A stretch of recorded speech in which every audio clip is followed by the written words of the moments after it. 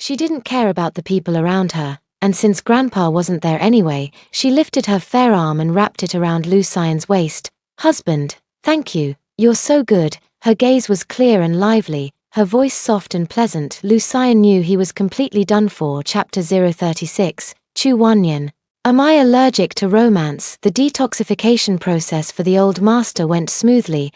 Chu Wanyan gave him some water infused with a century-old ginseng in the middle of the process. With age, one cannot be careless. It is essential to ensure everything is foolproof. What made her even happier was that she had gained some insights into the poison in Lu Xian's body. On their way back, Lu Xian held Chu Wanyan tightly in his arms.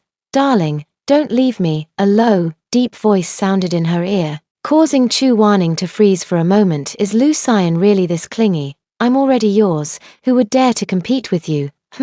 Chu Wanyan retorted. Lu Xian actually gave it some serious thought before replying with a hint of pride. No one. Who would dare to break whose leg? Darling, thank you for everything you've done for Grandpa and Lu Xiqing. Marrying you is the best decision I've made in over 20 years of my life. Chu Wanyan's heart was struck once again. Wasn't that statement a bit too much? Shouldn't his best decision be the fame and success he achieved through countless choices? Thinking this, Chu Wanyan silently scolded herself for being allergic to romance. Me too. The most unique experience across 2 lifetimes. Unable to restrain emotions, intentions became clear once again, and returning home naturally led to a passionate reunion. Upon returning home, Lu Xiaoheng dialed a phone number. The old man's poison has been neutralized today. Yes.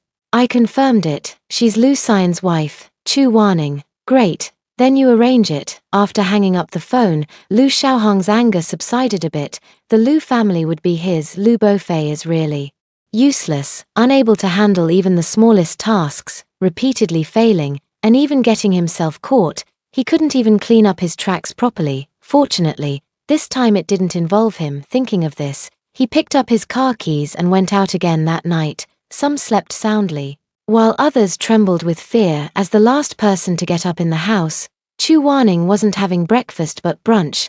Just as she was about to pick up her phone to greet her masters after being full and satisfied, her phone suddenly rang. Chu Wanyan, it's really not easy to find you. Get your ass back home. You've really grown bold. Fang Hongyu's sharp and harsh voice came through, nearly making Chu Wanyan drop her phone. The stepmother from the original owner's memories. Experiencing her in reality is truly infuriating. Makes one want to hit someone. She hadn't even found time to look for them, yet they came knocking on her door. Perfect. Since I have nothing to do today, I'll go back home.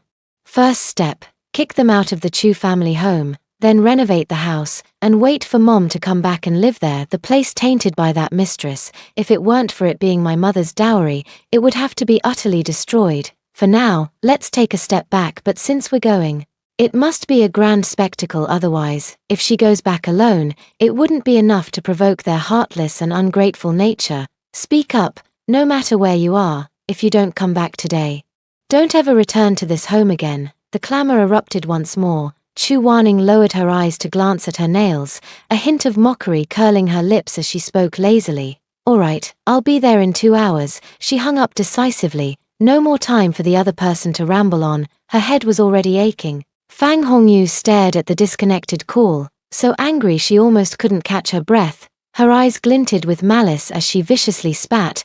Just wait till you get back. I'll beat you to death, you little bitch. Just like your mother, a damn bitch. Let's see you suffer a bit on your way here. With that, she dialed another call, her tone oozing with flattery. Remember, don't play too hard. Leave her with at least one breath. I'll take my time to torment her. The servants seemed accustomed to it, though shocked.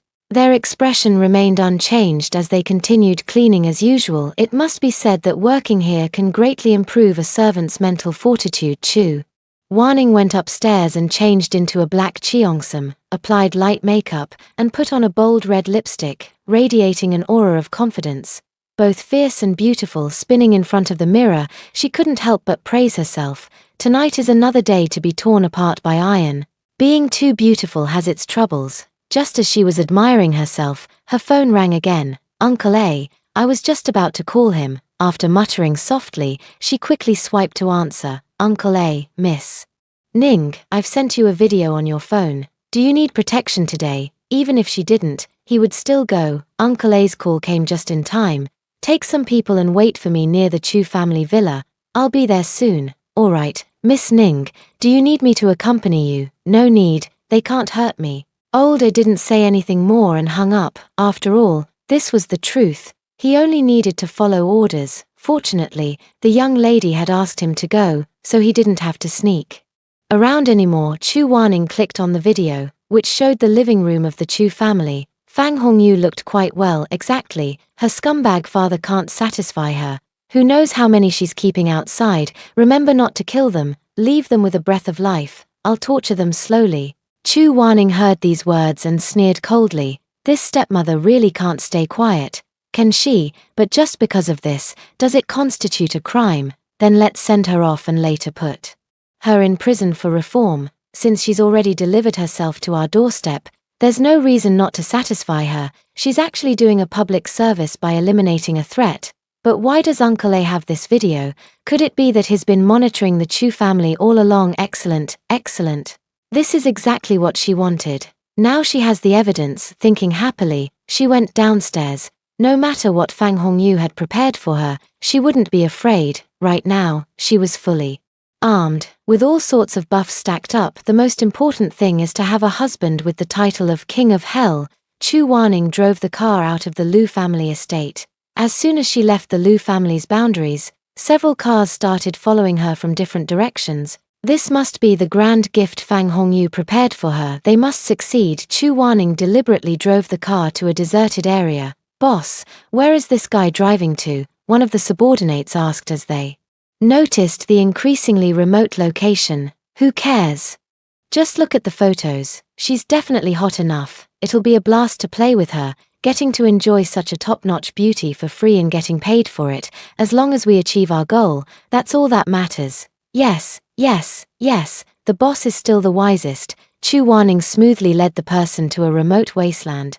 And she even made sure to check that there were no surveillance cameras around. Once the car came to a stop, she elegantly stepped out and leaned against the hood, waiting for the person to arrive. Before long, 5 cars surrounded her in the middle. Hey little girl, is your man not satisfying you? You're so obedient, just waiting for me. The leader's lecherous eyes scrutinized Chu Wanyan. Indeed, she's a rare beauty. Even dying once would be worth it. Little girl, be sensible. And we'll make sure you enjoy it. Yes, listen well to your older brothers, take good care of us, and we definitely won't hit you. We're really lucky. This woman looks like she knows how to have fun. Chu Wanyan remained calm and composed from start to finish, her eyes devoid of emotion as she watched their performance. Seeing that they had stopped talking, Chu Wanyan gave a mischievous smile and spoke lazily. Tell me your plan, in detail, and I'll fulfill it for you.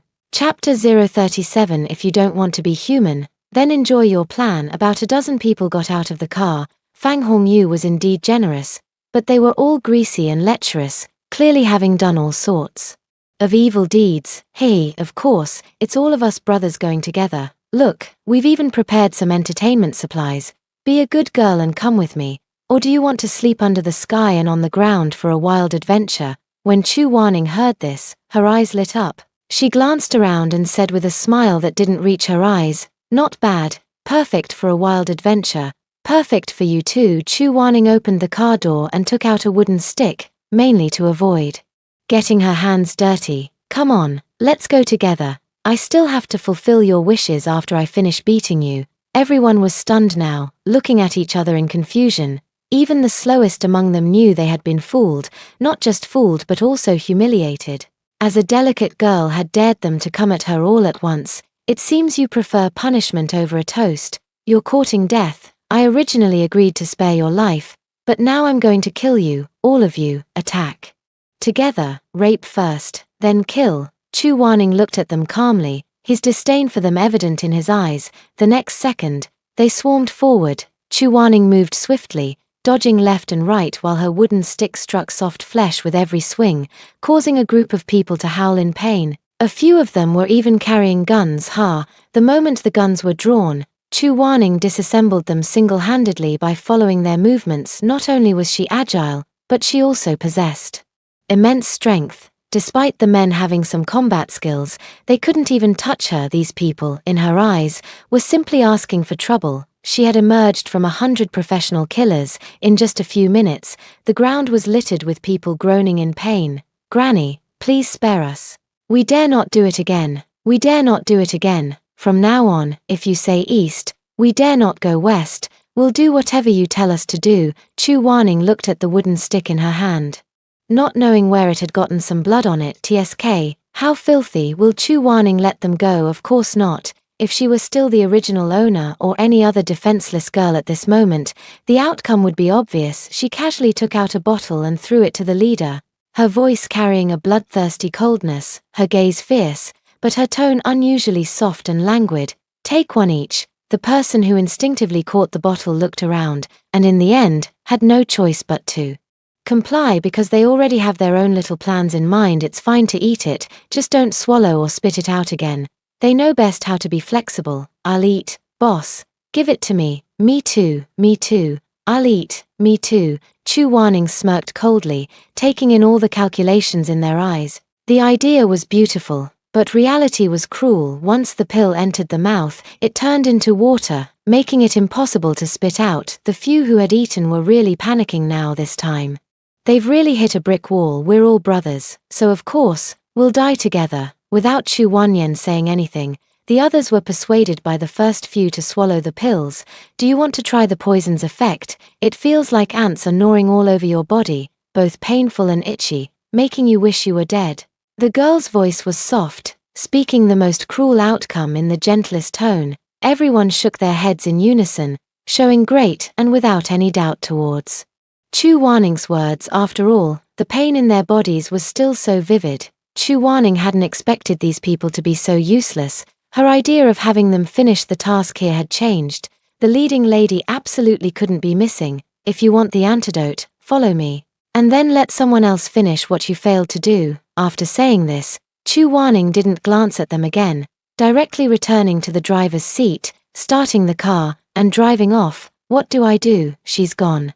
She's gone. You idiot. Get in the car and chase her. Your life is in her hands. Hurry, hurry, and chase." And so on the highway, a sports car was closely followed by 5 other cars. Not daring to lose any distance soon, they arrived not far from the entrance of the Chu family's residence. The car behind also came to a stop. Chu Wanning got out of the car and saw the others keeping their distance from her. She frowned slightly. Beating them once really made them obedient. Perhaps she should have hit them even harder. "Wait, I'll settle my score first, and then you can continue with your business. Otherwise, how could you possibly live up to your employer's expectations?" "Right." Chu Wanning smiled slightly. Everyone felt that this smile was as if it were demanding their lives, so they quickly agreed.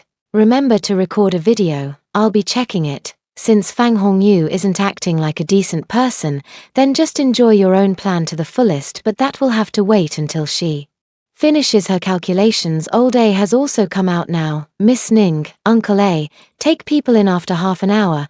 "Yes." Chu Wanning got into the car and continued on to the Chu family home. Standing at the door, looking at the house, memories of playing with her mother all came flooding back, and her eyes reddened unconsciously. This place held many beautiful childhood memories of the original owner. As she was lost in thought, a harsh sound broke the silence. Chapter 038. Everyone's great. Get out together. "Oh, Miss Chu finally knows how to come home." When Fang Hongyu learned that she had arrived, she hurried out, eager to see if Chu Wanning was still as impressive as last time during her time outside. How could Chu Wanning disappoint her? Standing there, everything around her paled in comparison. When Fang Hongyu saw the $10 million sports car through the crowd, her hatred deepened even more. Unable to curse her out in public, she could only curse her viciously in her heart. "Why haven't you gotten in yet?" Another furious male voice rang out at that moment. "Isn't this hers, her scumbag father's?" Chu Wanning felt relieved. All here is good. Get out together." Chu Wanning walked gracefully, her every move dignified and poised. Wearing a cheongsam, she exuded an aura of perfect elegance. As for Fang Hongyu, she didn't even give her a glance, directly passing by. This only made the woman seem even more like an outsider. Indeed, this villa is now under Chu Wanning's name. She discovered this in the information provided by old It seems her mother did a lot in many places she didn't know about, but the original owner was just naive. Upon reaching the living room, Chu Wanning immediately spotted her scumbag father sitting on the sofa like a boss. With just one glance, Chu Wanning felt she needed a paternity test.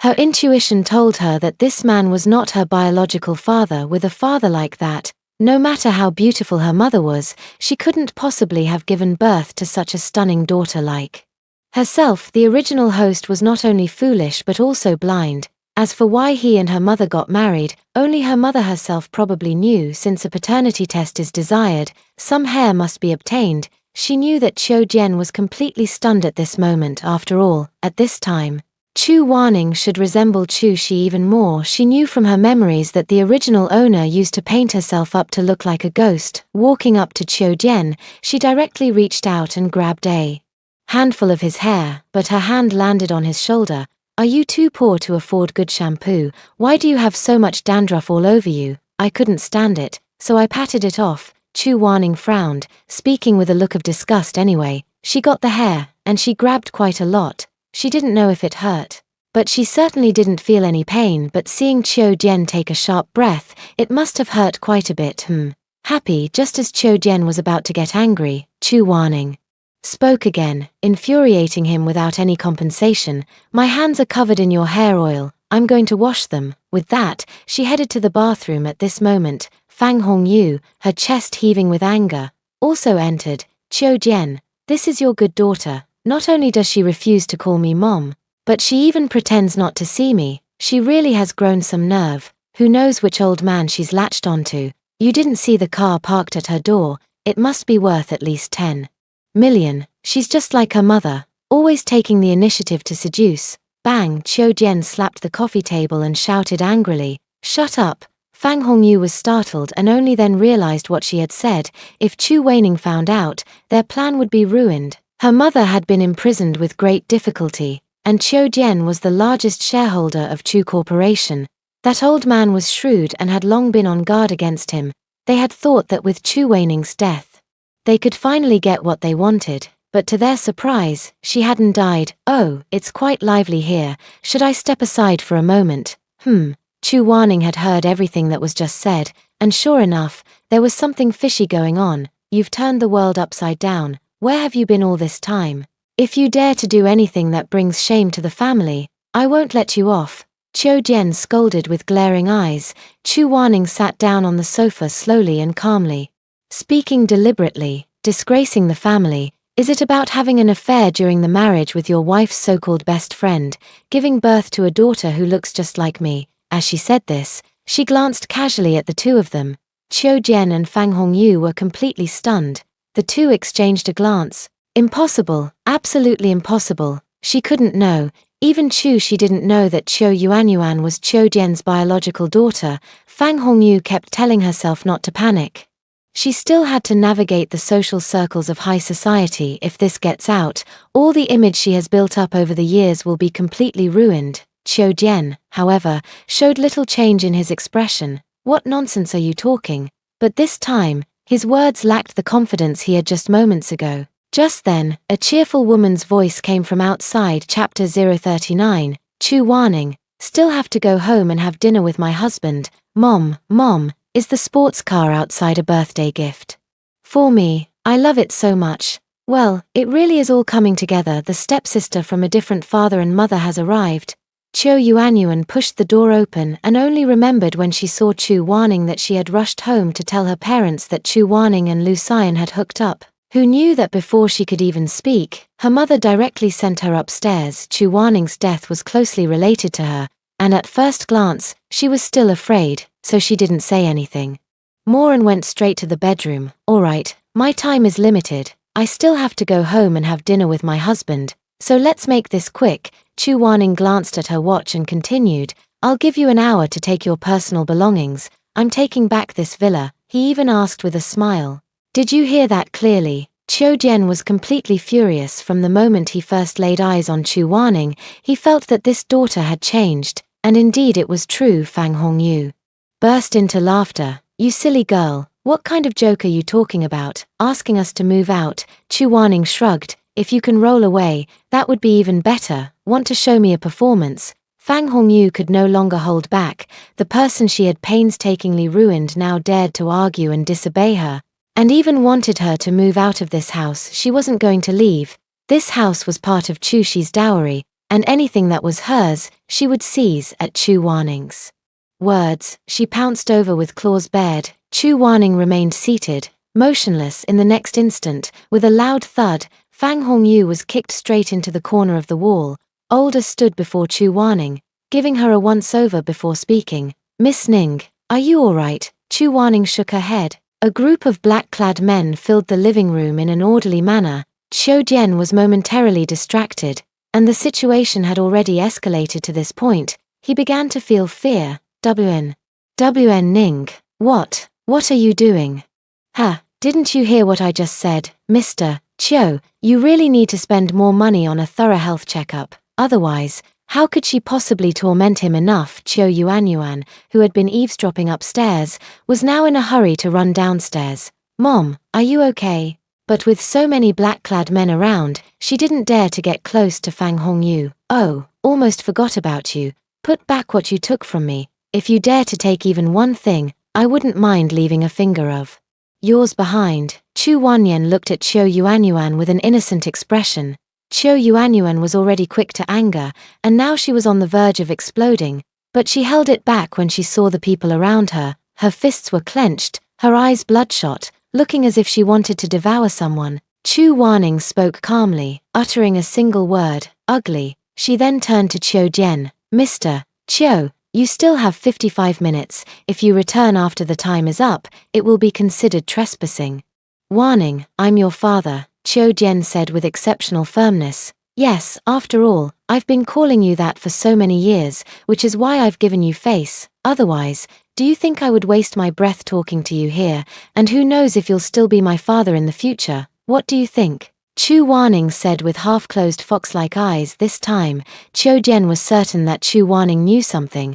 How could that be possible? Mr. Qiu, be sensible, and you might still have a decent old age. Go and move it. What are you standing there for? Yuanyuan, go help your mom. Qiu Jian scolded the mother and daughter angrily. Chu Waning, is that all it takes to compromise? I won't move, I'd rather die than move, Fang Hongyu shouted, like a madwoman. Qiu Yuanyuan also wished she could tear Chu Waning apart, but she knew she couldn't, especially since she was aware of the Lu family behind her. Oh, okay, then just wait until the time comes and throw both the person and the items out directly. Got it, Uncle A. Yes, Miss Ning.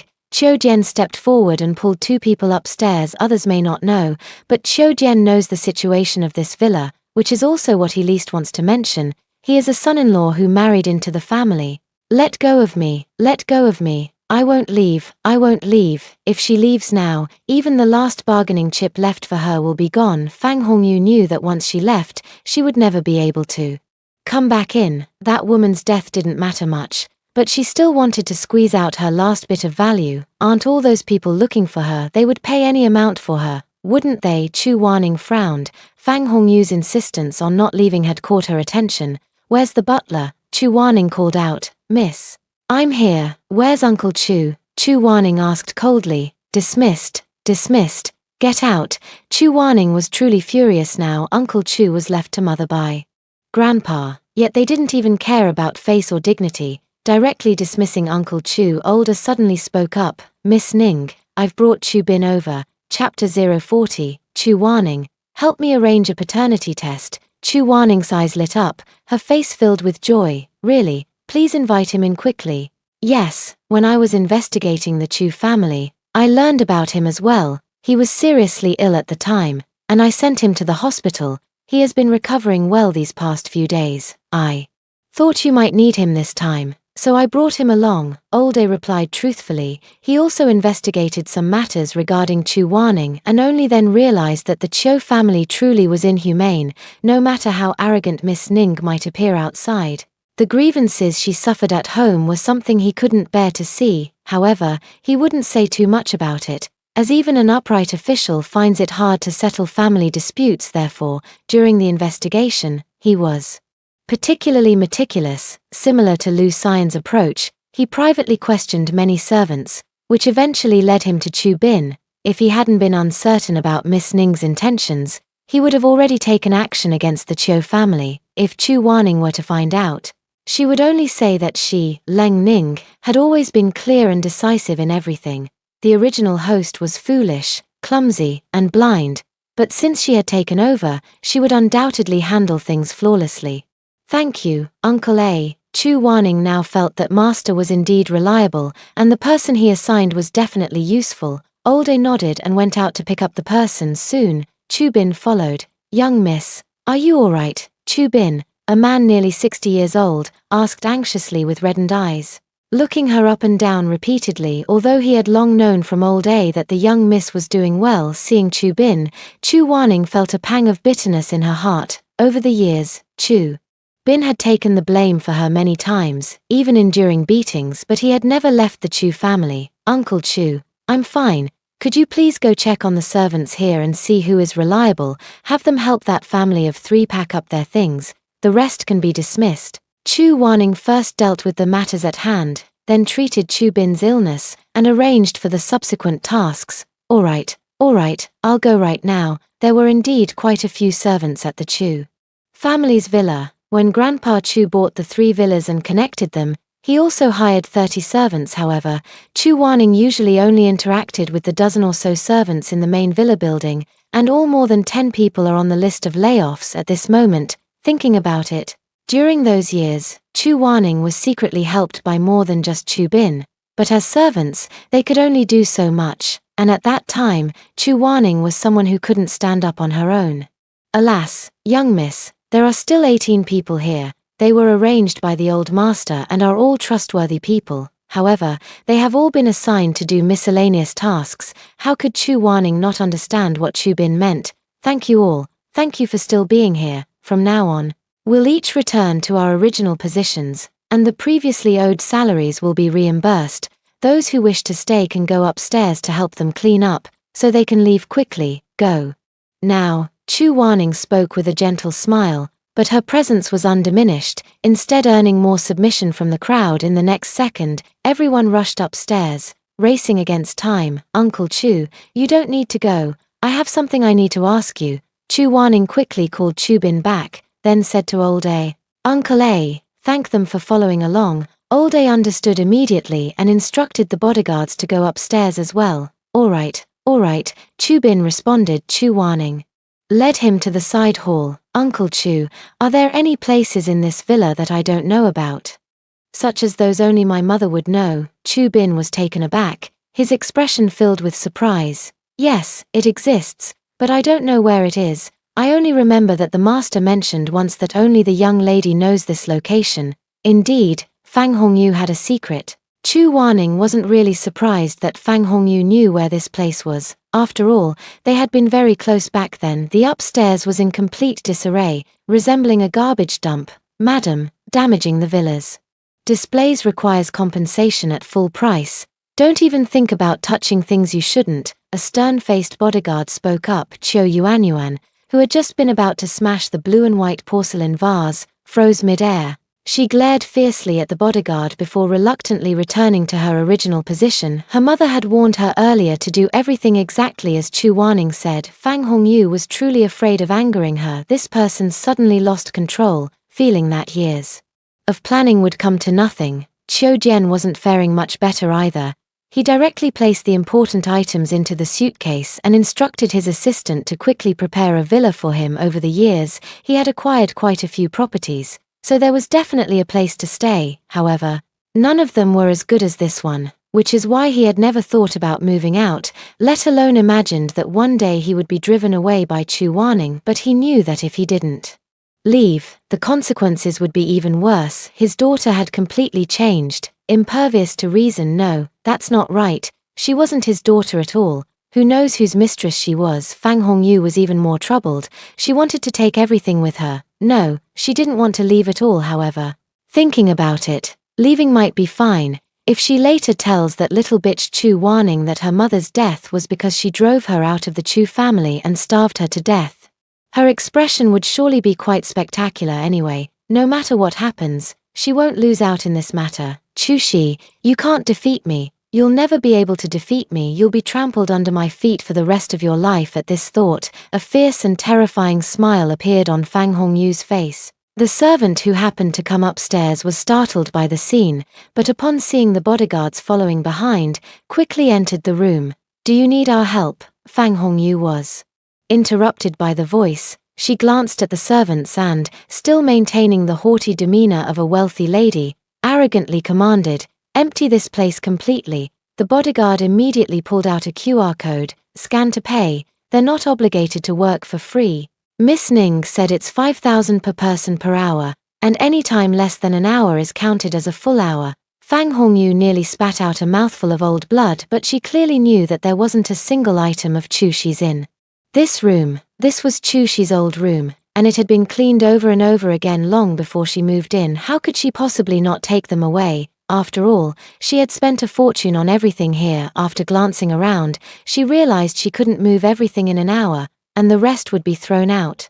She gritted her teeth and took out her phone to pay 25,000 yuan. Chu Wanning downstairs saw the transfer notification and smirked, but what made Fang Hongyu even angrier was that even if they finished packing in an hour, their belongings were still thrown out at the gate. To avoid embarrassment, they had to sneak away. Otherwise, how will you survive in the circle of elite wives in the capital in the future? Since there were many items, the three of them each drove a car away. As soon as Fang Hongyu's car left, it was immediately followed by the group of people she had hired with her own money, who had been waiting for this moment. Chu Wanning kindly came out to see them off.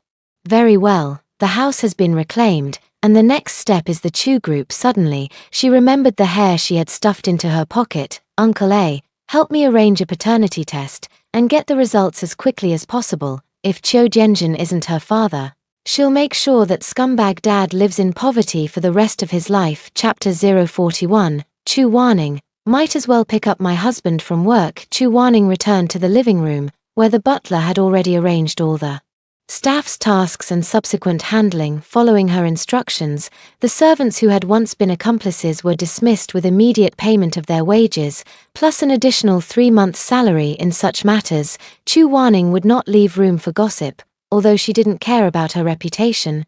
You have 1 hour to pack your belongings. Chu Bin's air of authority as the butler returned. Even though his body hadn't fully recovered, the dismissed servants rushed out one by one, each feeling that the young lady was now terrifying. They had done so much harm to her before, and being dismissed was already a blessing, let alone receiving an extra 3 months' salary. Some with a conscience were already feeling remorseful. Why aren't you leaving yet? Chu Wanning asked a maid who remained standing in place. Miss, I want to tell you something. The maid stammered as she spoke. From her eyes, Chu Wanning saw only fear, with no other emotions, so she nodded. Every night after midnight, Madam secretly goes to Villa No. 3. At first, I accidentally saw her when I got up to use the bathroom. Later, I encountered her several more times and became more attentive. Since then, whenever I wake up at that hour, I almost always see her. Do you know what she went to do? Which room in Villa No. 3 did she go to?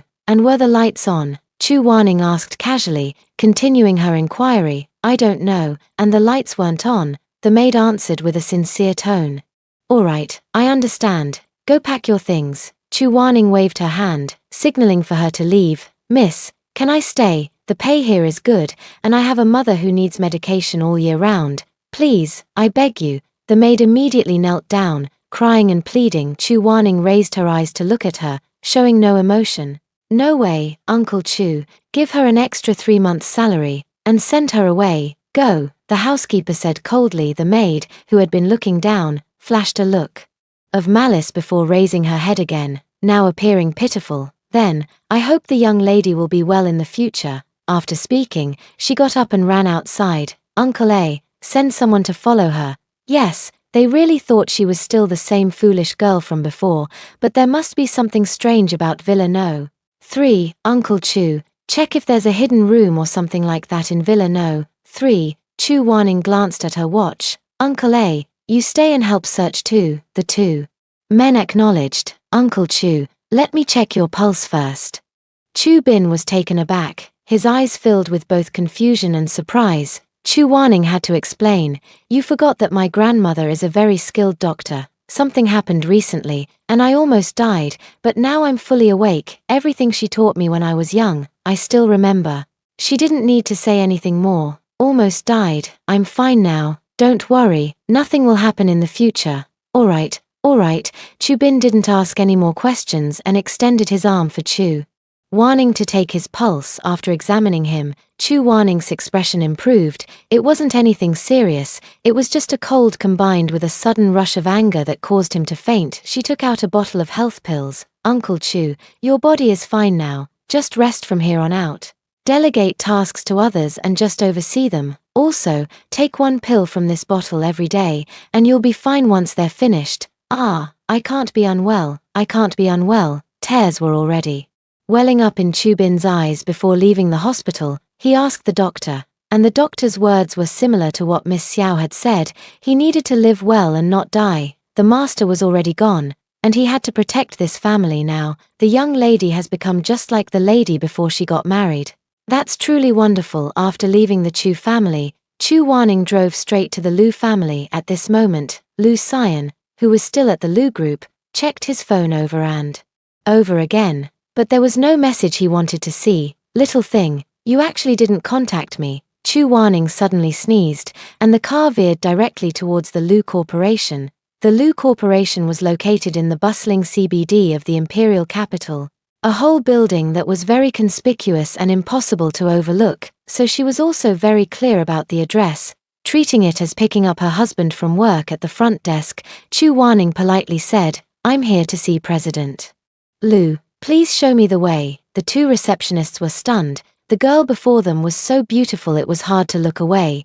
Even they couldn't help but admire her. "Who are you?" one of the receptionists asked. "I'm Lu Xian's sister. Do you have an appointment?" "No, you can't go in." "Do I need an appointment to see my brother?" "Don't worry, if I had any other intentions, wouldn't it be more intimidating to just tell you I'm his girlfriend or wife?" "Right, take me to him," Chu Wanning said seriously. Trying to deceive them, the two looked at each other. It seemed that everyone who had come to see President Lu before had always introduced themselves as his girlfriend, lover, wife, or madam. There had never been a sister, because everyone wanted to be the president's wife. Who would want to be just a sister? "Hello, this way please." In the end, the receptionist still led her away. A flicker of cunning flashed in Chu Wanning's eyes. The surprise was definitely set. The other receptionist snapped a photo and waited until the person had entered the elevator before sending it to the company group chat. "Don't ask.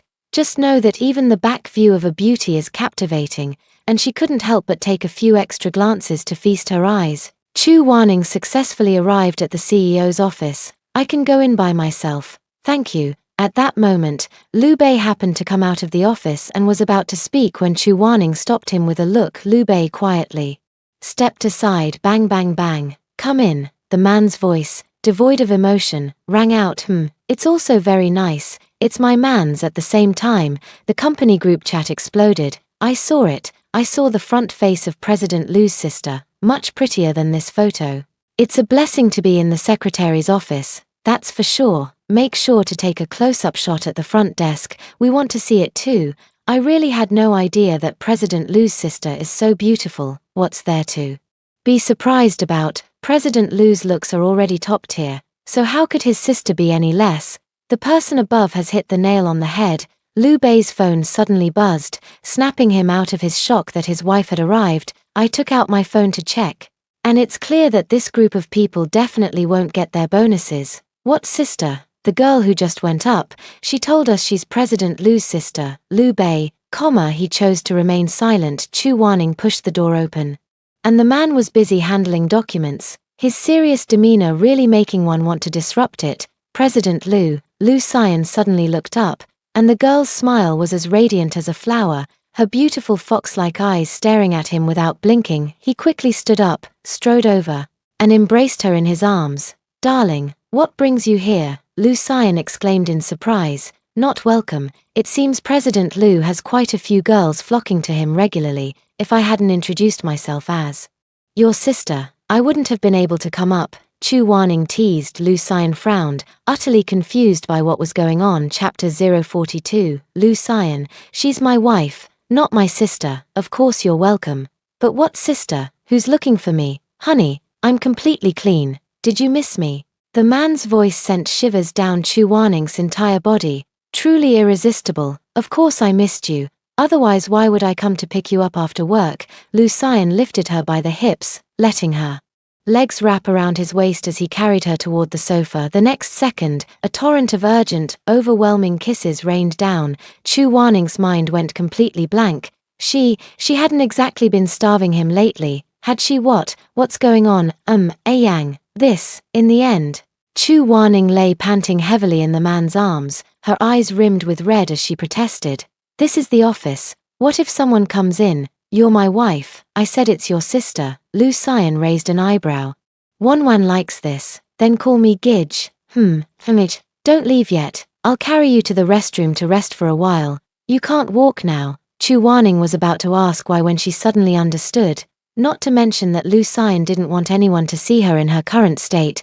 She had her pride too. Chu Waning lay on the bed and, before long, actually fell asleep. In her sleep, she had a dream about her mother. Lu Xian called Liu Bei in and gave him some instructions. Master, there's something I'm not sure if I should mention. Lu Xian shot him a look that said he was being nosy. It's about madam. Speak, Liu Bei. I knew it. I knew it. Now the entire company knows you have a sister who looks like a little fairy. That is, the madam, Liu Bei said while stepping back.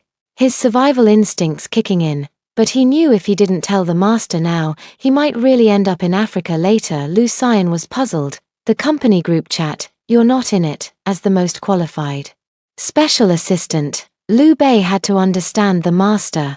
Hand over your phone. Liu Bei obediently takes it out. Lu Xian glances at it. Humph. Liu Bei, I am Lu Xian, my wife, not my sister. The group chat was completely silent after sending the message. Lu Xian directly handed it over to Liu Bei. Bored, Liu Bei immediately ran away. Oh my god, oh my god.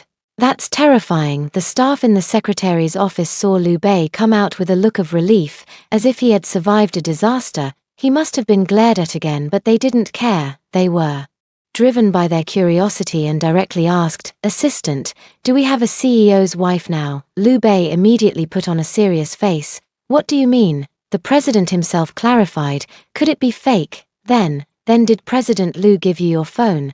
The secretary asked boldly again. In the face of gossip, everything else is secondary. Done. And he left. So the company group chat exploded again. The two receptionists were also relieved, glad they hadn't made a mistake or given the madam a bad look, and had performed well. Looking at the phone, they patted their little hearts. Next time the lady comes, they will definitely be the most enthusiastic to welcome her. Besides, the lady is so beautiful. She truly is Mr. Lu's wife. It's simply a match made in heaven. When Lu Xiang pushed open the door to the lounge, what he saw was Chu Wen frowning tightly. Looking uneasy, he strode forward and whispered, Darling, darling, don't be afraid, I'm here. He didn't know what she had dreamed about, but it certainly wasn't anything good. Chu Waning dreamed that her mother was imprisoned in a secret room, tortured continuously, and eventually starved to death. No. Chu Waning suddenly sat up, sweat still beading on her forehead. Turning around and seeing Lu Xian,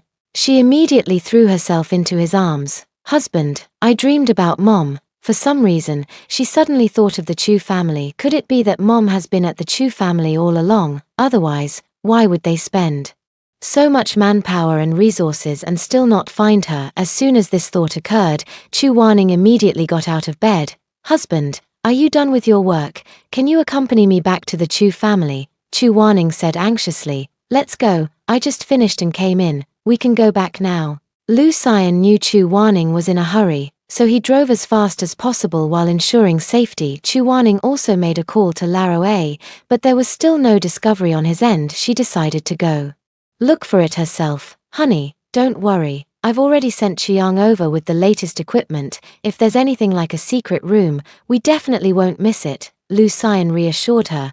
Chu Waning almost wanted to slap herself. How could she have forgotten that? But thinking of my grandfather's caution, my heart lifted again. Time on the car dragged on like years, but thankfully, we finally arrived. Chiang has already started monitoring, and this time it's not just Villa No. 3, every place needs to be checked meticulously. Honey, why don't you sit down and think carefully? If Mom ever told you anything about a secret room when you were little, Lu Xian reminded. Chu Wanning didn't know if it was the influence of the original owner's emotions, but her mind wasn't functioning properly when it came to family matters. She took a deep breath. Okay, thank you, husband, she carefully recalled, trying to find some clues from her memories. In her memories, Chu Shi was a very gentle but resilient person, only occasionally spacing out. At those times, Fang Hongyu would often visit, sometimes even when Chu Shi wasn't home. Now, thinking back, Chu Wanning wished she could tear that despicable couple to pieces. It turned out they had been secretly carrying on all along. As soon as she met older, she received the appraisal report. The results were rushed out in 3 hours, and it turned out that Qiu Jian was indeed not her biological father. Meanwhile, Fang Hongyu was experiencing her first act of revenge. The people she hired had been following her, unable to find an opportunity to strike, so they directly called her. To their surprise, she agreed to come to the location they provided so smoothly. Fang Hongyu had no idea that these people were already terrified and had been turned. When she saw it was an abandoned warehouse address, she didn't think much of it. All she could think about now was how to get these people to continue killing Chu Wanning. She had long forgotten about those black-clad bodyguards. It's really unclear whether her brain has been lost as she gets older, and her good daughter never had the chance to tell this good mother about the matter between Chu Wanning and Lu Xian. Pushing open the warehouse door, Fang Hongyu still carried the demeanor of an arrogant noblewoman. She considered that coming here was also because these people were fundamentally not presentable. If she were seen elsewhere, would she still have any face left? What she didn't know was that coming here would cost her half her life. Was her face still important? Are you all useless? I gave you so much money. Yet that little slut still returned to the Chu family unscathed. Her words were filled with mockery and aggression. The group glared at her fiercely, continuing with their tasks without flinching. I'll add another 10 million for you. This time I want her dead. Do you hear me? No response. Have you all gone mute? The leader of the group raised his hand, signaling to gag him. He felt that if this bitch said a few more words, they wouldn't even want to play with this free chicken that was offered up. That mouth should be used for something else later. Right now, the main thing is to make her understand the situation. Fang Hongyu was frightened by the sudden movement and stepped back repeatedly, swinging the bag wildly. In the next second, a slap came, and she fell directly to the ground. Chapter 043, Chu Shi, Ningbao is here. Shut up, her subordinate directly and roughly gagged her. Boss, this woman is too old. We're not desperate enough to take just anyone. Since the little fairy wants a video, why don't we just send her straight to the red light district? We can mark her as free, and those old men would still be willing to play with her. The boss's eyes lit up. You've got some brains, kid. This task is yours. Take 2 brothers with you. Yes, I guarantee the little fairy will be satisfied. Chu Wanning had no idea this was how things would go down. It was only when they sent the video that they told him, fearing he would continue to be beaten if he didn't tell the truth. However, she was quite satisfied. Not getting what you want and losing something in the process is just like that. After receiving the video, she sent it directly to Qiu Jian. Let them fight like dogs first. Chu Wanning suddenly got up from Lu Xian's embrace. Xian, have you checked my bedroom? Chiang immediately replied, all the bedrooms have been checked. Chu Wanning wasn't disappointed by the answer. Come on, let's check again. She grabbed Lu Xian's hand and ran upstairs. When she was little, she often played checkers with her mother. Then one year, she went on a trip, and when she returned, the floor of her room had been turned into a chessboard. The switch wasn't on the wall, but on the floor. The villa already has high spatial distance, so even if there's a hidden compartment, no one would notice. Isn't her room directly above the living room, or perhaps it's through another method? We'll only know when we see it. Ningbao, remember this diagram. Okay, this is a treasure from your mother. Remember that. The words her mother once told her kept echoing in her mind. Arriving at the room door, Chu Wanning stopped in her tracks. Yang and I will go in. Call us if you need anything. Yes. The secret of the Chu family could only be known by Lu Xian, an insider. Her heart grew increasingly panicked, and her hand on the doorknob trembled because she felt that her mother was inside. Lu Xian covered her hand and turned the doorknob together with her. Enter her room after her mother went missing. This house was taken by Qiu Yuanyuan. She skillfully stood on the floor chessboard, and when she stepped on the last piece, sure enough, a crack in the ground slowly opened. no larger than 1 square meter. Mom. Mom, Chu Warning strode forward, calling out urgently, Wanwan, I'll go down with you in a bit. Lu Xian asked for a flashlight just in case, as it seemed his wife didn't know much about what was below. Lu Xian brought Chu Warning into his embrace and guided her down, his arm around her waist. It got darker the further they went, and the flashlight came in handy. Iron, this must lead to a secret chamber. But how would Fang Hongyu know about such a place? Chu Warning had regained her composure.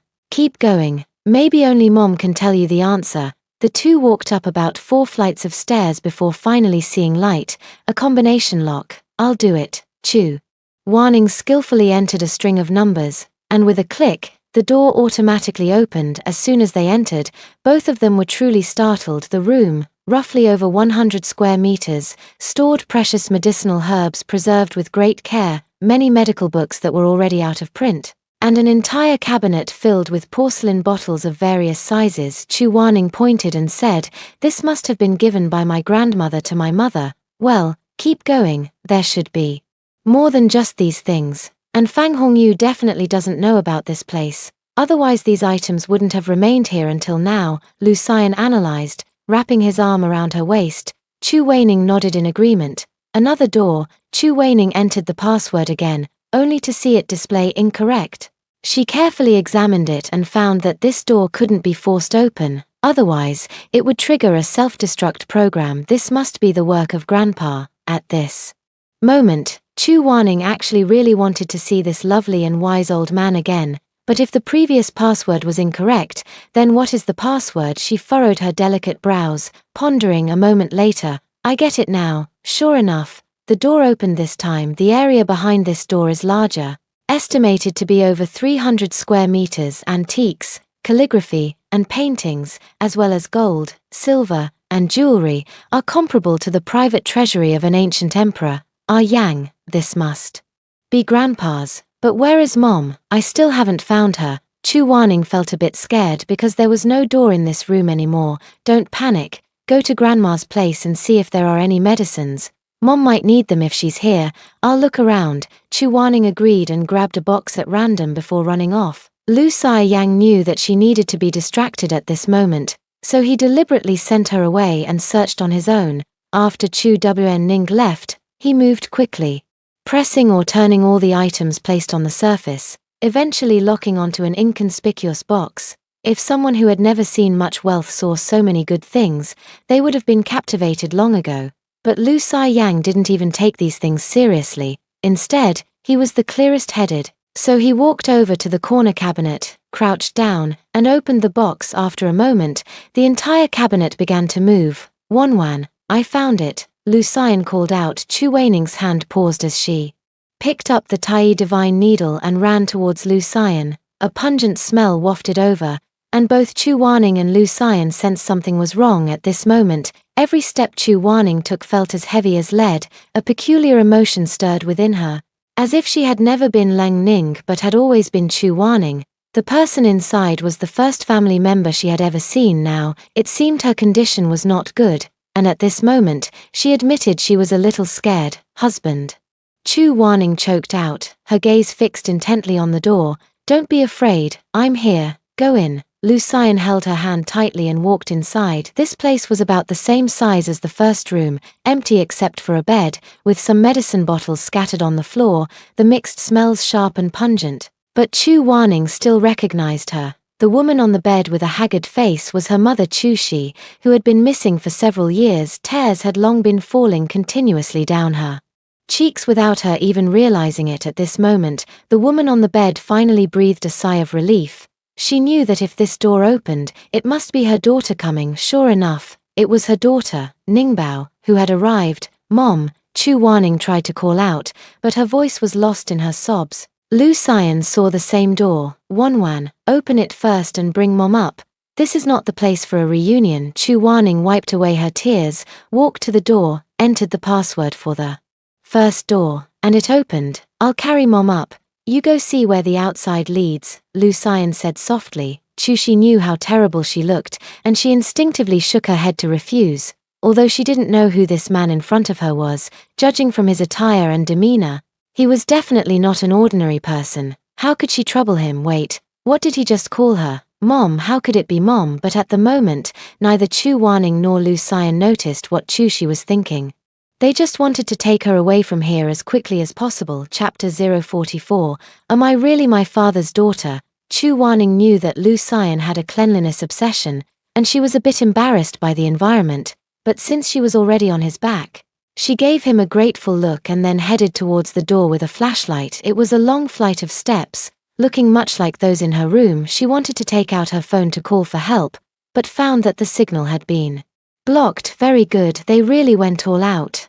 Ah Yang, there's probably another door upstairs, and it's hard to open without a key. It's better for us to go back the way we came, Chu Wanyan calmly analyzed.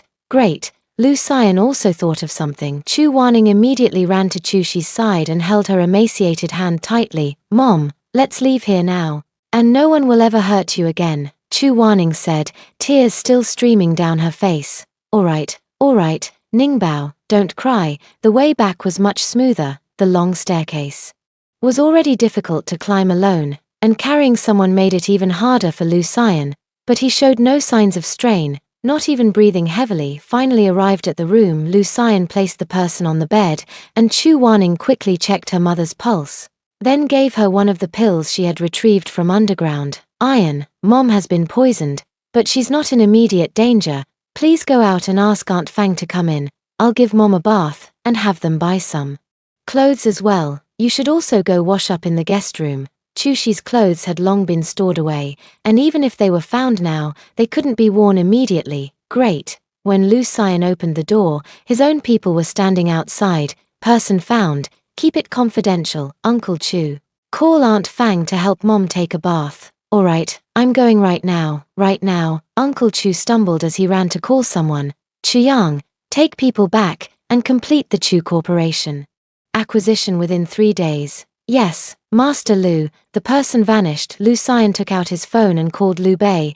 Bring some of my clothes and have the maid pack a set for the mistress, then deliver them to the Chu family. Yes, sir. At that moment, Fang Hongyu was thrown at the doorstep of the Chiu family like a worn-out rag. Her clothes were so tattered they barely covered her body. Just as Chiu Yuanyuan stepped out and witnessed this scene, she quickly took off her own coat and draped it over. Fang Hongyu, hurry, someone come. We need the maids, everyone else. Step back. Several maids who had been dismissed by the Chu family stepped forward and carried the person into the house, one of whom was the one who had previously insisted on staying, but when she looked at Fang Hongyu, her eyes were filled with a smile, and she could only lower her head even further. Anyone with experience could tell at a glance what Fang Hongyu had been through just by looking at her, a woman who has been passed around. How could she possibly stay by the master's side any longer? Now the master is sure to kick this wretched woman out. Fang Hongyu didn't know that a dog, long plotting against her man, had already been lurking by her side. In short, none of them were good people. Chiu Jian had been so busy with company matters these past few days that he was completely disoriented. As soon as he returned home, he heard the housekeeper's report, and only then did he check his phone to see the video sent by Chu Weining. In an instant, he was furious, nearly fainting from the shock as he clutched his nose, picking up the feather duster. He stormed upstairs with a fierce demeanor. Upstairs, Chiu Yuanyuan had called a doctor uncle whom her mother often contacted for advice. He said there was no major issue, and she had just given Fang Hongyu a painkiller and put her to sleep when she heard a loud bang from the door being kicked open. Chiu Yuanyuan screamed in fright, and Fang Hongyu woke up. Too, seeing Chiu Jian in this state, he must have found out. It's over. Brother Chiu, listen to me. They forced me. I dare to call the police to prove my innocence. You believe me? Brother Chiu, you have to avenge me. My innocence is gone. You believe me? Our daughter is so grown up. How could I have done this to myself? Chiu Jian looked at her swollen face like a pig's head, and every exposed skin was bruised and battered, making him so angry he wanted to beat her to death.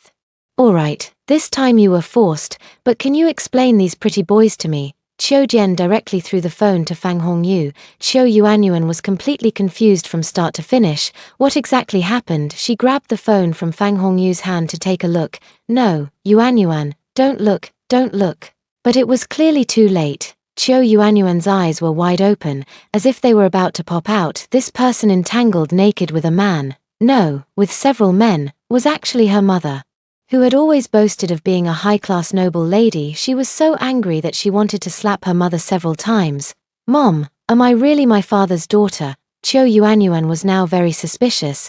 She wondered if she was the daughter of her mother and some other man. Clearly, neither Qiu Jian nor Fang Hongyu had expected her to ask such a question. "Yuanyuan, what are you saying? Of course, you're your father's daughter," Fang Hongyu quickly explained. Qiu Yuanyuan didn't even give her a glance. Her eyes were fixed directly on Qiu Jian. This question caught Qiu Jian off guard, but he still responded with anger. "You are indeed my daughter." Back then, Fang Hongyu was indeed a virgin when she gave herself to him, and he had also done a paternity test with just that pair of eyes.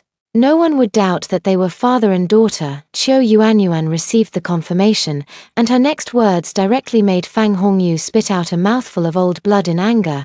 "Dad, I don't want a shameless mother like that. You should divorce her." Qiu Yuanyuan's tone was calm, laced with sarcasm, and she felt that even mentioning her mother was an insult to her own mouth. She turned and walked out. Yuanyuan, what are you saying? How can you ask your dad to divorce your mom? I'm your real mother. Don't go. Don't go." At this point, Fang Hongyu couldn't stay in bed any longer and got up to pull Qiu Yuanyuan. Qiu Yuanyuan wasn't about to let her touch her, so she quickly dodged. She quickly opened the door, and the maid from before fell into the room. "What, were you eavesdropping to try and become my stepmother? You think you're worthy? You're fired. Get out of my house." Qiu Yuanyuan had long suspected this woman had ulterior motives towards her father. "Miss, you've misunderstood. I'm not. Even better, resigning shows your determination. Get out." Qiu Yuanyuan directly kicked him out. She left her biological mother for her father to deal with, but she also needed to vent her anger. "Where are the bodyguards? Throw him out." After Qiu Yuanyuan left, the room door was casually pulled shut. Soon after, sounds of beating, cursing, and cries for help could be heard from inside the room. Qiu Yuanyuan was truly fed up. Why, since she was a child, she knew her mother was the other woman. Even after finally securing her position, she still couldn't compare to Chu Wanning. Chu Wanning, what makes her worthy of marrying Lu Xian? Thinking of these two people, a sudden sense of unease washed over her. The Chu family. Yes, the Chu family isn't fully in Dad's hands yet. With Lu Xian around, he'll definitely snatch it back for Chu Wanning. How could she forget to mention this to her father again? Chapter 045, Lu Xian. Let me tear it apart. When Lu Xian reappeared, he not only brought fresh clothes and delicious meals but also brought Qi Gui along. Unable to bear seeing his wife overworked, he decided to share some of the responsibility of caring for his mother-in-law. "Ah Yang," Chu Wanning said wearily, "I'm here. How is Mom?" Lu Yang directly picked her up and carried her downstairs. "Let's have something to eat." "Okay, Mom is asleep. After she gets some nutrition and recovers for a few days, I'll detoxify her. I want to take Mom to the evening banquet mansion. The manor my master gave me. Uncle A is there, so I can feel more at ease." Chu Wanning nestled in the man's arms, feeling a sense of security she had never experienced before. "All right, I'll follow your arrangements. Send someone to keep an eye on Fang Hongyu. Just make sure she doesn't run away. Once Mom is feeling better, I'll settle the score properly." All right. After having a bit to eat, Chu Wanning arranged for Chu Bin to clean up the place where her mother had been imprisoned, sealing it off permanently. She also had them renovate the entire villa so that when her mother returned to live there, it would be in a completely new state. The two treasures from the secret room were also moved elsewhere. After making the arrangements, Chu Wanning took Chu Shi back to the evening banquet mansion overnight. They wouldn't be returning to this home for a while. Old A, having received Chu Wanning's message, had already prepared the room and was waiting.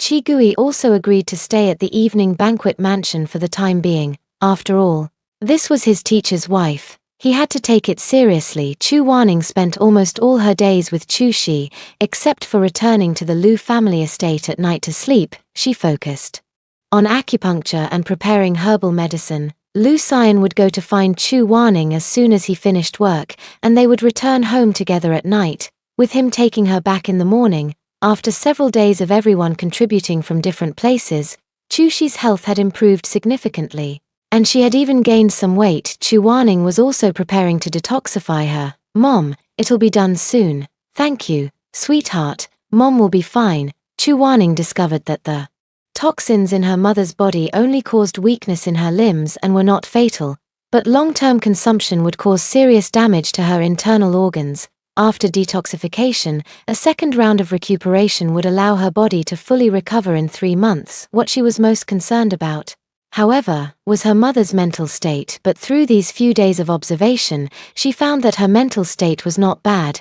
Baby, Mom is so happy to see you again, when Fang Hongyu told me about what happened on the cruise. It was the first time I thought about going with you. Mom will definitely protect you well in the future and not let you be harmed by evil people.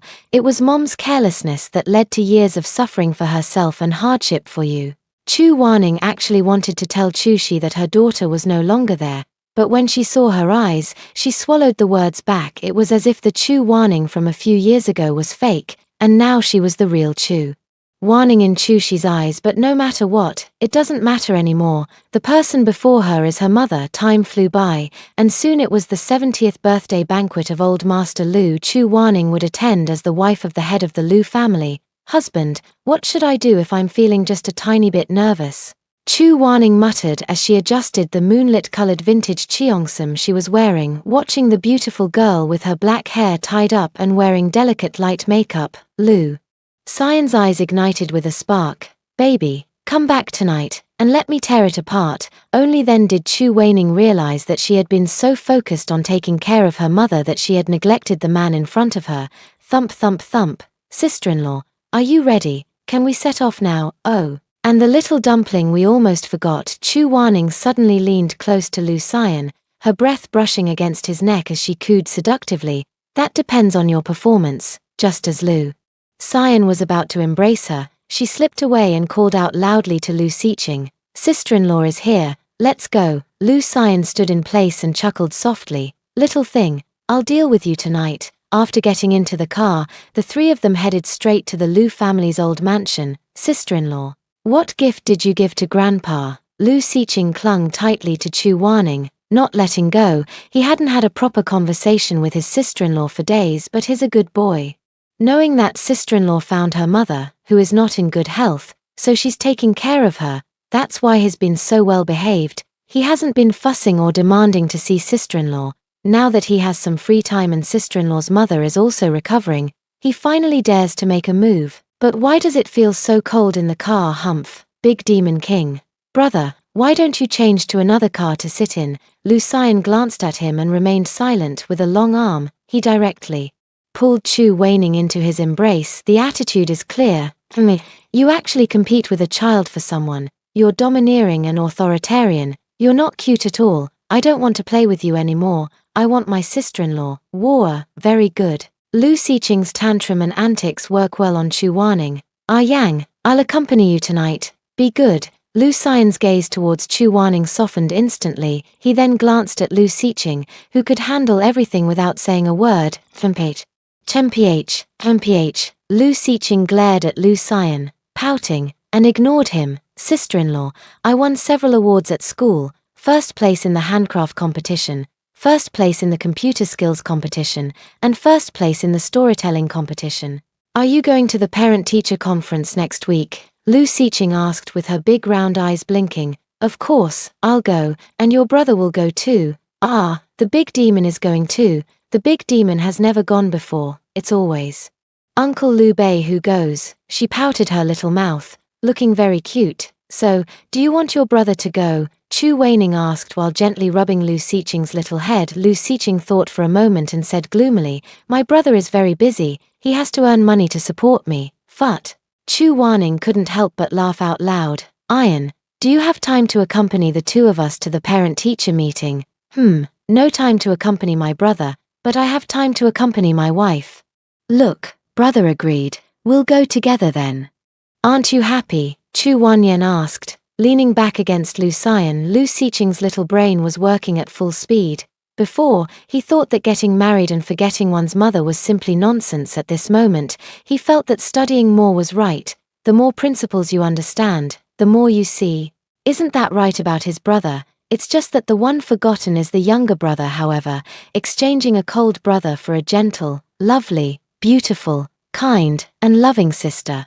in-law made him very happy, so, with a tilt of her chin, she said proudly, happy. Lu Xian watched their interaction and glanced at Chu Waning's stomach. Having a child of his own might not be a bad idea. This thought startled him. He had never considered it before, but isn't that how thoughts evolve? By being shattered, he never thought he would get married. Yet now he finds marriage absolutely wonderful. With his soft and tender wife in his arms, he suddenly finds life much more interesting. Chu Waning had no idea what the man beside her was thinking. The car had now arrived at the entrance of the Lu family's ancestral home, which was bustling with activity. Chapter 046. It seems that the capital isn't very peaceful.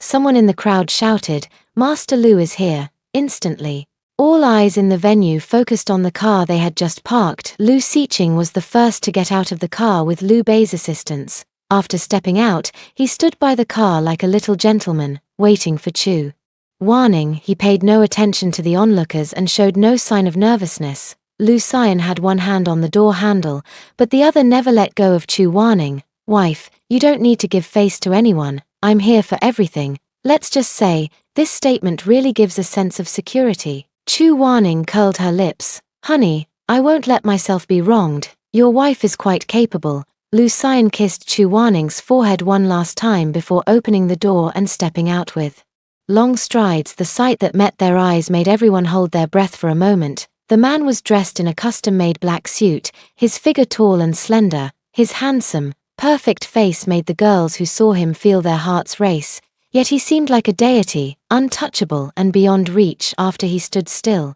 a long, slender hand with distinct knuckles gently led out a girl. The girl wore a moonlight-colored cheongsam, with delicate features, snow-white skin, and a graceful figure.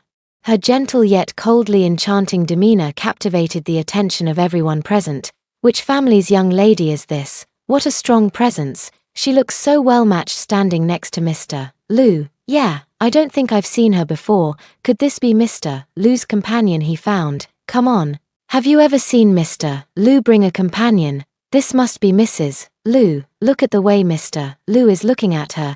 It's practically love-struck. There's no doubt, she's definitely Mrs. Lu. The unattainable flower has finally been plucked. Yet, hidden among the crowd, several individuals harbored their own thoughts. Some were contemplating whether tonight's plan could proceed smoothly, others watched Chu Waning with burning jealousy, while a few simply observed the scene with cold detachment. Chu Waning was keenly aware of these unfriendly or overly scrutinizing gazes. "What's wrong, honey?" "Nothing. Let's go in. Let's go see Grandpa first." Chu Waning linked arms with Lu Xian, holding Lu Xiqing's hand with her other hand. The three of them walked side by side, their looks simply defying the heavens. The crowd began to murmur again. "It looks like a family of three. Is this the young master of the Lu family?" "It should be. He rarely appeared before. Today is different.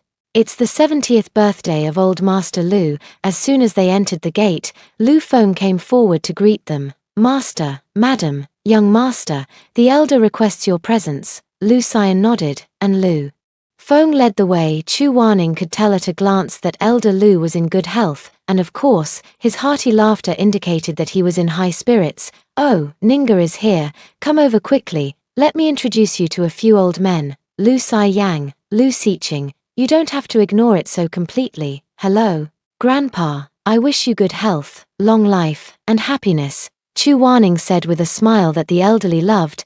Hey, with you here, Grandpa is full of confidence. Are you tired from the journey? Come over and have some tea," he said, signaling to the servant. "Let me introduce you. This is Grandpa Shen, this is Grandpa Jiang, and there's also Grandpa Yi, who is your godfather, but he hasn't arrived yet. These are all Grandpa's old buddies." Then, covering his mouth with his hand, he whispered, "These guys, only Grandpa Jiang doesn't have your pills. We'll have to make him pay later." Grandpa Jiang, thank you so much. Hello, Grandpa Shen. Hello, Grandpa Jiang. Chu Waning greeted politely, appearing poised and graceful, very appropriate. Then, Lu Xian and Lu Xiqing also greeted the elderly. After that, Lu Xian directly pulled Chu Waning to his side, having her sit next to him. "Everyone, Waning, right, nice to meet you. This is Grandpa's gift for you."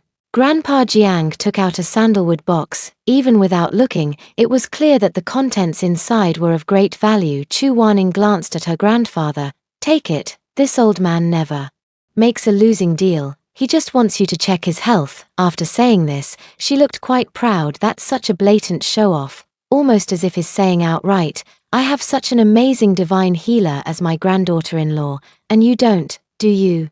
Old Master Jiang wasn't as childish as him and simply ignored it.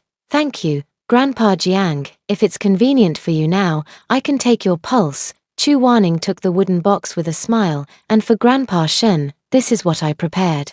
For you, Old Master Shen, not wanting to fall behind, quickly presented his own gift. Thank you, Grandpa Shen.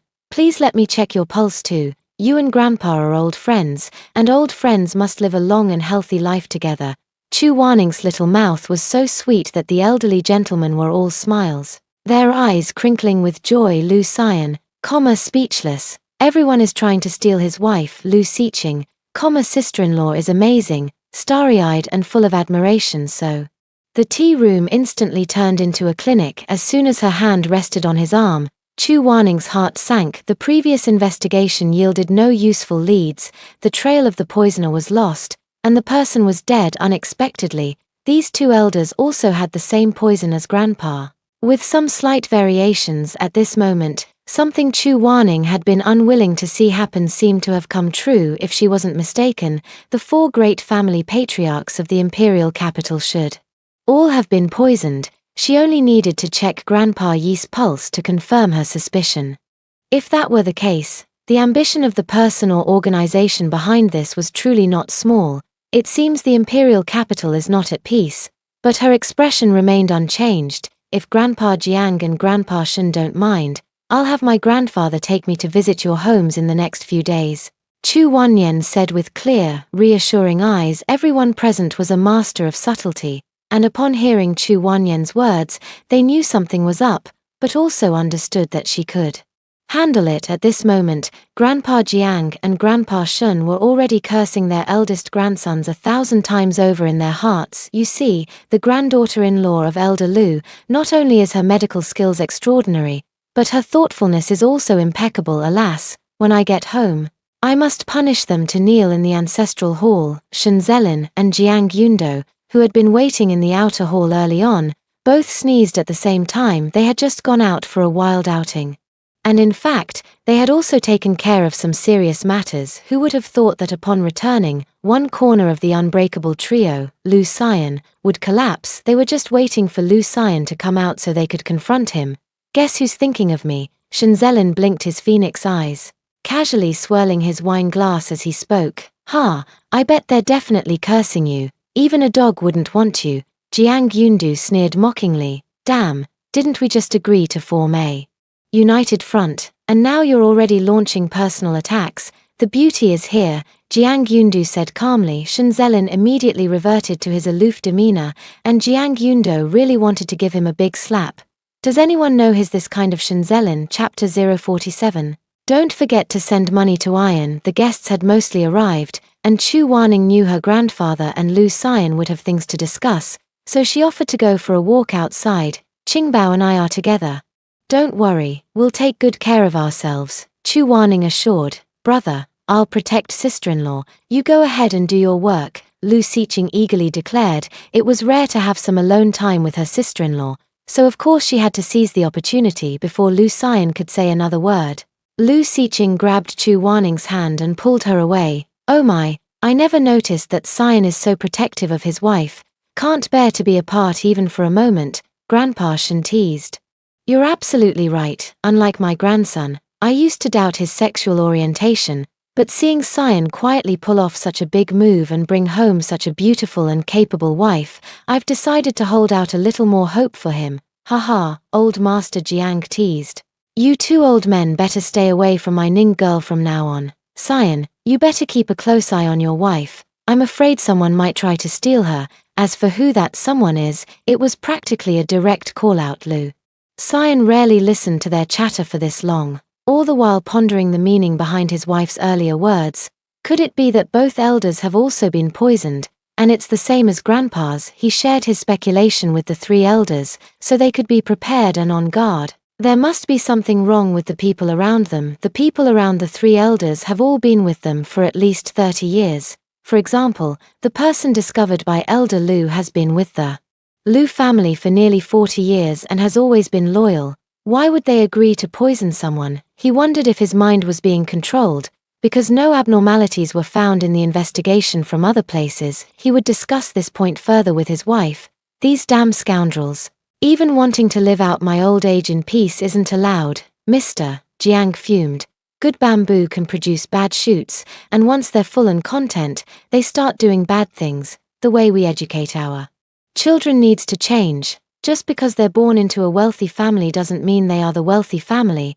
They need to earn what they want themselves. Mr. Lu's words were unclear whether they were for himself or in response to Mr. Jiang, but they did listen. All they could offer from start to finish were excellent conditions. However, with such favorable conditions and a high starting point, if one still cannot build a successful career on their own, then they truly do not deserve to enjoy the benefits of their family's legacy. In other words, if you don't work, don't think about taking advantage. Little did they know that after the simple conversations of these few elders, the wealthy young masters in the capital faced difficult lives. Of course, as a result, some began to truly stand out, while others started to recognize their own limitations. As for the wealthy ladies who doted on their children, although they were dissatisfied, they held little economic power, so their words carried little weight for a time. The atmosphere in the capital's wealthy circles became exceptionally good. There is still a significant gap between wealthy families and those that have stood strong for 100 years. If one wishes to remain unshakable, they must diligently cultivate a truly capable next generation that can contribute to society. Therefore, this has also received praise from the leaders of the relevant countries, and a new educational concept has swept across the nation. A strong youth makes a strong nation. Good education benefits all people. Lu Xiqing, as soon as he stepped out the door, took Chu Wanning by the hand and headed toward the villa building. Everyone was at the banquet hall tonight. Qingbao, where are we going? Chu Wanning asked in confusion, but still obediently let him lead her by the hand. Of course, we're going to the room that my brother and I share at the old house. There are still some treasures of mine there, and today is the perfect day to give them to my sister-in-law, Lu Xiqing explained, his short legs moving even faster, eager to present the gifts to his sister-in-law. Hearing that it was Lu Xian's room, Chu Wanning grew a bit more interested. Who wouldn't want to learn more about their own husband, of course? Many people along the way have been paying attention to and talking about them. Here comes someone blocking the way. No, 3 of them, Lu Linga, Lu Xinga, and one more, Chu Wanning. What makes you think you're worthy of being with Master Lu? How dare you even consider it? With your family background, do you really think you're a match for Master Lu? If you know what's good for you, you'd better leave on your own. What, have you grown some backbone over the holiday? I still have that video of you on the cruise ship. You know, damn it. Who could possibly stand this? A good dog doesn't block the path. Who are you? Chu Wanning genuinely couldn't recall who this person was. Chu Wanning, my elder brother isn't here. Let's see who's going to protect you now. Lu Linga said arrogantly, blowing on her freshly manicured nails. Lu Xinga remained silent, enjoying the show. My brother isn't here, but I am. You 3 ugly women, always causing trouble. No, you're dogs, and not even good dogs. Good dogs don't block the way. Lu Xiqing fired off angrily. Chu Wanning couldn't help but laugh. Qingbao's mouth is really something. How dare you laugh? Don't you know who I am? I'm He Meng. My aunt is the wife of the Jiang family head. Chu Wanning raised an eyebrow, uninterested and unwilling to get entangled with them. Picking up Lu Xiqing, he was about to leave. It was his grandfather's birthday banquet, and he didn't want to cause trouble. He would settle the score after it was over. Who knew that some people were just asking for a beating? Stop right there. Did I say you could leave? Before the hand could even touch Chu Wanning, she held Lu Xiqing with one arm, and with the other, she directly snapped the outstretched claw. Crack! It broke. Then came a piercing, sharp scream. Fortunately, the music in the banquet hall was loud, and they had already moved quickly out of the hall, so although some people glanced over, no one came to intervene. A few little girls, no one took it seriously, but there are always those who stand out. In the corner, Lao Jiang. Guess what your fate will be? I've done my research. Our little sister-in-law is quite formidable. Laro Lu practically wants to hold her in his hands and keep her in his mouth. Just now, your cousin's speech, and even bringing up your mother, TSK, Shenzelin said gleefully, watching and commenting. The next second, a kick landed on his butt. Ouch, are you trying to kick me to death so you can inherit the Shen family fortune? Shut up, Jiang Yundu snapped irritably. This cousin of his really was restless. This kind of thing must have happened quite often. It's time to tell his mom and give him a good scolding. Come out, was the show entertaining? Don't forget to send money to our Yun. 1 million, Chu Wanyan said towards the direction of Shenzelin and Jiang Yundo. The two looked at each other, realizing they were the clowns. They thought they were hiding so well. Hello, little sister-in-law. Shenzelin came out first. Chu Wanning had good hearing and could guess who old Jiang and old Shen were just by their names. She was right after all. She had casually looked into Lu Xian's social circle before. Besides the two in front of her, Lu Xian also had a good relationship with the eldest and second sons of the Yi family. As for Yi Mugue, since there was a big age gap, he wasn't included in their group. Yi Mugue, so it's my fault. Cousin, you're just in time. This bitch Chu Wanning twisted my hand, and it's about to break. He Meng said as she quickly ran towards Jiang Yundo. Chapter 048. Don't let her size fool you, she's formidable. Lu Linga immediately became nervous, but she still straightened her skirt and put on a sweet smile. Anyone who wasn't paying attention might really think she's a goody two-shoes. Well, she knows how to act. Lu Xinga wasn't much better, her eyes fixed on Shenzelin, practically drooling. I really wonder if Grandpa knows his two granddaughters are like this. So embarrassing. Chu Wanning finally understood and couldn't help but think to herself, wow. So Lu Linga likes Jiang Yundu, Lu Xinga likes Shenzelin, and that He Meng has her eyes on my man. Heh, good eye, but not so good brain. These two clearly aren't interested in them, let alone Lu Xian. TSK, she'd better make a quick exit. Don't you dare leave, He Meng persisted. Shut up, you can go home now, Jiang Yundu said coldly, then turned to Chu Wanning and spoke gently. Little sister-in-law, please continue with your matters. Sorry for the trouble. I'll come by another day to apologize properly. Brother Zelin, Brother Yundu, these are all bad women. Stay away from them, or I won't let you into my house in the future, Lu Xiqing warned seriously from Chu Wanning's arms. Shenzelin and Jiang Yundu exchanged a glance. They had forgotten about this little troublemaker. Don't underestimate her because she's young. She's quite formidable. May these three wish for their own well-being. Indeed, after returning home tonight, all three of their electronic devices were attacked. They even used all their social media accounts to publicly apologize to Chu Wanning. Of course, these definitely weren't posts made by them. Chu Wanning nodded, giving her husband face. She mainly believed that her husband's friend definitely wasn't a fool and could handle such a small matter. If he couldn't even solve this, he wasn't worthy of being her husband's friend. So Chu Wanning and Lu Xiqing continued walking toward the villa building. The three behind him, He Meng, had already been escorted out by two black-clad men. As for the remaining Lu Linga and Lu Xinga, they naturally dared not cause any more trouble this time. No one blocked the way, and they couldn't block it either, because those who entered the villa weren't from the Lu family. Sister-in-law, do you want to go check out my brother's room? I have a keycard. Lu Xiqing patted her, pulled out a card and 2 lollipops, unwrapped the candy and put it into Chu Wanning's mouth. That's not good, Chu Wanning instinctively refused. At this moment, she felt a bit timid. How could she sneak into Lu Xian's bedroom? Wouldn't they naturally go there when they stay here one day? So she still decided not to go. Let's go to your room. Aren't you going to give the baby to your sister-in-law? Lu Xiqing's small head, big doubts. Why not go again? Never mind, sister-in-law going to him is fine. This villa is very quiet, and today the servants are all serving guests in the front. The two of them deliberately matched the empty atmosphere, tiptoeing their way toward the bedroom. Just as they reached the second floor, they heard voices speaking. Chu Wanning quickly led Lu Xiqing to a hidden corner by the wall. They exchanged a glance and understood each other's thoughts. Chu Wanning pricked up her ears to listen to what he was saying. I've already arranged everything. This time, we've invited the elite families from the capital. If things go smoothly, many of them will fall under our control. It's all because your accuracy isn't high enough, so I have to cast a wide net. What I want isn't just the Lu family. I'm hanging up. If I'm away for too long, it'll draw attention. That voice sounds so familiar. It's actually Lu Xiaoheng, that's right. Only the Lu family can come here. It seems this person usually disguises himself quite well. If she hadn't run into him, she wouldn't have suspected him so quickly. Just don't know who the person he's in contact with is.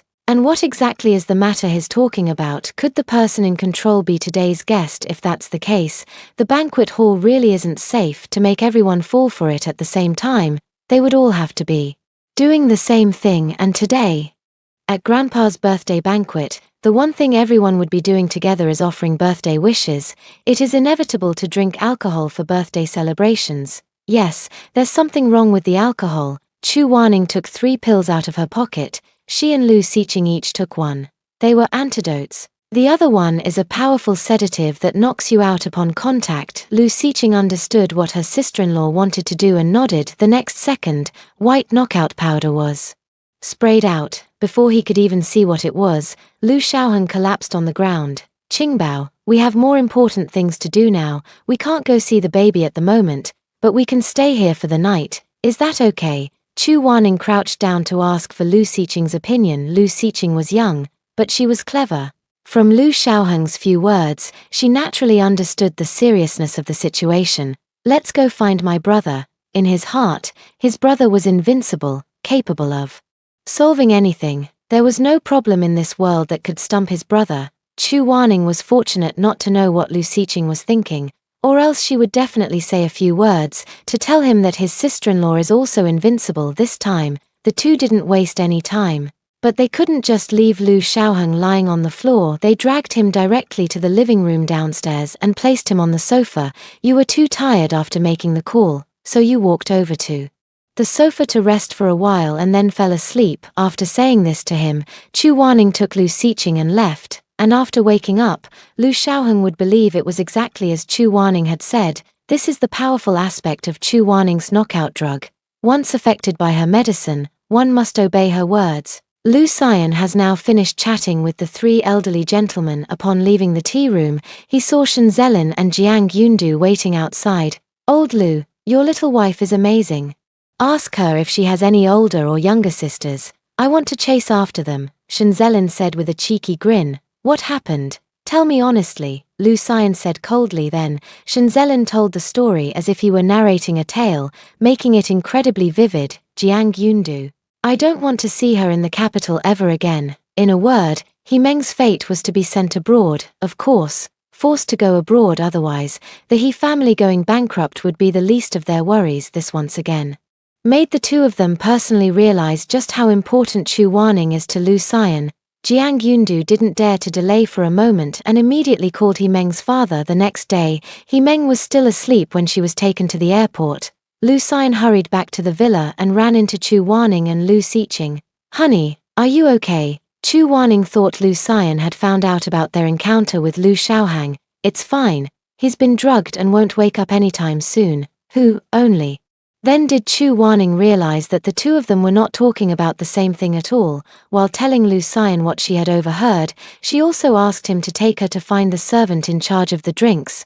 Master, madam, they are all here, the servant stammered. Chu Wanning gave him a cold glance but said nothing. Chapter 049. Don't even think about stealing Ning from me. Chu Wanning opened a bottle of wine, took a whiff, and frowned slightly. Wife, Lu Xian asked with concern. It's fine. This wine is indeed problematic, but it's not poison. It's a GU catalyst. Drinking it and then encountering a GU worm at the right time will attract it into the body. As for what these GU are used for, that's still unknown, Chu Wanyan explained gravely. Who would have thought these people would be so despicable, using both poison and GU? Could it be that the person who poisoned earlier also got gooed at that time? She really hadn't thought in that direction. If she had, then many behaviors would have made sense, as it's easy to make someone who's been bewitched obedient. Wife, you've worked hard, I'll follow up on the wine's trail, he said, then immediately called for Chiang. Change this batch of wine immediately. Destroy these, Lu Xian instructed. Yes, Chiang acted quickly, being very careful not to shock those behind him. Take this batch back and find a lab rat to test it. Let's see what kind of curse it is, Chu Wanning said, holding the newly opened bottle of wine they left directly, and the banquet was about to begin. Honey, I'm going to the restroom. With one major concern resolved, Chu Waning did not feel any lighter. The ambition behind this is truly not small, and we cannot simply react passively to every move, so she dialed old A's number. Uncle A. Issue an order to the hidden pavilion. After finishing the call, she put away her phone and came out of the restroom, only to bump into someone. At first glance, he seemed familiar, but she couldn't remember where they had met before, and Chin Sikai also felt that the young girl in front of him looked very familiar. Chu Waning walked around directly, sensing the complex emotions in the man's eyes. Chu Waning, Yi Mugue, are you trying to scare your sister to death? Damn it, Chu Waning, who are you calling sister? Call me brother. I'll have your back from now on. Chu Waning rolled her eyes at him. Where are my godparents? Hey, you ungrateful thing, you don't even care about me.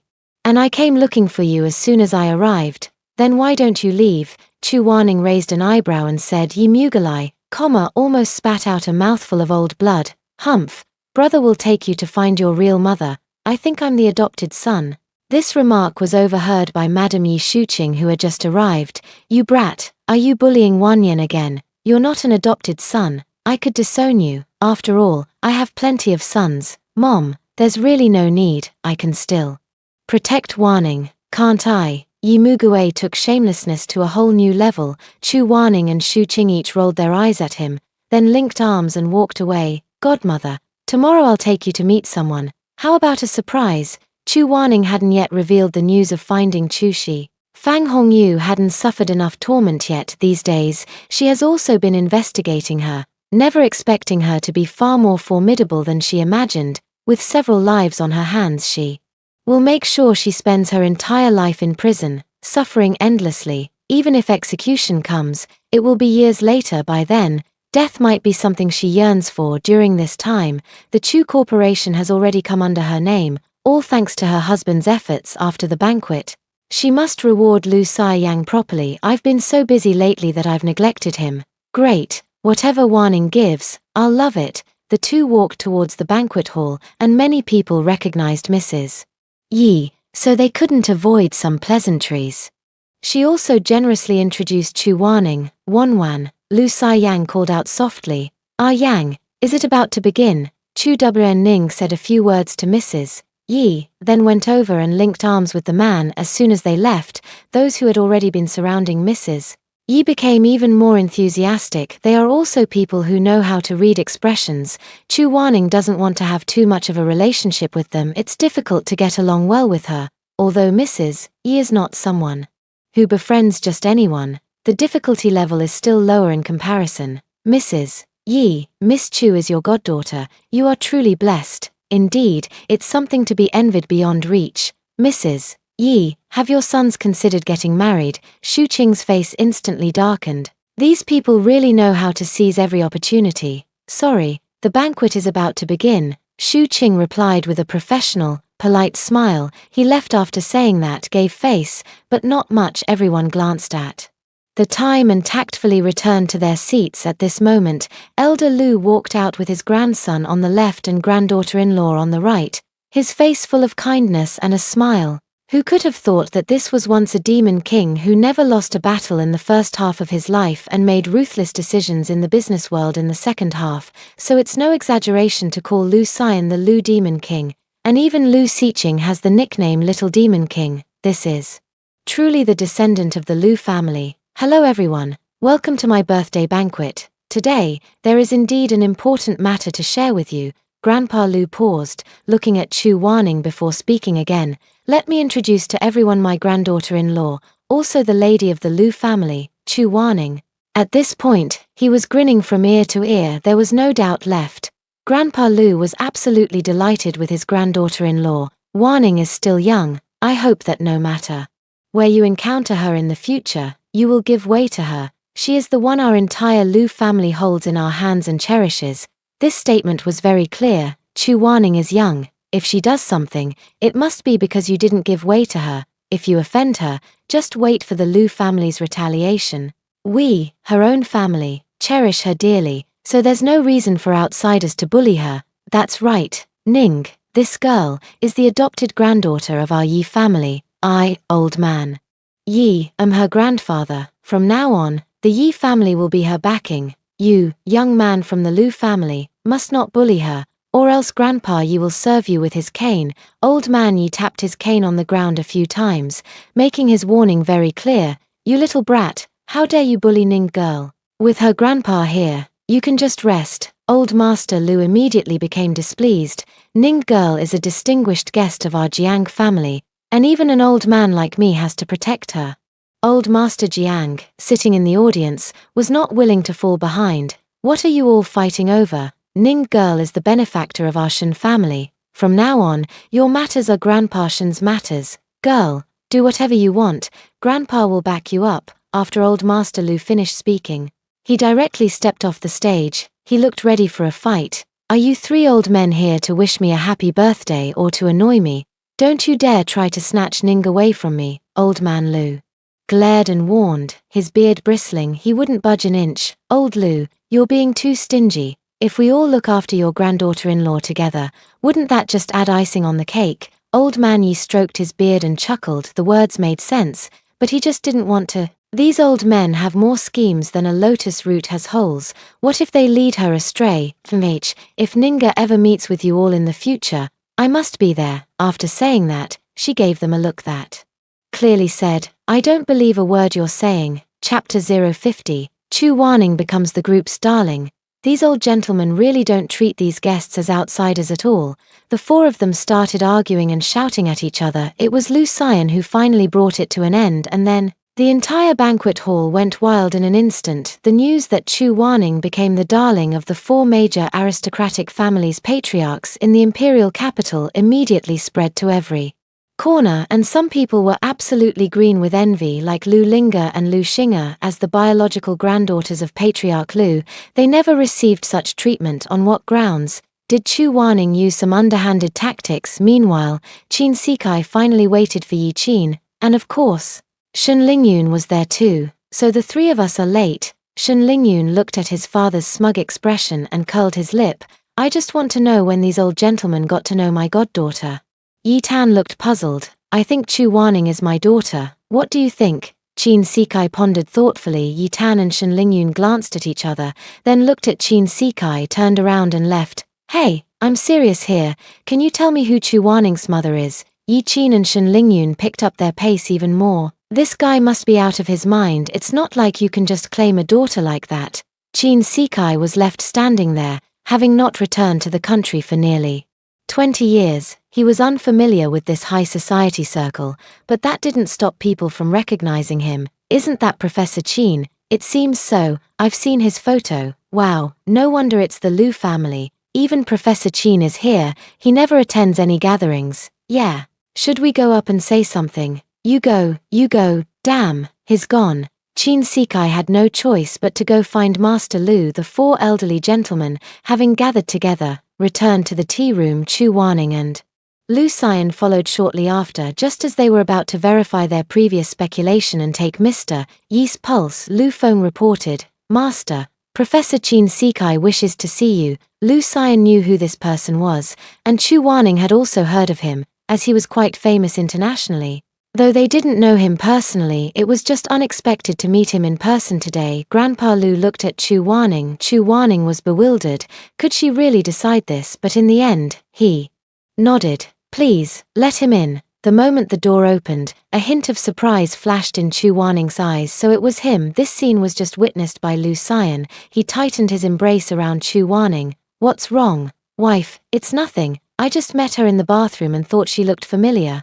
Chu Warning replied honestly. After entering, Qin Sikai first greeted Grandpa Lu and the others, finally resting his gaze on Chu Warning. Hello, Mrs. Lu. I've come uninvited this time to inquire about the pills in Mr. Yi's possession. As soon as these words were spoken, everyone in the room turned their gaze toward Qin Sikai. They had wondered why this person, who never attended gatherings or banquets, would suddenly show up at Mr. Lu's birthday celebration. It turned out his intentions were not as simple as they seemed. Chu Warning finally felt at ease when she saw her godmother just now. Her godmother mentioned it to her. She thought her godfather would bring this person, but she didn't expect him to go Directly to Mr. Lu. Alright, we can exchange contact information. As she was about to take out her phone, Lu Xian beat her to it, handing out his own business card. From now on, if you need to contact my wife, just reach out to me directly, and I'll handle the arrangements. Chu Warning. Alright. I might have to trouble President Lu then. Having gotten what he wanted, Qin Shikai didn't want to overstay his welcome and prepared to take his leave. Xiao Qin, since you're here, give us a few. A checkup, Mr. Lu said. Not so easy to leave once you're here. It's harder than reaching the sky to invite him normally, but this time he came on his own. We must make full use of the opportunity. Qin Shikai. Chu Warning actually thought it was a good idea. She could also take the opportunity to see Dr. Qin's medical skills firsthand while he was conducting the examination. Chu Warning also went to check old Master Yi's pulse. Then she glanced at Lu Xian. Lu Xian understood instantly. Old Master Yi had also been poisoned at this moment. Qin Shikai, who had just finished the examination, wore a troubled expression, his brows tightly furrowed. Mrs. Lu, may we speak privately? Chu Warning did not refuse. Lu Xian also let them go. As he felt the situation might be more serious than he had anticipated, they went to the side room of the tea house. Apart from Elder Lu, the other three elders all have varying degrees of toxins in their bodies. Qin Shikai said directly. Chu Warning was genuinely surprised that he could detect it. Yes, I've already helped Grandpa detoxify. Qin Shikai was not at all surprised. The pills capable of producing such extraordinary effects must have been created by someone with medical skills that had reached an otherworldly level. The lab that developed this poison once approached me. Chu Warning found this statement somewhat intriguing. This time I returned to the country for a collaboration with the Yi Corporation. We pre-stored a batch of raw materials to prevent that lab from succeeding in their research. I didn't expect them to actually use it on people. However, the poison on these individuals is clearly from different stages of development and is not yet mature. If they truly succeed in their research, the consequences would be unimaginable, and with the identities of these 4 individuals, being able to target all 4 at once suggests that the person behind this must have considerable influence.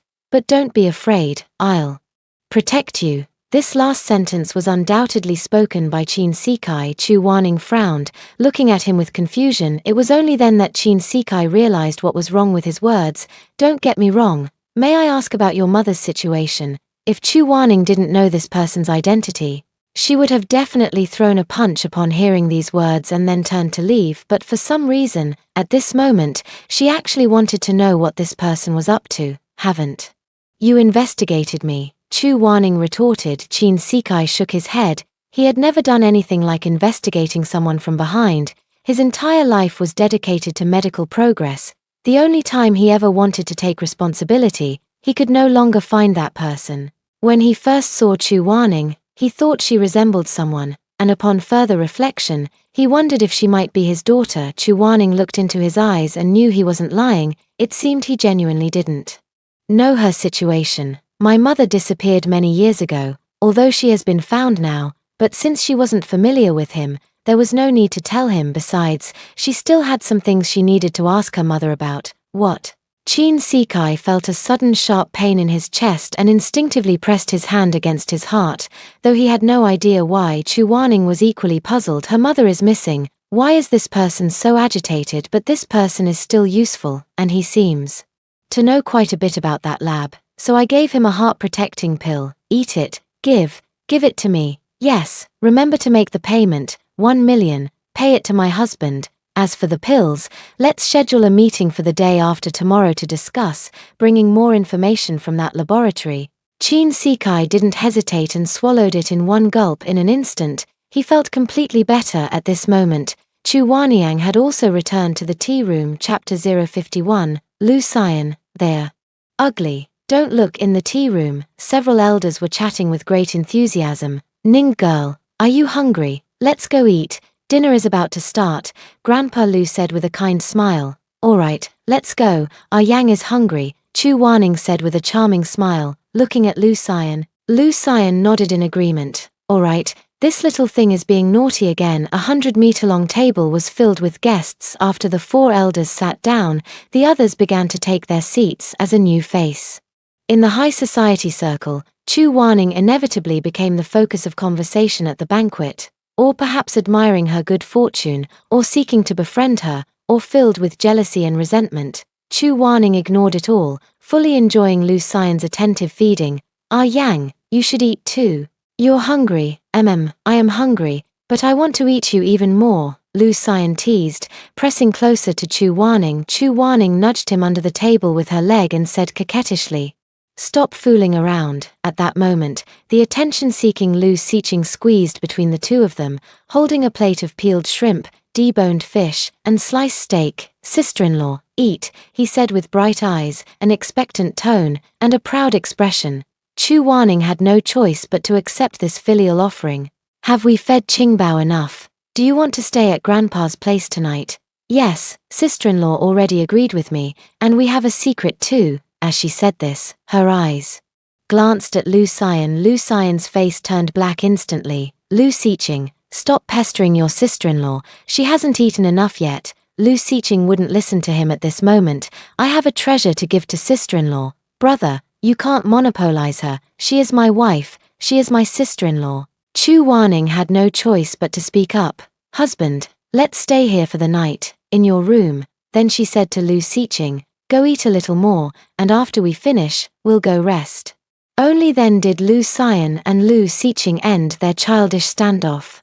Shun Zelin and Jiang Yundu, sitting across from them, were so shocked they couldn't even close their mouths. "Old Jiang, pinch me, am I dreaming? Was that person just Lu the Demon King?" Shun Zelin said, staring blankly at the few people. "Ouch, it hurts, so you didn't see wrong, it was really him. From now on, don't mess with the sister-in-law, or our good days will be over." Jiang Yundun added another taboo to his mind. "Absolutely can't mess with her. From today onwards, I'm going to cling to the sister-in-law's thigh. Don't try to compete with me." "Oh my god, I just remembered. My dad told me a couple of days ago to pursue the Yi family's goddaughter, and isn't that my sister-in-law? So at that time, my dad didn't know she was old Lu's wife. I almost got myself killed because of my dad. I'm gonna go demand compensation for emotional distress." Shun Zelin patted his chest in relief. If he had listened to his dad, the grass on his grave would probably be 3 feet high by next year. "Haha, Uncle Shun has quite the idea." "Oh, hurry up and transfer the money to old Lu." Sister-in-law said the show-watching fee is 1 million. Jiang Yundu quickly took out his phone. "I almost forgot. Lend me 1 million. Shun Zelin pulled out his QR code. "Damn, your Shun family is bankrupt. Can't you stop milking me like a cash cow?" Jiang Yundu shielded his phone, quickly transferred the money, and stuffed it into his pocket. Cheapskate, you don't even understand this little bit of fun. I've got plenty of money." Suddenly, Lu Xian's phone received 3 payment notifications. "Darling, I earned some pocket money for you, from those 2 across the way, and I sold a pill to Professor Qin. How about it? Isn't your wife a little genius at making money?" Chu Wanning wore an expression that practically begged for praise, and Lu Xian couldn't help but want to carry her back to their room right then and there. "Yes, my wife is the most amazing, no matter where she is." The man's voice was husky, and Chu Wanning knew all too well what that meant, but she really didn't do anything. "Good girl, it'll be over soon, and then I'll give it to you," Chu Wanyan whispered softly, looking down. "Okay." Lu Xian was now so obedient that it was almost tempting to tease him. Meanwhile, Shun Zelin and Jiang Yundo, who had been watching the two of them closely since the transfer, didn't know what the couple had said, but they still felt like they had been fed a big bowl of dog food, leaving them stuffed. "No need to attend the banquet. Old Lu definitely won't pay attention to us tonight. Let's leave since we've already wished Grandpa Lu a happy birthday." Shun Zelin crossed his arms and asked Jiang Yundo. Then the two stood up. Before leaving, she couldn't resist drawing Lu Xian's attention. Chu Wanning saw it too, thinking that it wasn't a bad thing for Lu Xian to have such a childish friend.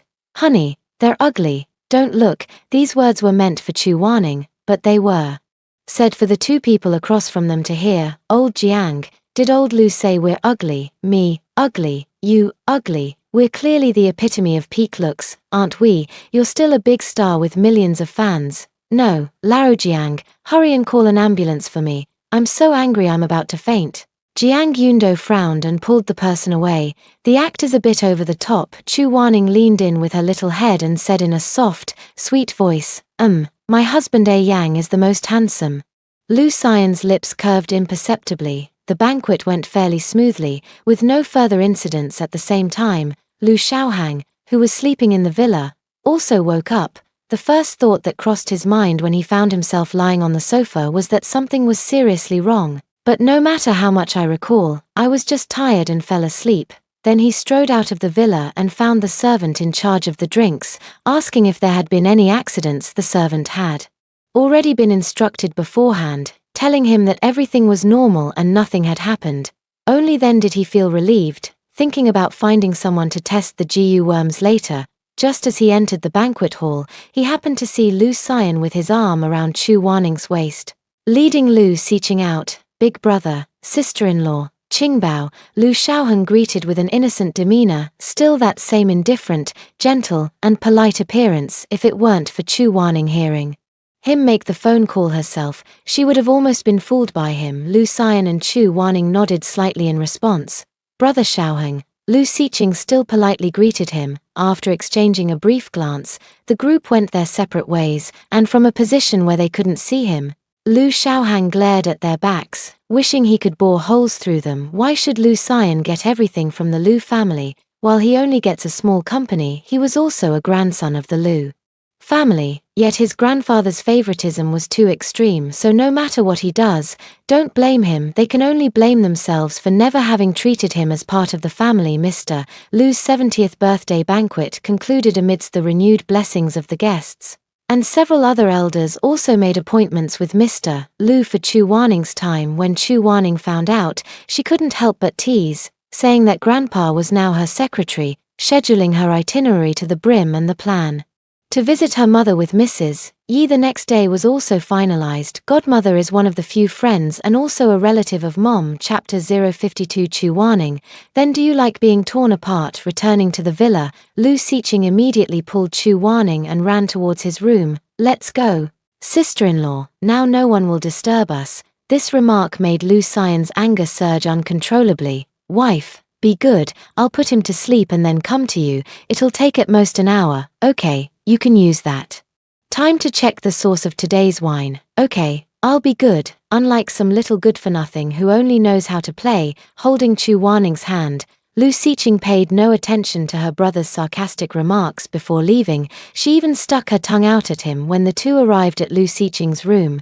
Chu Wanning was genuinely shocked. Qingbao, your room is so beautiful. The starry sky sparkles brilliantly, very romantic. Right, sister-in-law, I don't come by much after moving out with my brother, but I still wanted to share this with you. It's my own design. Her smug little expression was absolutely adorable. Chu Wanning could only give her a thumbs up. Sister-in-law, this is for you, a belated wedding gift for you and my brother. After receiving it, Chu Wanning rubbed Lu Xiqing's head. Thank you. Qingbao, quick, see if you like it. Chu Wanning sat directly on the carpet under the starry sky and opened the box. It was a small universe. Each star was made by gluing diamonds one by one. It can only be said. What a grand gesture. I really like it. Thank you. We're family. As long as you and my brother are doing well, I'm very happy. Sister-in-law, you should hurry up and give me a little niece. Ahem. Chu Wanning was so startled by him that she choked on her own saliva. So that's what this is about, but with a little niece. Your brother and sister-in-law might not pay as much attention to you. Aren't you jealous? Lu Xiqing stood up, looking very serious as she gazed at Chu Wanning, and said word by word, sister-in-law, I'm not a 3 or 4-year-old child anymore. I can help take care of her, so don't worry, just leave her to me after she's born. She even patted her little chest after saying that. Chu Wanning is speechless. Can you imagine being urged to have a baby by a 5-year-old little one? In the end, Chu Wanning was pushed out of the room by Lu Xiqing while holding the gift box, looking quite pitiful no matter how you see it, and Lu Xian was sitting in the living room on the second floor not far away. Honey, I'm here, what's wrong? Chu Wanning briefly explained the situation to Lu Xian. Lu Xian hadn't expected that Lu Xiqing was quite sensible. It seemed that his usual care for him hadn't been in vain. So, should my wife agree to his request? The next second, Chu Wanning was lifted up. Want to try it in my room, with the arrow already on the bowstring? Could it really stop just because she said no? Don't worry, honey, the soundproofing at home is excellent. Seeing the little thing hesitate, Lu Xian patiently explained anyway. By the time Chu Wanning realized it, she was already in Lu Xian's room. The moment the light turned on, she thought she had arrived at a science museum. Do you like it? Lu Xian pressed her against the door, allowing Chu Wanning to see the full view of the room. The high-end black, white, and grey decor shows good taste, but it just feels a bit cold. The owner must be a big iceberg. It really suits Lu Xian, and it's quite different from the room we're staying in at the Lu family manor. Whatever Ian likes, I like. Chu Wanning was completely weak at this moment. The man's breath brushed against her ear, and his large hands roamed over her body. Do you remember what you promised me? Chu Wanning's mind had already stopped functioning. Who could remember what they promised? But she still let out a soft moan.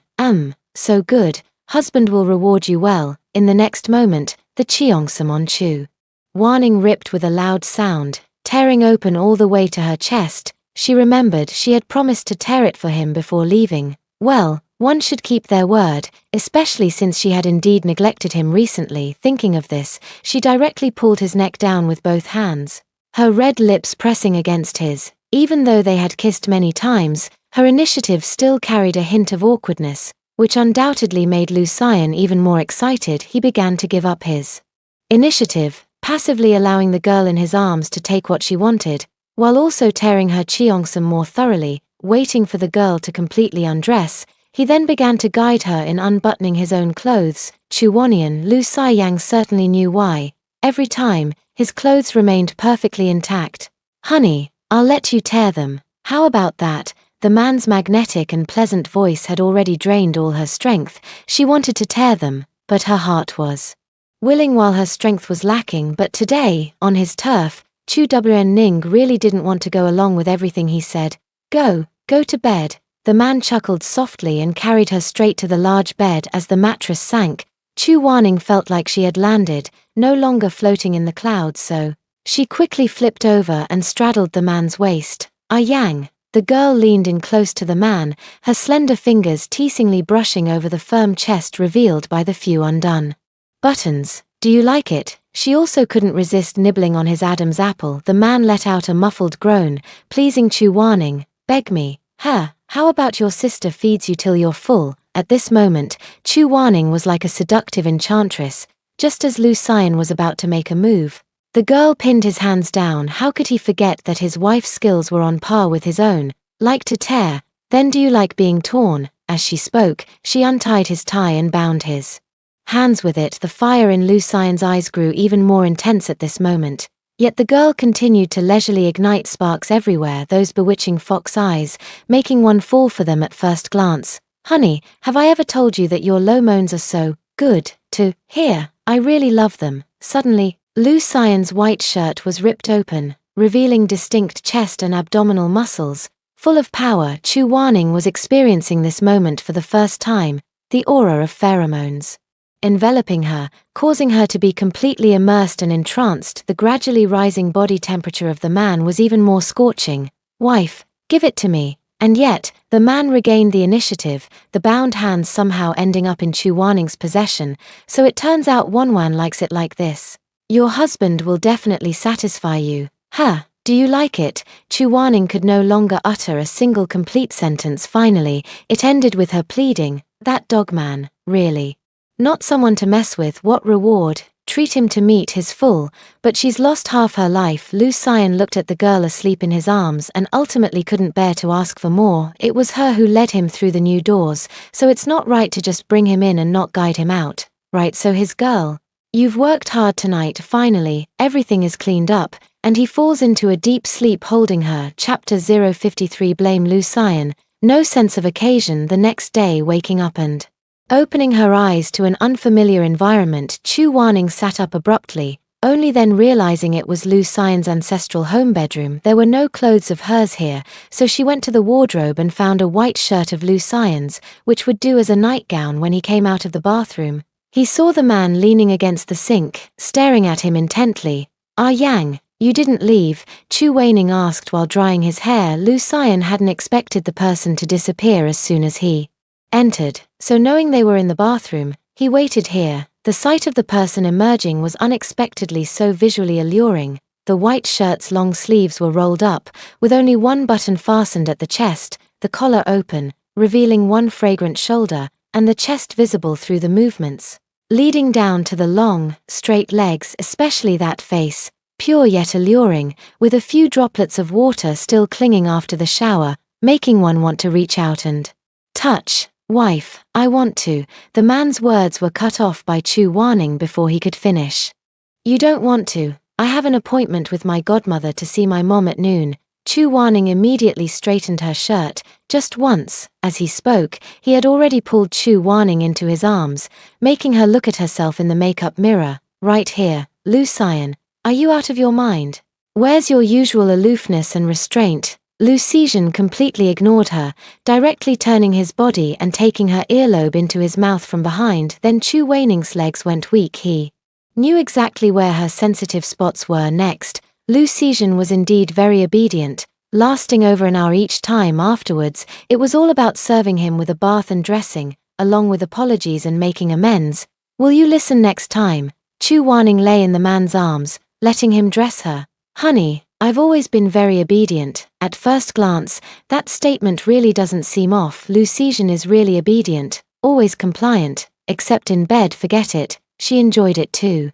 There's no time, I have to leave right away. Are you going to the company today? Chu Weining quickly tied up her hair and headed for the door. Honey, I told Mom I'll go later. Don't rush, the appointment with Auntie has also been postponed by an hour. Let's go eat first, I'm not hungry. As soon as the words left her mouth, a rumbling sound came from her stomach. Chu Weining turned and walked away. Lu Xian chuckled softly and followed behind her. The elevator doors had just opened when they saw Grandpa Lu sitting in the living room. He was looking at them with a smile on his face.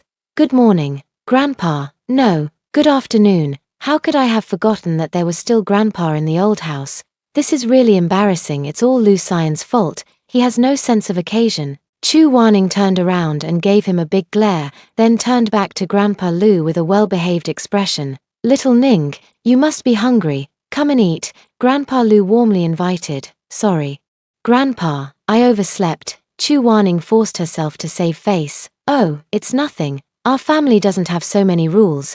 Do whatever you want, just don't go hungry. Turning to Lu Xian, she said sternly, hurry up and serve Ninga her meal. Feeling guilty, Lu Xian obediently did as he was told without delay. During this meal, with Grandpa Lu's enthusiastic persuasion and Lu Xian's constant feeding, Chu Weining ended up eating until she was completely full. Grandpa, we're leaving now. I'll come and stay often in the future, Chu Weining said with a smile. All right, go ahead and get busy. Once you're done with your work these next few days, we'll visit your grandfather's. Although Grandpa Lu was reluctant to let him go, he didn't try to stop him. Sounds great, I'll follow Grandpa's arrangements.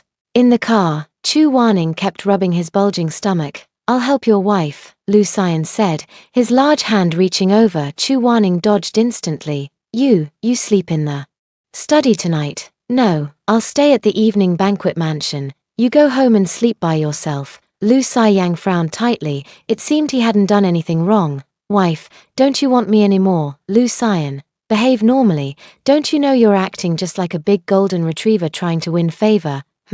Then does my wife want to spoil me a little? Liu Bei, who was driving ahead, wished he could just disappear. If he didn't know the whole story from start to finish, he would definitely think Master Lu had been possessed by something so terrifying. This is even more terrifying than when Master Lu was covered in blood and fought his way out of the encirclement. This is a gentle kill. Madam definitely can't hold out. See, she changed her tune right away. Yes, okay, fine, honey. You're just humoring me. Damn, who taught him that, even knowing what humoring means? No, I love a Yang the most. Be good. After greeting him, you can go to work. Aren't you afraid the company will go bankrupt? Chu Weining arranged everything for him clearly. Lu Xian was unconcerned. He had many other companies. Even if this one went bankrupt, Lu Corporation was just unavoidable, and he would leave it to Lu Xiqing in the future. If Chu Weining knew he was thinking this way, She would definitely scold him for being pretentious. The two of them chatted and laughed all the way to the banquet mansion. Honey, haven't I told you why this place is called the banquet mansion? Because of Chu Waning and Lu Xian. Lu Xian raised an eyebrow. I like it, thank you, wife. As soon as they got out of the car, they saw another car approaching, which belonged to Madame Yi, godmother. Chu Waning waved and called out, Hey, Waning, Xian, hello, godmother. Lu Xian politely greeted, Waning. What did you bring me here for? Godmother has been thinking about this since last night, and I just feel like you're going to give me a big surprise. Mrs. Yi Shuqing said honestly. Chu Waning hadn't expected her to guess that it was a surprise. Seeing my own mother is no surprise. After Grandpa passed away, only my godmother kept searching for Mom, who would have thought she was right under everyone's noses. Godmother, don't get too excited later. Chu Waning took her arm and walked inside, while Lu Xian naturally followed behind. Just as they entered the main gate, Older happened to come out to greet them. Miss Ning, President Lu, Uncle A, this is my godmother, Mrs. Yi. I'll go ahead first and find you later, Chu Waning introduced. Alright, I just had something to report to you. Chu Shi, who was lying in the bedroom upstairs, heard a familiar voice. She thought she must have misheard. It wasn't until the bedroom door opened that the two sisters, seeing each other for the first time, couldn't stop the tears from flowing. 11:11, is it really you? Shu Qing, disregarding all etiquette, rushed over and hugged her. Ching, it's me, I never thought I'd see you again. She felt like she was seeing her own sister when she met Shu Qing. Chu Waning and Lu Xian quietly left the room. Ian, go ahead and get busy. Come pick me up after you're off work. Okay, alright, call me if you need anything. I'm off. Lu Xian gave her a hug. Okay, come, work kiss. Lu Xian didn't care what kind of kiss it was, as long as he got one. After all, there were servants coming and going nearby, so the two of them kept it brief. Be careful on the road. Well, you take good care of your mom. Chapter 054. She might have a rebellious spirit. After seeing Lu Xian off, Chu Waning went straight to see Old A. How's the investigation going, Uncle A? Lu Xiaoheng has connections with several different overseas forces. His GU poison and GU insects are provided by one of them. Since returning from studying in M country 2 years ago, Lu Xiaoheng has been secretly causing trouble. This is the investigation result. Older handed over a document. Continue the investigation. I need more detailed information. Yes, Miss Ning. President Lu is also investigating on his end. Alright, don't worry about him, we'll do our thing. There are some things that my identity is better suited for than his. Yes, Miss Ning, just a reminder, you're starting school next week, don't forget to register, Older said earnestly. Chu Waning immediately deflated like a punctured balloon. She might have a rebellious streak and learn things quickly, but she absolutely detests studying at school. Okay, I'll try to figure out if I can skip classes and just take the exams, Chu Waning said, feeling utterly defeated. I've already consulted with the school. They said that Miss Ning's previous grades were barely satisfactory, and if she passes the final exam this semester, she can graduate. But if Olde didn't finish his sentence, what else could Chu Waning not understand? They were holding her diploma hostage. Although she didn't care, it would be embarrassing for Lu Xian. Okay, I understand. I'll be on time for class. I'm going to check on Mom. Chu Waning walked upstairs while looking at the materials that Olde had just given her. Knock knock knock. Laughter came from inside the room. It seems Mom and Auntie are in a better mood now. Mom, godmother, it's Waning. Come in quickly. Shu Qing went to open the door. Waning, you're amazing. You finally found your mom. She was about to cry again. Godmother, don't cry. We need to make the culprit cry. Right, sure enough. At this mention, Shu Qing immediately wiped away her tears and put on a vengeful expression. I must tear Fang Hongyu apart with my own hands. Waning, do you know where she is? I do. She's currently being punished right now. Don't be angry, godmother. Hearing this, Shu Qing finally felt a bit happier. And your scumbag dad? No, not your dad.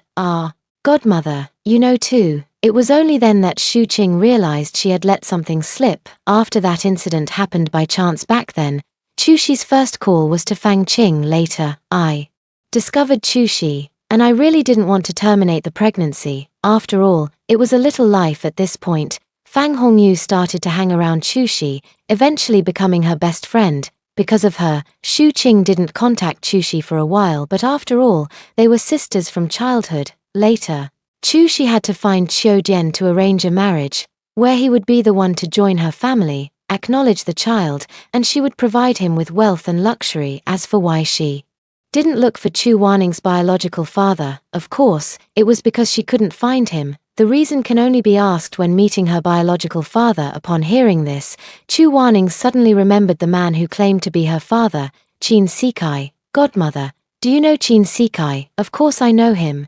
He still has business dealings with your godfather, but I've never met him in person. Your mother knows him too. Ah, Chu Waning looked at Chuxi, noticing her evasive gaze. He used to study medicine with your grandmother, but then the Qin family moved abroad. He only returned recently. Your godfather mentioned once that they were planning to purchase a batch of raw materials. Why do you ask? Shu Qing was puzzled, not understanding why Qin Sikai was brought up from her mother's behavior. Chu Waning really could be Qin Sikai's daughter, but it seems her mother doesn't even know who her father is. Forget it, let's just do a paternity test first, since we've already scheduled it for tomorrow. It's fine. I met him at Grandpa's birthday banquet yesterday. I sold him a heart-saving pill for 1 million yuan each. Chu Waning gestured with her fingers. Shu Qing gasped sharply. The last time she went to her house and gave her those few bottles of medicine, they must be worth over 100 million. Chu Waning wasn't exaggerating. The pills she made were entirely a matter of luck on the dark web. Even if you had money, you might not be able to buy them, so the high price wasn't anything unusual. The key was whether you could even get your hands on them. She would only think about selling them when she was short of money every year. This usually happened when her masters cut off all her financial support, all in the name of giving her the ability to survive independently. She suspects the masters just don't want to spend money on her. Wherever you throw her, she can survive. Thinking of this, I kind of miss those old men. Waning, as soon as we get back, I'll have your godfather write you a check, Shu Qing said seriously. Chu Waning laughed in spite of herself. That's my filial offering to you. Why would I want money? We do. We absolutely have to. Your filial offering is to your godmother me, and as for your godfather, he can be temporarily exempted when it comes to money matters, she said, laughing at her own joke. She knew Shu Qing very well. Take it, just make sure to take good care of your godmother in the future. Chu Waning had no idea what these two women were thinking, so she simply agreed. At most, she would take care of their health from now on. Chu Waning checked the time. It was time to give Chuxi an injection. Godmother, I'll give Mom the injection first, and then you two can chat. Alright. After finishing, Chu Waning went to another room to rest for a while. Then he called old Uncle A. Deal with Fang Hongyu directly. As for Qiu Jian, I don't want to see him again, but make sure he has no connection with his mother. Find a way to handle it. Yes, Chu Waning didn't want to let them off so easily, but as someone who had been reborn once, she knew it was meaningless to waste time, manpower, and resources on such scum. She already had an idea of who her biological father might be. As for those who had harmed the original host, whether through her own punishment or the strict judgment of the law, none of them would escape. Both big chickens are gone, and Qiu Yuanyuan's grasshopper won't be able to jump around for much longer. She left her behind. Isn't there still the start of school? She enjoys watching herself court disaster, killing without drawing blood, eliminating enemies invisibly. She scorns using such tactics, but given the different national circumstances, she will comply and see it as a new experience. Meanwhile, during this period, Qiu Jian's life has been nothing short of unbearable. First, the company removed him, then he was notified of a massive debt, followed by the seizure or liquidation of his movable and immovable property. Now, he and Qiu Yuanyuan are squeezed into Fang Hongyu's small home. Where has Mom gone? She's been missing for several days. Qiu Yuanyuan complained. At first, she absolutely refused to stay here, but she was penniless. Without even enough money for a hotel, and not a single valuable item had been left for her. If her mother were here, there would definitely be money. She knew her mother had a lot of private savings, but now she had no idea where she was. Why are you looking for her? Go cook now. Qiu Jian had completely lost his usual composure, feeling as if he had aged over a decade in an instant. Yes, with the house gone, where would the servants come from? If you want to eat or drink, you have to do it yourself. To take revenge on someone, killing them is the easiest way. But isn't it more satisfying to take away what they care about most, to watch them fall from great heights into the abyss, never to climb back up again? Chapter 055, Don't Stick to His Wife for No Reason. Lu Si-yang went straight to the banquet hall after work. At this moment, Chu Wen-ning was chatting with several masters.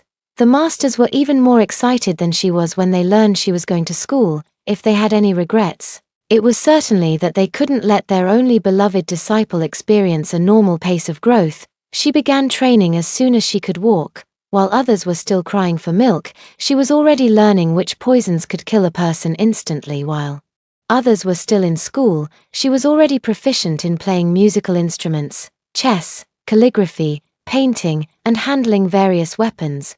While others were traveling around, she was already carrying out missions in different places. Sometimes, a few old men also wondered, if this disciple were a bit less talented, perhaps she wouldn't have to work so hard, but they always believed that having more skills is never a burden, so she not only had to learn the abilities of those few old men, but also had to study various skills from people with different strengths. In short, her short previous life was spent in a cycle of learning, missions, and occasional rest. Although she gained countless wealth and honors, it was also quite monotonous, so, given the chance to live again, she wanted her days to be even more unrestrained, more filled with the warmth of everyday life. When Lu Si-yan walked in, he saw Chu Wen-ning holding her phone with a smile on her face. It just made him want to tease her a little. Husband. Hearing the footsteps, Chu Wen-ning sprang up and ran straight into Lu Si-yan's arms. Miss me? Chu Wen-ning asked, looking up with his beautiful face, as if ready to cry if the answer was no. Really want to. When will my wife come home with me? Lu Si-yan's large hand caressed her soft waist, pulling her close to himself. Let's eat here, and leave after we finish. Great. At dinner, She insisted on sitting in a wheelchair to eat in the restaurant. Chu Wen-ning didn't refuse, and Chu-ching pushed her. 11:11. When you're feeling better, we'll go around the world. Chu-shi gave her a look that said, you wish, your man should be catching up soon, right? As soon as Chu-shi finished speaking, Laroe came to inform them that Yi-chin had arrived. Chu-ching immediately felt unhappy upon hearing this. How can this person be so clingy? She's only been gone for a few hours, and how did he manage to find her? Chu Wen-ning quietly raised her hand. My godfather contacted me. As soon as they arrived, seeing Chu-shi inevitably led to a reunion of old friends. Chu Wen-ning and Lu Si-yan didn't disturb their old friends' gathering and left after dinner, leaving these old friends to catch up slowly. She still needs to go back and prepare some pills to give to Qin Sikai when she sees him tomorrow. The main goal is to find an opportunity to get something like his hair. It's just that she didn't expect him to give her a surprise. The second branch of the Lu family, Lu Shaoheng, selected a few families with slightly weaker backgrounds from the guest list to conduct a GU-inducing test. But surprisingly, none of them succeeded. Now, he couldn't help but start to wonder if there was something wrong with the wine. Why did he end up sleeping on the couch that night?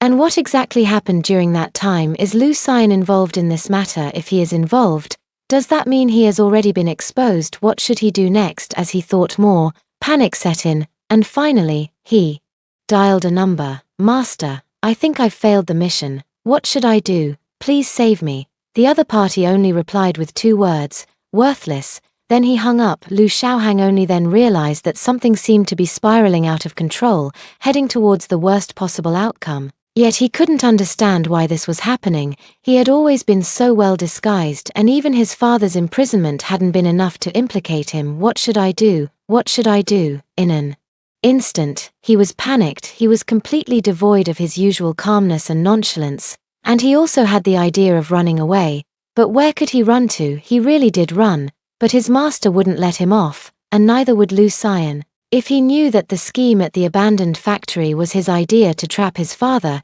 it would definitely make him suffer. But he didn't feel the slightest bit of guilt for getting his dad thrown into prison. If his father hadn't been incompetent and hadn't secured the position of head of the Lu family, would he have done those things? Of course.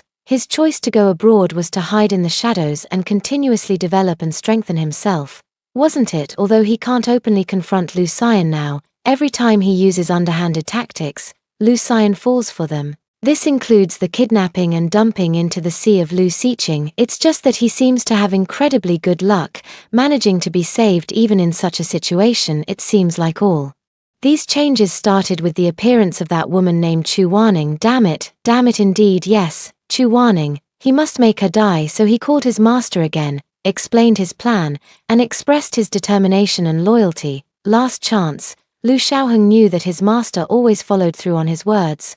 If he failed this time, he would surely die. However, he had also left himself an escape route. He had to admit that in some areas he was slightly inferior to Lu Xian, but when it came to cunning and deceit, he was not willing to concede. Thinking of this, he smiled, laughs in a very creepy way. This scene was just witnessed by Lu Linga. Lu Linga was so shocked that she covered her mouth. How could her brother be like this? This wasn't her brother. What they didn't know was that Chu Yang had already reported all their actions to Lu Xian. Lu Xiaoheng was merely a negligible pawn, destined to be discarded at any moment, and the master behind him remains clueless, so they can only play the long game. Meanwhile, Lu Xian and Chu Wanning have already returned to the Lu family estate. As soon as they got out of the car, a little cannonball rushed into Chu Wanning's arms. Sister-in-law, Qingbao, be good. Have you been eating properly? I have.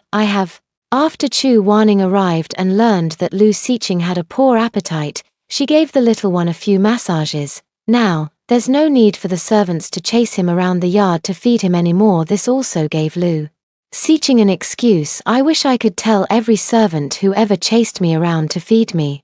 See, it's not that I, the young master, don't want to eat, it's that my body doesn't want to eat. It has nothing to do with me. After playing for a while, Lu Xiqing was sent away by Lu Xian. Stay away from his wife as much as possible. They went straight to the pharmacy. Yang, do you think Qin Sikai is my biological father? I'm planning to take a strand of his hair tomorrow to do a paternity test, and it seems my mom doesn't know who my dad is, but my dad might know there's a child out there. Sigh, I can only ask the parties involved when the time comes. Chu Wanning analyzed while grabbing the medicine. Lu Xian carried the tray for her, and the two were unusually in sync. Don't worry, if he really is dad, something unexpected must have happened, which is why he missed so many years. Qin Sikai is a decent person and probably wouldn't have actively abandoned mom. Yeah, we'll know tomorrow. After preparing the medicine, the two went to bed early. Chapter 056. This cheap dad isn't bad because she had something on her mind. Chu Wanning woke up early the next morning. Turning around, she realized she was still in Lu Xian's arms, which startled her and made her freeze immediately. Beautiful people really do look good no matter what. I couldn't resist kissing the man's cheek. Honey, are you awake? The voice, just waking up with a bit of a raspy texture, sounds incredibly pleasant. Well, you sleep a little longer. I'll watch over you. Lu Xiang let out a low chuckle from his chest. Honey, since you're not sleepy, shall we do something else? Chu Wanning understood instantly. Well, alright then. Lu Xian had only intended to tease her, but unexpectedly, he ended up benefiting himself. The end finally arrived at the time when Chu Wanning usually woke up. Sigh. Why is waking up early so difficult? Sweetheart, do you want me to go with you? Lu Xian inquired. No need, no one can hurt me. You can go to work with peace of mind. If anything happens, I'll call you. Okay, Chu Wanning cooed. Lu Xiang didn't insist further. He would just have someone protect her in secret. Her ability to protect herself was one thing, but his protection was another. He couldn't let his guard down just because she was capable. As her husband, he had to ensure her safety at all times. After seeing Lu Xian off, Chu Wanning changed her clothes, took the pills, checked the time, and headed to the agreed location, coffee shop private room. Qin Sikai arrived an hour early, for him.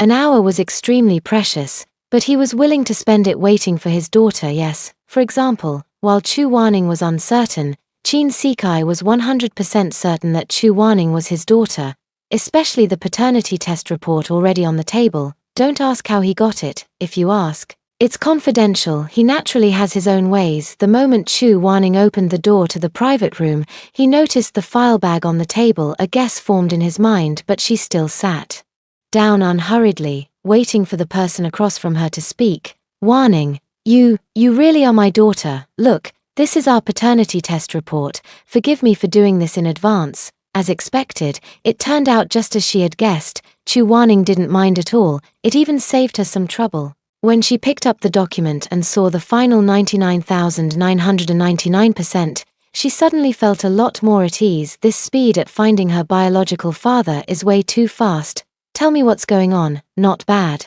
And it might even let you meet my mom. Chu Wanning looked at him calmly. Qin Shikai also fell into reminiscence. Back then, he had studied traditional Chinese medicine for a period under Chu Wanning's grandmother. At that time, he could be said to have fallen in love with Chu Shi at first sight and planned to confess to her once he achieved academic success. However, at that time, his family encountered a traitor who not only tried to steal the family's secret recipe for medicine but also hired assassins to eliminate them all. Although they had been aware and taken precautions, they still ended up falling into the trap.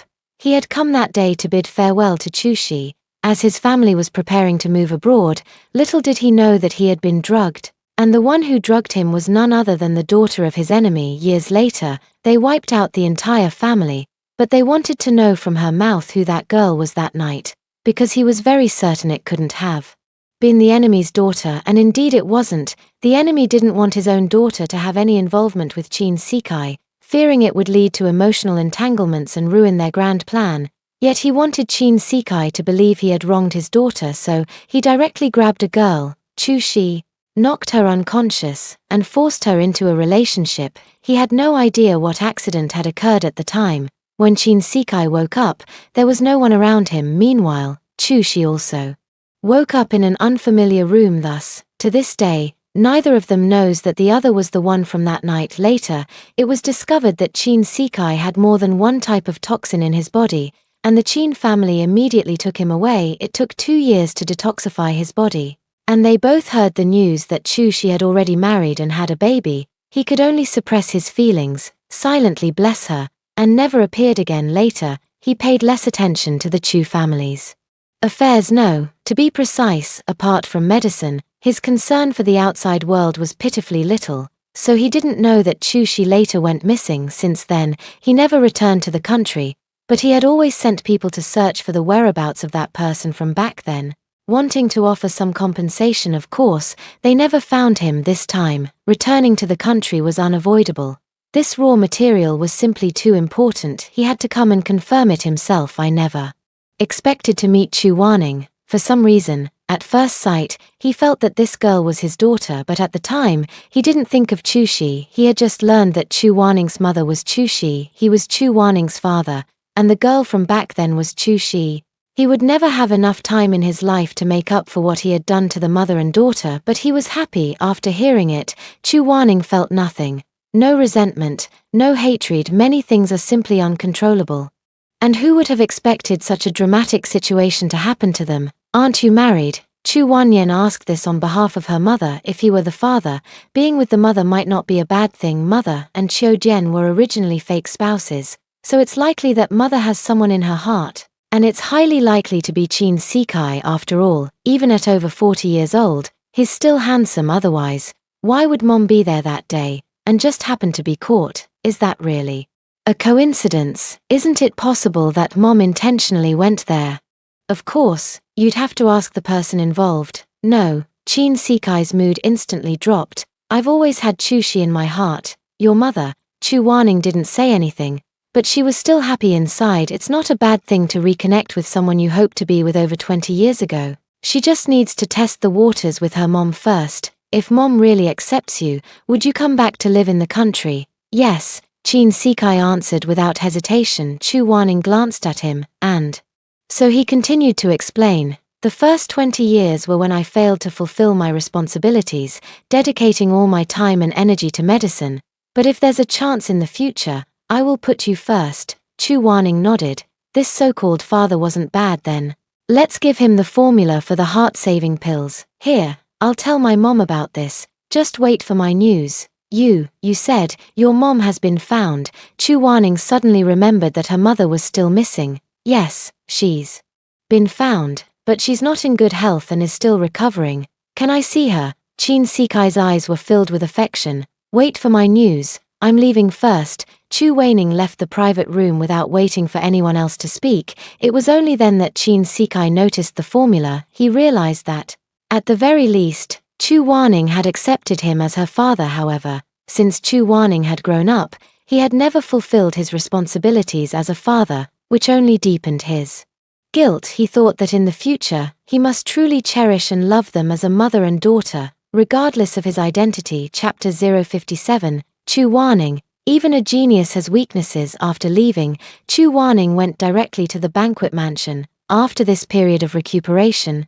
Chu Shi's physical condition is generally in good shape. She also plans to subtly inquire about her biological father's affairs. Chu Warning knocked on the door. Come in, Mom, Ningbao is here. Are you about to start school in a few days? Chu Warning was stunned. Suddenly being concerned about her studies made her feel overwhelmed.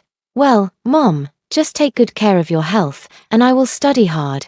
Chu Shi knew her daughter had grown up and also understood how difficult her daughter's life had been during the years she was imprisoned.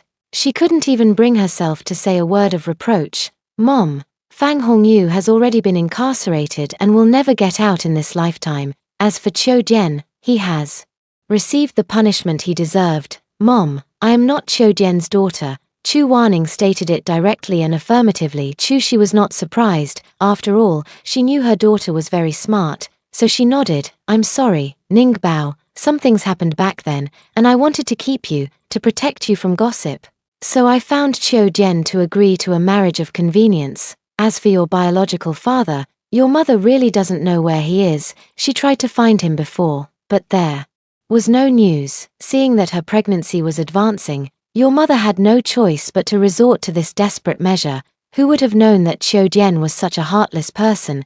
It was your mother's mistake for misjudging him. My dear, I'm sorry for letting you down. The regret and guilt in Chu Shi's eyes were impossible to hide, and this became the deepest wound in her heart. Chu Weining stepped forward and hugged Chu Shi, gently patting her back, then let go and looked into her eyes, asking her seriously, Mom, what do you think of Qin Sikai? Chu Shi's eyes flickered with a hint of surprise and fleeting admiration before she lowered her gaze, taking a long moment before speaking slowly. He is very good, why bring him up? And her daughter had mentioned him twice already last time Shu Qing was here.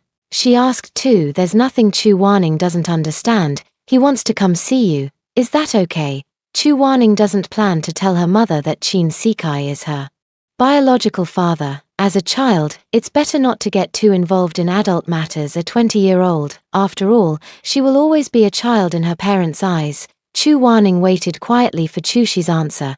Chu Shi didn't know what he was thinking, as he had completely immersed himself in his own world. Chu Warning wasn't in a hurry either. She helped her with a leg massage so she could stand up faster. The health campaign starting next week can also be scheduled. The mother and daughter sat in silence, not knowing how much time had passed. Chu Shi finally spoke. Of course, after all, he was your grandmother's disciple, although it wasn't for long, and then your grandmother left. Chu Warning felt that there was still a chance between her mother and her father. Having gotten her answer, she stayed to have a meal with Chu Shi before finally preparing to head back. Seeing that it was still early, Chu Warning decided to swing by and pick Lu Xiqing up from school. Lu Xiqing was over the moon to see his sister-in-law first. There had to be a powerful, impactful hug. Chu Warning felt that if she didn't have some martial arts skills, she would definitely have been knocked flying by him. The two had just gotten into the car when they received a call from Yi Mugue. Chu Warning, are you at home? Do you even have me, your brother, in your eyes? Didn't I say I was coming to your place to check out the car? Have you forgotten? Chu Warning could almost picture Yi Mugue's punchable face. Through the phone, sitting in the back seat, Lu Xiqing heard a man's voice on the phone, and alarm bells went off in his mind. He quickly pressed his watch to send a message to Lu Xian. Your wife has been taken away by a smelly man. Hurry home. Then, as if nothing had happened, he sat down calmly and waited until Chu Warning spoke. Yi Mugue, call me sister, and I can get your brother-in-law to lend you his car. Otherwise, don't even think about coming to my house, and I'll block you right now. Lu Xiqing, sent the message too early. Yi Mugue, when you're under someone else's roof, you have to bow your head. Sister, good sister, I haven't eaten yet. Let's go together. I'm coming to your place now. Your home-cooked food is delicious. Yi Mugue can be flexible, cute, and even a bit of a troublemaker. I've sent you the address. I'm picking Qingbao up now. Bye. Phone set aside, then start the car. Lu Xiqing continued to send messages to Lu Xian. The intelligence was wrong. It's Yi Mugue, that show-off. Don't panic, brother. With me here, no one can take my sister-in-law away. Lu Sion, who was in a meeting, ran out as soon as he saw the message, and by now he had already reached the underground parking lot. And when he saw the message again, he really didn't know whether to beat Lu Xiqing up or praise him, but still drove home. Liu Bei, who stayed in the meeting room to continue presiding over the meeting, ever since the madam came along, Master Lu always abandons him. Without a second thought, he sneakily sent a message to Lu Shi, Lu Dong, and Lu Nan, pouring out his grievances. Then he received a unanimous reply from them. Get out, author. Ha ha ha ha. Chu Wanning was the first to arrive home and instructed the kitchen to prepare dishes that everyone would enjoy. Then, she took Qingbao to finish today's homework. Qingbao, is this Friday your parent-teacher conference? Yes, sister-in-law, I don't want to go to kindergarten anymore. Can you let me go to 6th grade? Lu Xiqing asked seriously. Chu Wanning was a bit confused even. If it's skipping grades, isn't this a bit too fast? Seeing Chu Wanning remain silent, Lu Xiqing wondered if she had been a bit too reserved. Sister-in-law, you could even let me skip straight to 9th grade. Only then did Chu Wanning snap out of her daze. No, Qingbao, you're only 5 years old, aren't you? Chu Wanning gave him a thorough once-over and confirmed once again that he was indeed a 5-year-old child. Yes, my birthday is at the end of the year, sister-in-law, you remembered correctly. Having received a definite answer, Chu Wanning confirmed that she hadn't made a mistake, which meant Lu Xiqing must have a fever. She placed her hand on his forehead again, but he wasn't feverish. Lu Xiqing finally understood. His sister-in-law thought he was talking nonsense. He ran out quickly and came back with Chu Wanning's advanced mathematics textbook from university. Then he randomly opened a page, found a problem, and started working on it. In no time, he placed the answer in front of Chu Wanning. To be honest, Chu Wanning hadn't really paid attention in class. Even though this was a question from last semester, she still didn't know how to solve it. Don't think it's absurd. Even geniuses have their weaknesses. For instance, mathematics is her weak point. But it doesn't hinder her from making money or using it when needed for her strengths. She specifically searched for it, and the answer is correct. What else doesn't Chu Wanning understand? Lu Xiqing is a genius. It really was difficult for him, at just 5 years old, to endure so much, but she still needed to ask more. What about your other subjects? Of course. Does your brother know? I know. So your brother doesn't agree with you skipping a grade? Yes, that's why I'm looking for sister-in-law. Big brother listens to sister-in-law the most. Lu Xiqing blinked her round eyes, full of admiration, making Chu Wanning feel like she was about to float away. Lu Xiyang indeed listened to her, but she and Lu Xiyang shared the same opinion. They disagreed. Qingbao, I can only agree for you to go to 6th grade. It's mainly because your sister-in-law is worried that you're too small and might get bullied. You understand, right? Then teach me kung fu, sister-in-law. Oh, so you're taking on work for yourself now, is that what she meant? Chapter 058. Lu Xian, my sister is in charge at home at this moment. Chu Wanning realized that she had never truly tried to understand Lu Xiqing, always treating him like a 5-year-old child. But he really wasn't. Suddenly, she thought of her own husband. He must be a genius too, right? Just thinking of him, Lu Xian arrived behind her. Darling, oh, you're back, brother, sister-in-law. I'm heading downstairs first, even though it's his own room. He's about to have a meal and doesn't want to be fed dog food. Chu Wanning turned around and threw herself into Lu Xian's arms. Husband, Qin Sikai really is my father. Mom has agreed to meet him. As for what happens next, I can't control it, but I still hope Mom can be happy. From the looks of it, she still has feelings for Dad in her heart. Well, I support whatever you want to do. Lu Xian gently rubbed her hair with affection. You're the best, hubby. Oh, by the way, Yi Mugue is coming over later. Upon receiving the news, Lu Xian didn't even bat an eyelid and calmly said, all right, do you miss me? To be honest, I do miss you a little, but you don't have to be so clingy. Then I'd better say, I miss you a lot. If I say something he doesn't like, my waist will suffer tonight. Lu Xian's lips curled up. Little thing, just saying you want without any action. As he spoke, one hand gently stroked Chu Wanning's lips. The girl, with both hands around Lu Xian's neck, jumped onto his body in the next second, her legs wrapping around his waist. Husband, Yang. Chu Wanning looked at him with eyes like a fox's, filled with allure. Stop playing around. He didn't want any other man to see the enchanting look on Chu Wanning's face after being cherished by him. so he had to suppress the urge, gave her a deep kiss, and carried her straight out of the room and into the elevator. The moment the elevator doors opened, two figures darted past, accompanied by noise. Lu Xiqing, you stop right there. Yi Muguai limped along, chasing after her. No way, Lulu, still not forgetting to stick out her tongue at Yi Muguai. Chu Wanning glanced at Lu Xian, who remained completely unfazed, as if he hadn't heard a thing, and simply took her hand, leading her toward the dining room. Darling, look at me, not them, they're noisy. As soon as the words were spoken, Lu Xiqing and Yi Muguai scurried over to the dining table and sat down, then, shouting to the two who hadn't yet arrived, "Hello, sister-in-law, brother-in-law." Hello, brother-in-law was a term Lu Xian liked to hear, so he nodded. Then, Yi Muguai raised his eyebrows at Chu Wanning, signaling that he had managed to win over Lu Xian. Just calling him brother-in-law will do. Chu Wanning snorted coldly, giving him a look that clearly said, "You're only acting tough because you have me backing you up, a 5-year-old child and a 20-year-old adult who acts just like a child. This meal is bound to be full of flavor and laughter." With any notion of no talking while eating or sleeping long forgotten after dinner, Yi Muguai finally got to the main point. "Brother-in-law, I want to see your car. That cheap look is simply unbearable to look at. My wife makes the decisions in our household." The meaning is clear in one sentence. Then Chu Wanning witnessed just how deeply a man could love cars, where considerations of face were completely unnecessary. "Sister Chu, Sister Wanwan, Sister Ning, Sister, dear sister, shut up. Uncle Lu, give him the key and let him disappear." Chu Wanyan was at her wit's end. There is a mountain behind the Lu family estate, which serves as a natural racetrack. Yi Muguai had a blast that day. He even stayed overnight before playing. He even took Lu Xiqing away, claiming that he needed a cheerleader. Finally, the whole house is quiet. The two returned to the study, where Chu Wanning discussed Lu Xiqing's schooling, but it was clear that Lu Xian wanted to leave everything to someone else. "Darling, you decide. That little rascal keeps coming to you. Doesn't that tell you our family listens to you?" "I just said so too." Lu Xian hugged Chu Wanning from behind as they stood before the floor-to-ceiling window, watching the speeding race cars in the distance. "Alright, then don't forget to attend his parent-teacher conference and, while you're at it, get him transferred to another class."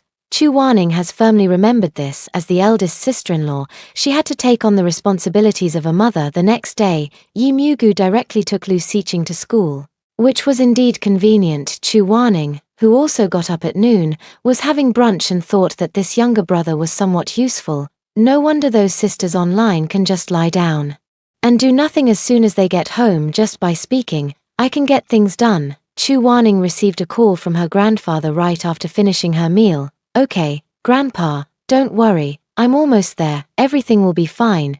Chu Wanning is simply very confident in her medical skills.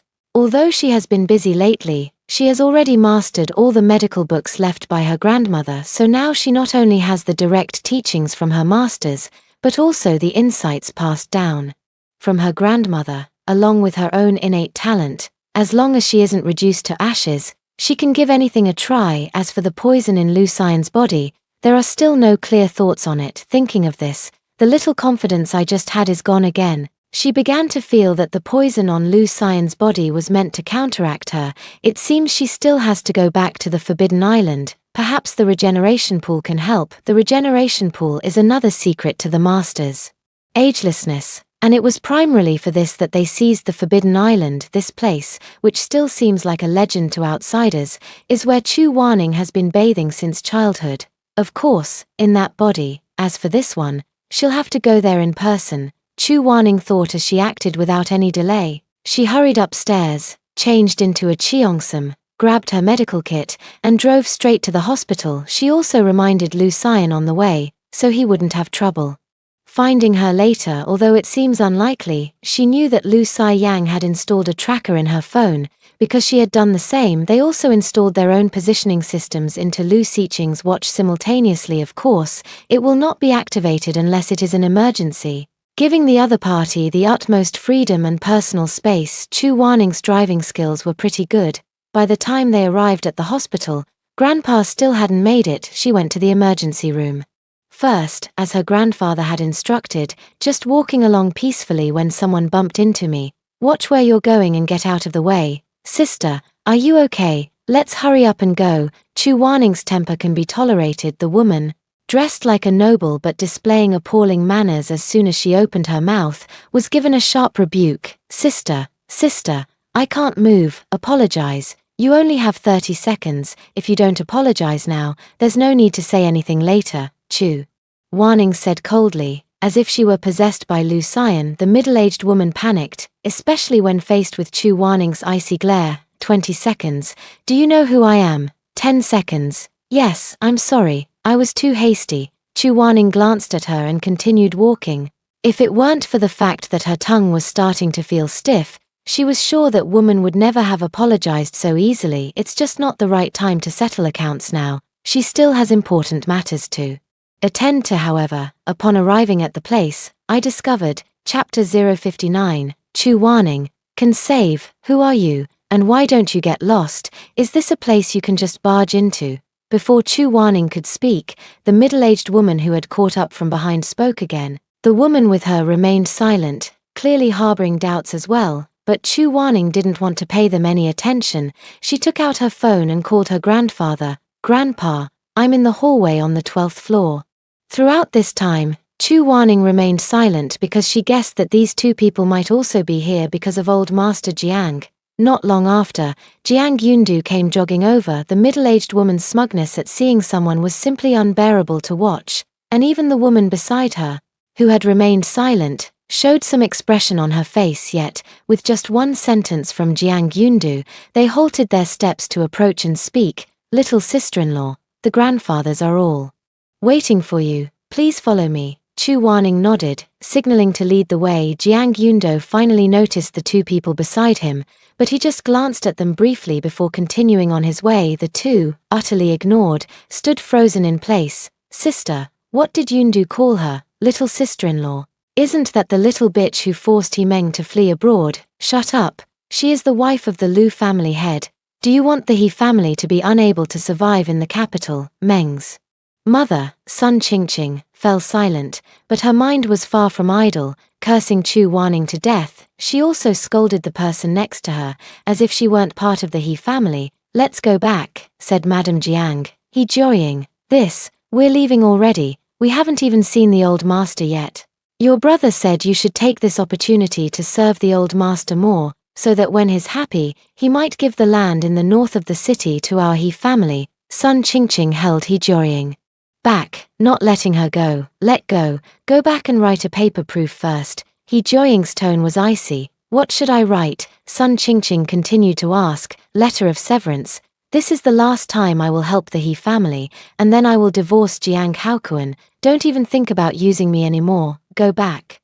After saying that, he left directly, shaking off He Jiuying. Sun Qingqing had no choice but to follow, and any dissatisfaction could only be vented in her heart. So useless, if it weren't for her husband coming up with a good idea. He Jiuying probably wouldn't have compromised all these years. Humph. If they want to completely sever ties, they'll have to see if the He family agrees to it. Little sister-in-law, those two people didn't offend you just now, did they? I've offended you, and I've been punished for it. Chu Waniang was now certain they had met before. Sorry, one is my birth mother and the other is my aunt. No matter what you did, you must be right. As for them, don't take it to heart, Jiang Yundu explained apologetically. Yes, we should focus on Grandpa. When Chu Waning learned about their identities, she didn't say much, only feeling that the lives of the wealthy were indeed complicated. There might be quite a few things going on here. She wasn't the type to seek out trouble for herself. As long as no one provoked her again,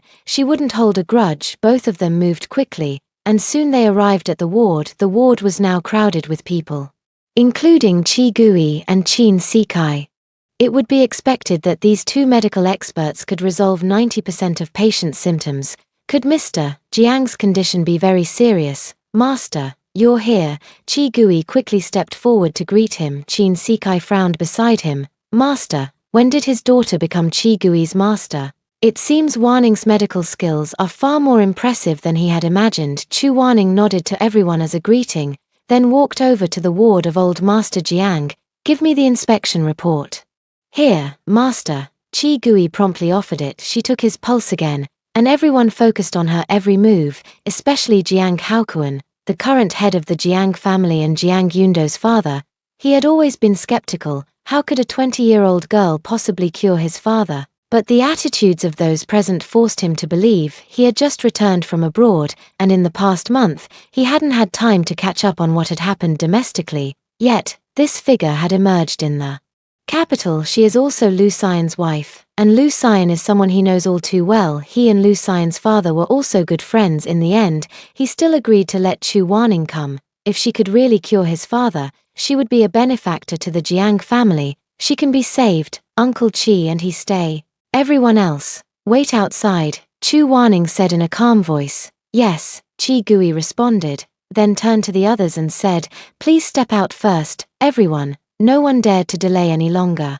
The room was cleared in an instant. The ward was directly connected to the operating room. After completing the preoperative preparations, Chu Wanning explained the surgical plan. With the assistance of the two helpers, the entire procedure went smoothly. 3 hours later, the surgery was completed. Master.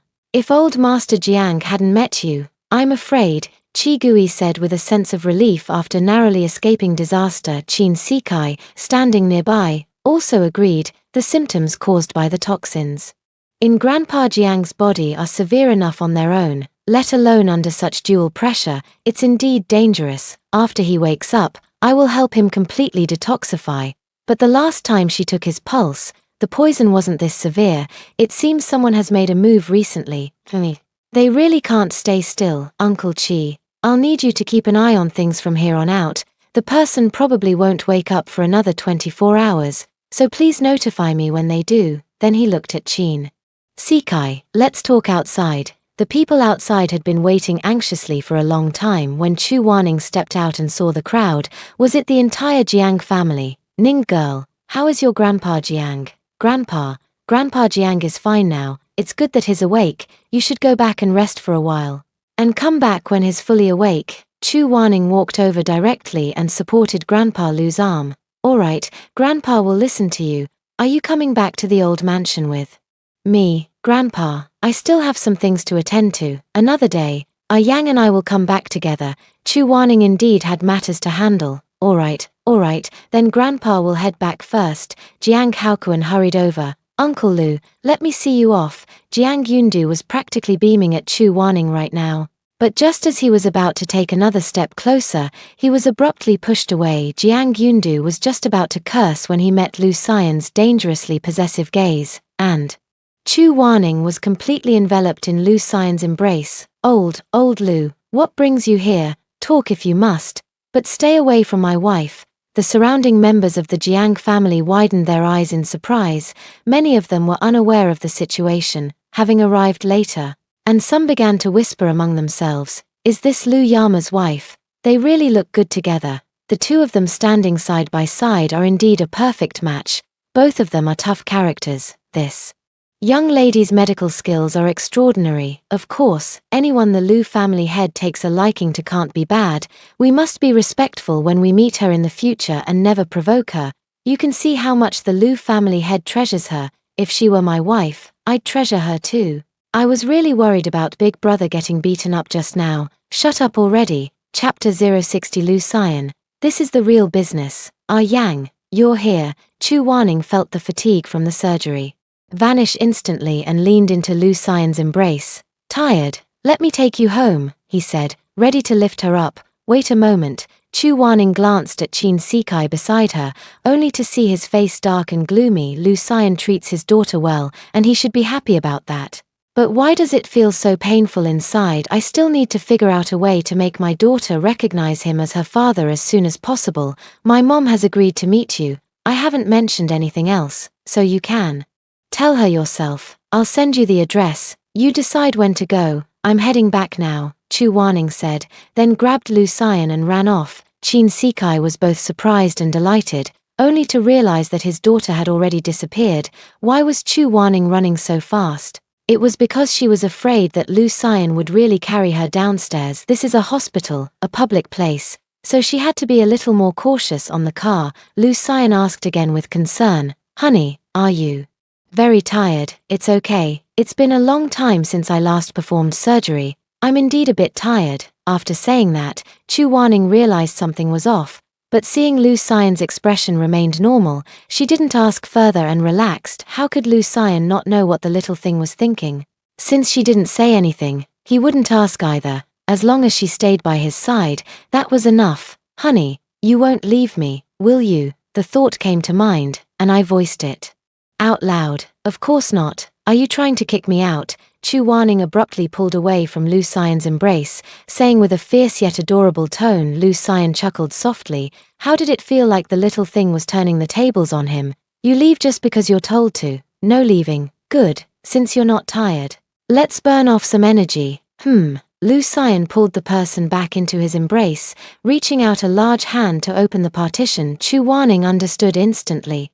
Well, honey, I suddenly feel a bit tired. Oh, where are you tired? Let me give you a massage. Darling, honey, I have something important to tell you. Well, this is the real deal. Then, my mouth was sealed shut. Fortunately, it was just a kiss that left one completely weak, without anything else happening. Chu Wanning now completely clung to Lu Xian's body, and only after her breathing stabilized did she speak. Honey, the poison in Grandpa Jiang's body has recently increased. Do you want to send someone to investigate it and inform Jiang Yundo as well? Alright, I've indeed discovered some things recently. There might be traitors within each family, colluding with some foreign forces. Leave these matters to me. You'll be starting school soon, and I'll pick you up every day from now on. Why bring up the start of school again out of nowhere? I really want to graduate. Chu Wanning felt that the original owner hadn't completely left. For instance, this dislike for studying didn't align with her. Yes, it must be like this. Actually, you don't need to. Look, you're so busy every day, right? If you also have to send me to school, that would be too tiring. I can drive myself, or you can just drop me off when you're sending Qingbao, Chu Wanning suggested thoughtfully. It's settled then, Lu Xian said calmly, yet with an unwavering tone. Alright then. My man, why not make full use of him? Returning to the Lu family estate, Chu Wanning first went to take a bath. She had sweated a lot during the surgery, but Lu Xian didn't mind the dirt carrying her all the way. She suddenly thought of something and quickly took out her phone to dial old A's number. Uncle A, my biological father Qin Sikai might go to see my mom recently. Please take him there directly. Miss Ning, I know, he's right at the front gate now. TSK. Chu Wanning didn't expect this cheap spot to be quite fast. Good, I have another thing to tell you. Please help me look into the He family, the one related to the Jiang family. They have a daughter named He Meng, but I don't know anything else about them. Okay, I'll get the documents to you as soon as possible. Chu Wanning finished giving her instructions, hung up the phone, and only then stepped out of the bathroom. After returning to his study, Lu Xian also gave some instructions, asking Lu Shi, Lu Dong, and Lu Zhong to investigate the Jiang family. One incident after another has occurred, and he can no longer simply view these events as mere internal power struggles within the family. Moreover, Lu Xiaoheng has been very quiet lately, so quiet that he hasn't made any moves. He worries that he might be planning something after Chu Wanning starts school, so for now, he can only be closely monitored. If it weren't for the big fish behind him, he wouldn't be worth wasting his manpower on. Evening banquet mansion. Qin Sikai received the notification that he could enter, drove the car into the yard, but hesitated to open the car door. His mood was very complicated at the moment, not knowing how to speak to Chu Shi. Finally, thinking of his daughter, he mustered up the courage and walked upstairs. Whether she forgives him or not, he will take care of them for the rest of his life. Chu Shi had received the news in advance and was anxiously waiting. She couldn't deny that after all these years, she still felt a flutter for him. But now that she was in this state, she had no right to like him anymore. He knew very little about Qin Sikai's information and felt too embarrassed to ask his daughter or Shu Qing too much, afraid that his thoughts would be seen through by them. He was older than her, so he must have been married by now, and his child should be about the same age as Ningbao. But since he had decided to meet him, he might as well treat it as a reunion of old friends. Bang, bang, bang. Madam, Mr. Qin has arrived. Laroa personally escorted the guest upstairs. Come in. Laroa opened the door and gestured for them to enter. He knew the inside story, so he simply closed the door and left. This action made the already tense Chu-shi even more flustered. How could he just leave like that? Only the two of them were left in the room in an instant. At this moment, Chu-shi has recovered quite well. Her face shows little sign of aging, though the poisoning has added a touch of illness, making her even more endearing. When Chin Sikai saw that face, he thought of that night more than 20 years ago, and suddenly it all clicked, seeing that the person was just staring at her without speaking.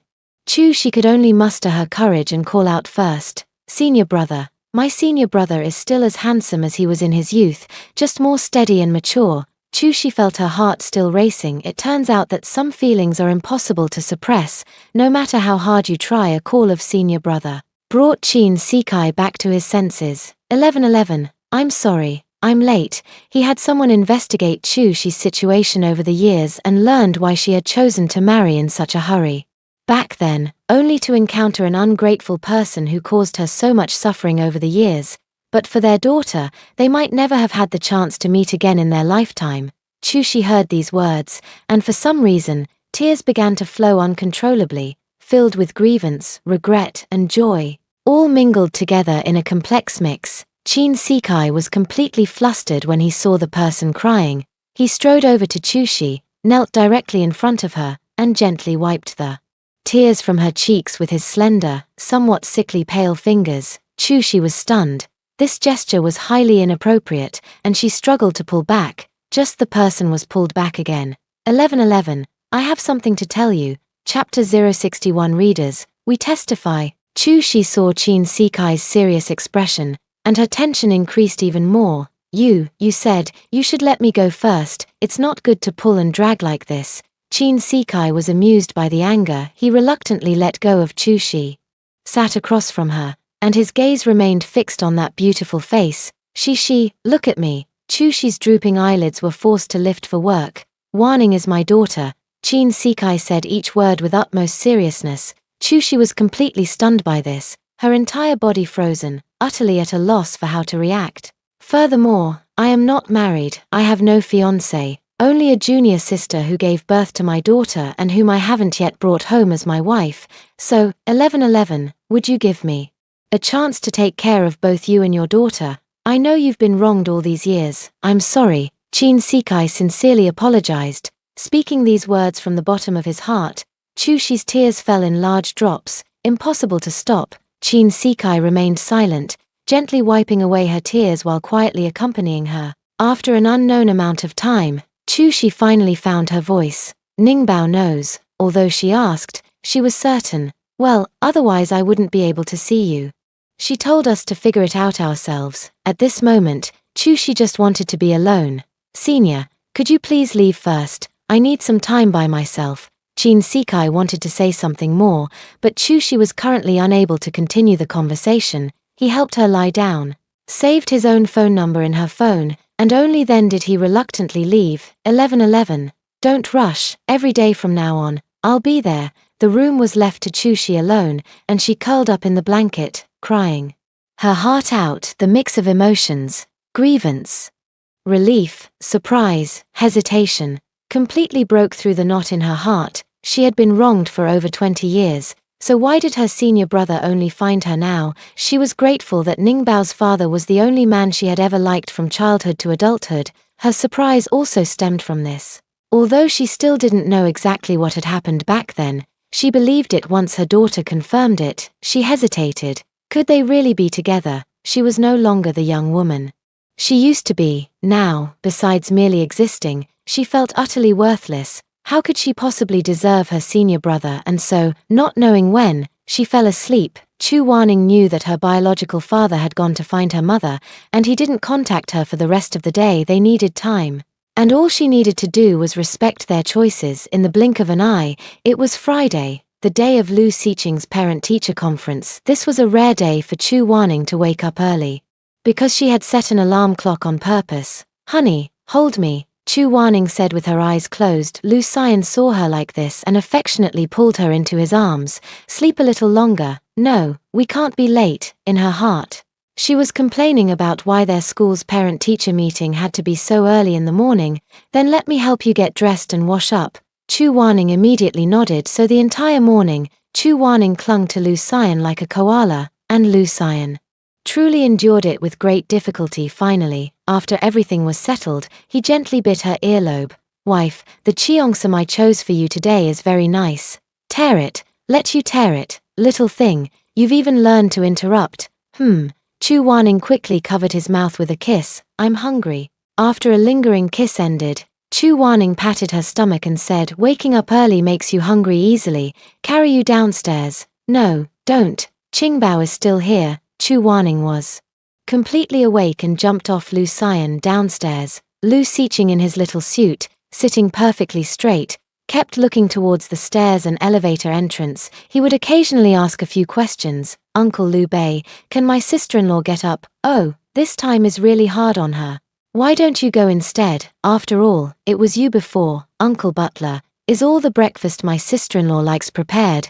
Make sure to prepare extra for her. Oh dear, my brother is so lazy, he still hasn't gotten up yet. As soon as the words were spoken, the elevator doors opened. Lu Xian led Chu Wanning's hand towards the restaurant. Sister-in-law, Lu Xiqing was so happy that her hair seemed to dance. Running towards Chu Wanning, however, she was undoubtedly blocked again, dragged aside by the collar by Lu Xian. Lu Xiqing shouted wildly, Hey, hey, hey, Demon King, my custom-made suit, woohoo, sister-in-law, hurry up and control your man, he's about to revolt, let go of me, what's wrong with me hugging my sister-in-law, Liu Bei? Just as Liu Bei was enjoying the show, he was suddenly called out, Here I come, quickly took Lu Xiqing from Lu Xian's hands. Young master, let's hurry up and eat, your sister-in-law is hungry. Yes, my sister-in-law is hungry, let me down. By now, Lu Xian had already taken Chu Wanning to sit at the dining table. Lu Xiqing straightened his little suit and even went to check himself in the mirror before returning to his seat with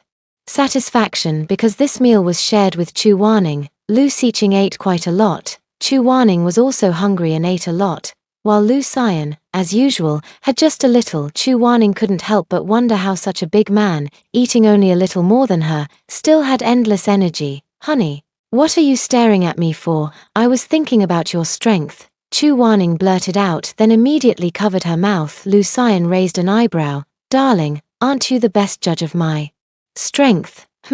Chu Wanning pouted. You better stop talking, eat more. She then added some of Lu Xian's favorite dishes to his plate. Finish up and let's go. With a faint smile on his lips, Lu Xian continued to eat elegantly. After breakfast, the family of three got into the car with happy hearts. Sister-in-law, you are definitely the most beautiful parent today. No one is as beautiful as you, isn't that right, big devil? After speaking, he stretched his little head and asked Lu Xian. Lu Xian didn't even glance at him. Do you really need to tell me how beautiful my wife is? I was the one who found sister-in-law.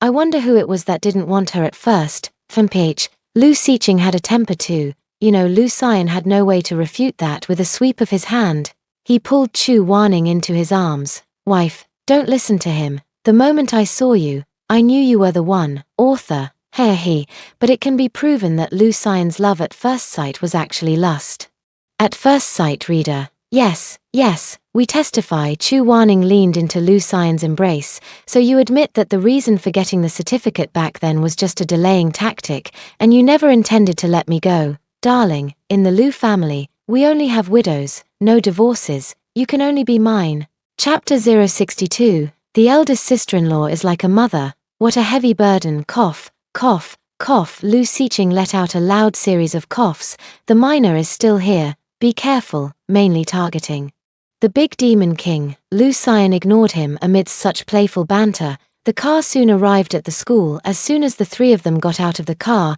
they immediately became the center of attention, and everyone's movements seemed to freeze for a second. Some little dumplings were even shouting, Beautiful sister.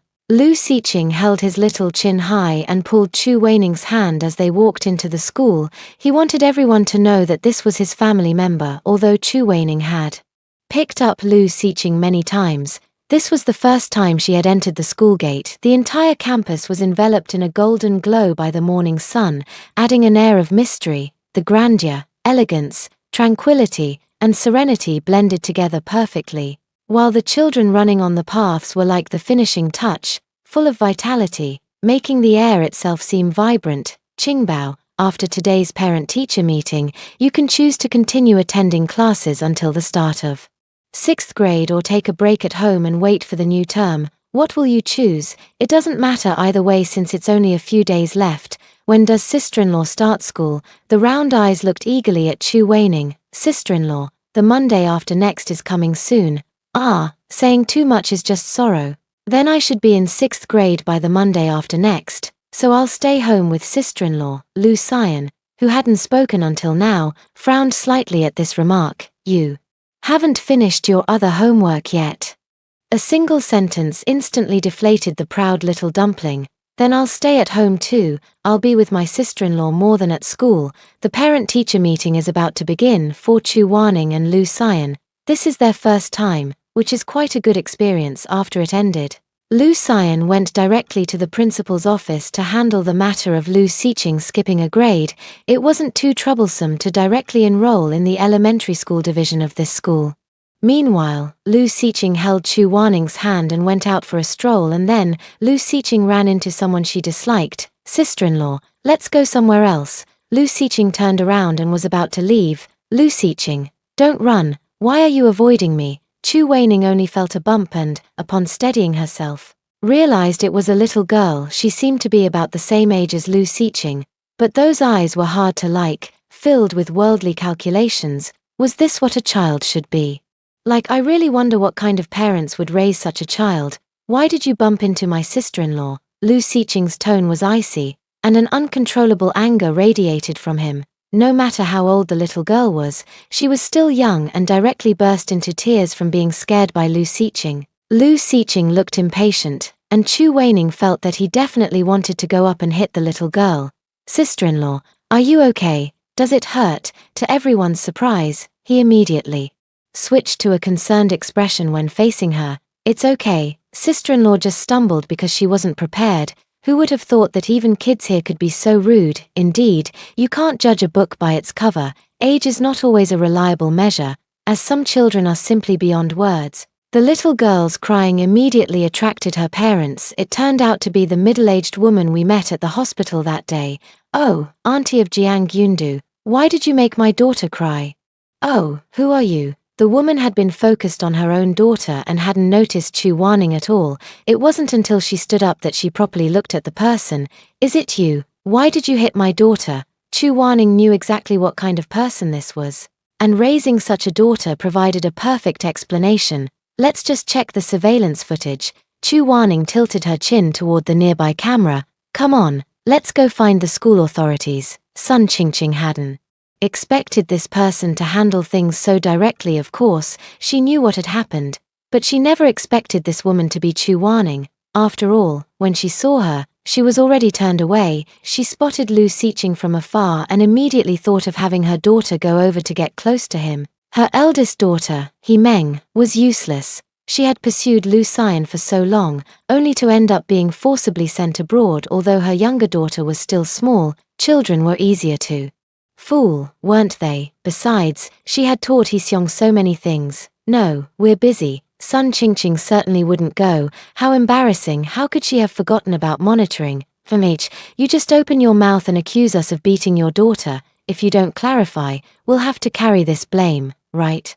Chu Wanyan said coldly. How can you be so unreasonable? It wasn't us. Okay, we're leaving, Sun Qingqing said, pulling He Xiong, who was still sobbing, away. Stop, apologize to them. Ah, it's Lu Xian's voice. Chu Wanning turned around and saw the man's ice-cold face, but when his gaze fell on her, his eyes softened considerably. Lu, President Lu. Sun Qingqing was truly frightened now. No one told her that Lu Xian had come too. She probably didn't check the almanac before going out today. After returning from the hospital, her husband had already warned her not to provoke these people.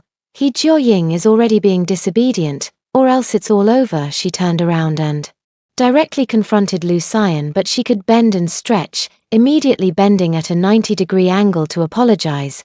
Mrs. Lu, young Master Lu, I'm very sorry, I spoke out of turn, I apologize to you. He Xiong, standing nearby, watched her mother's actions with a look of disdain, then turned and left directly. Let's go, a Yang. Chu Wanning didn't bother to respond. If you apologize, I'll accept it. Why don't you just fly to the sky? This woman keeps provoking her over and over again. She really must be living too comfortably. Then she'll give her something to do. And what does this even mean? He Meng Harris's Lu Xian, while he Seong Harris's Lu Xiqing. Their family really knows how to make the most of everyone. Qingbao, does this He Seong always bother you?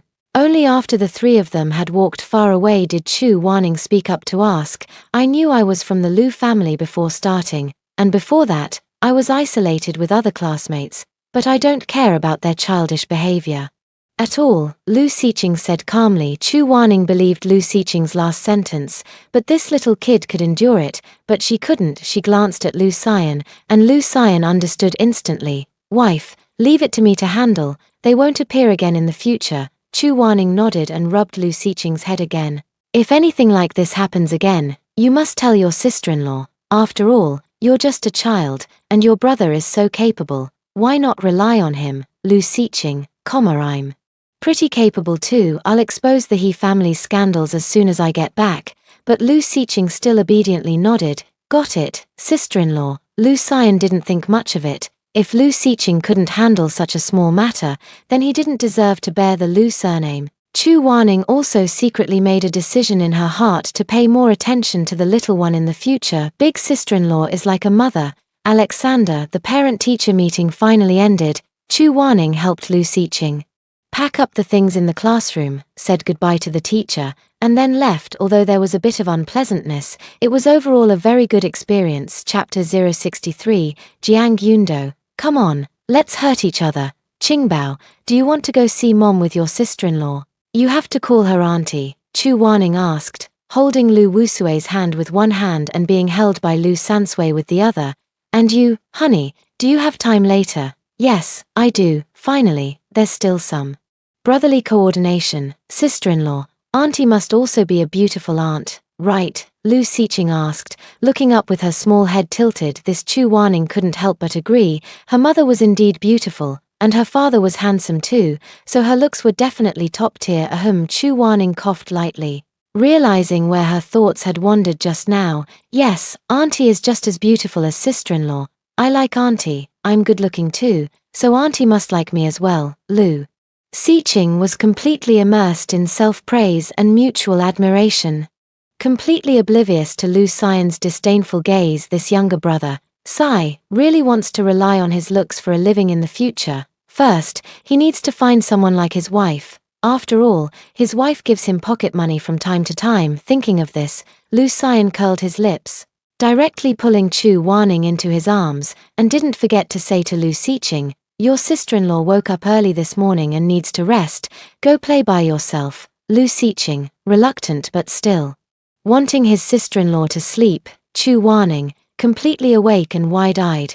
Alright, whatever my husband says goes. She also leaned against the man's shoulder. I didn't expect to actually fall asleep for a while. She slowly opened her eyes only after the car came to a complete stop.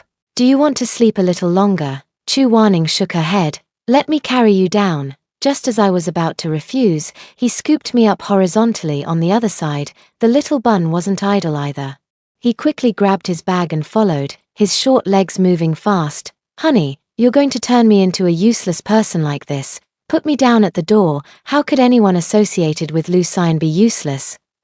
Besides, you're mine. Chu Wanning actually couldn't refute that. She gave him a thumbs up.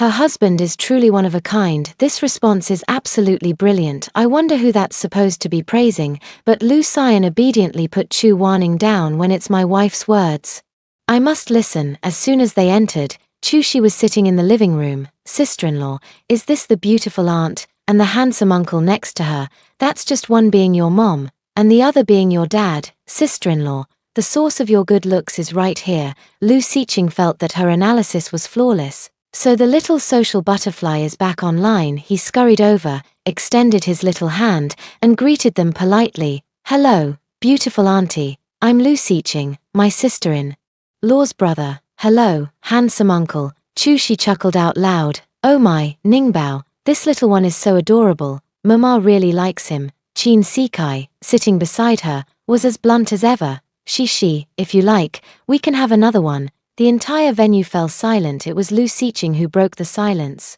I support it. Then I can be a big brother. Go ahead and have a baby. Auntie, look, my brother and I are exactly 21 years apart. Oh, if you get pregnant this year and give birth next year, he and my sister-in-law will also be 21 years apart. What a perfect match. Lu Xian, how did I end up with such a show-off of a younger brother? Chu Warning, that seems quite reasonable.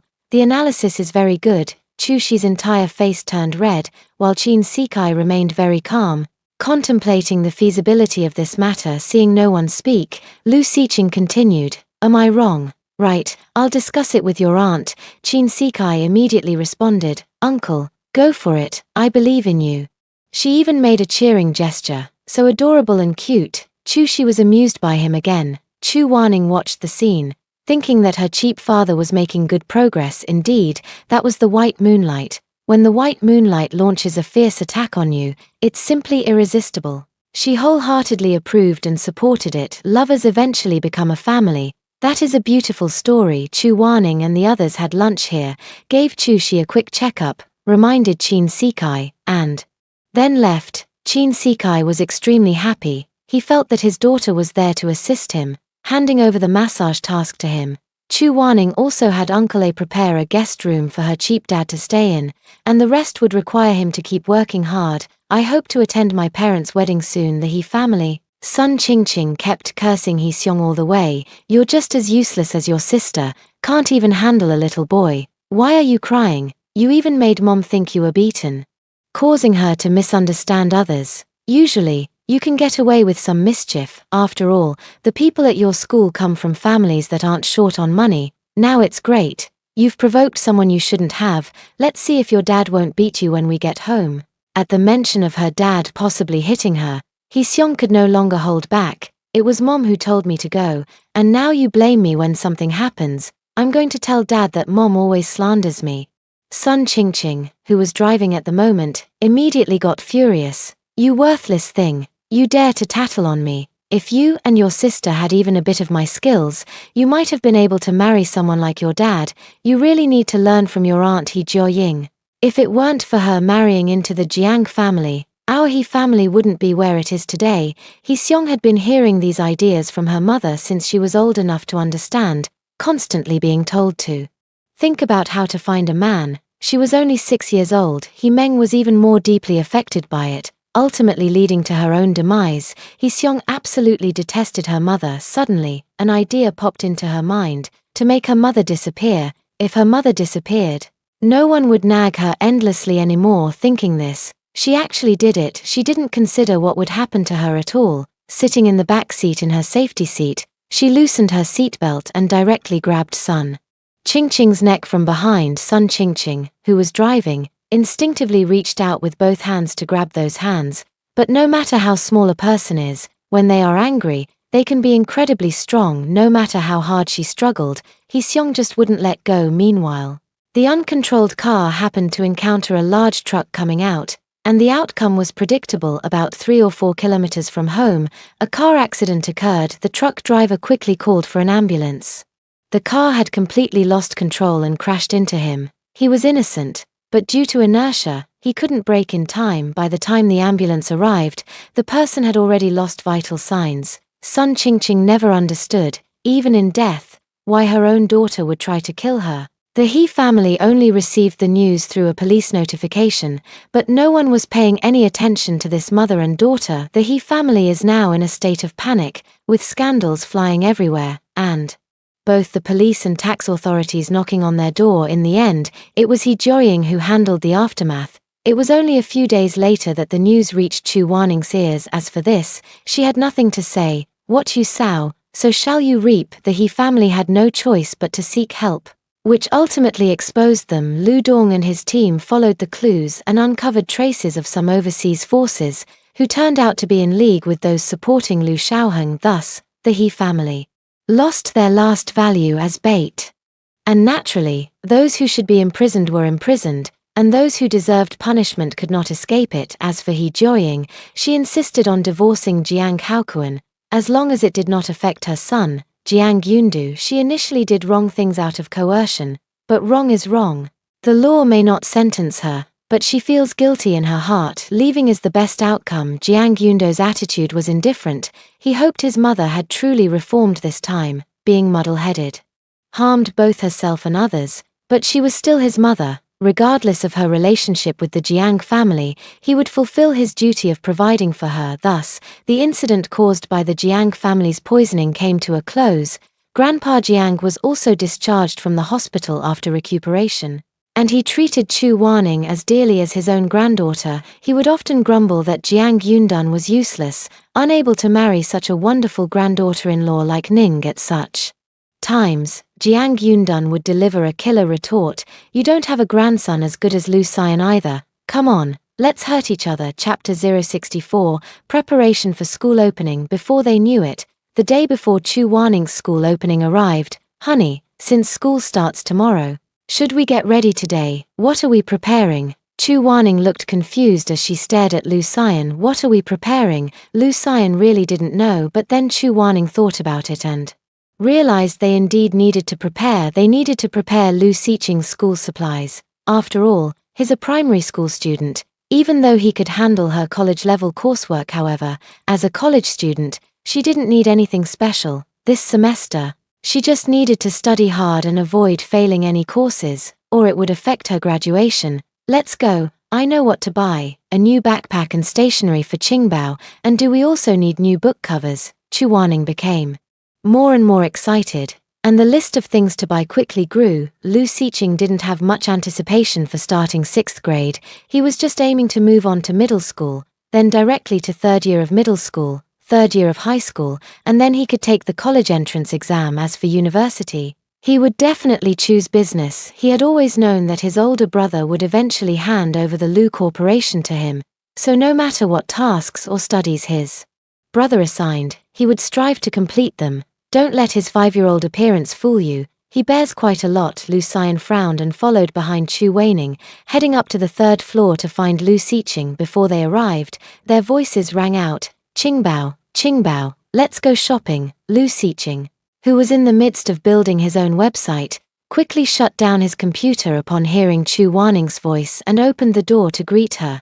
"Sister-in-law, are you heading out?"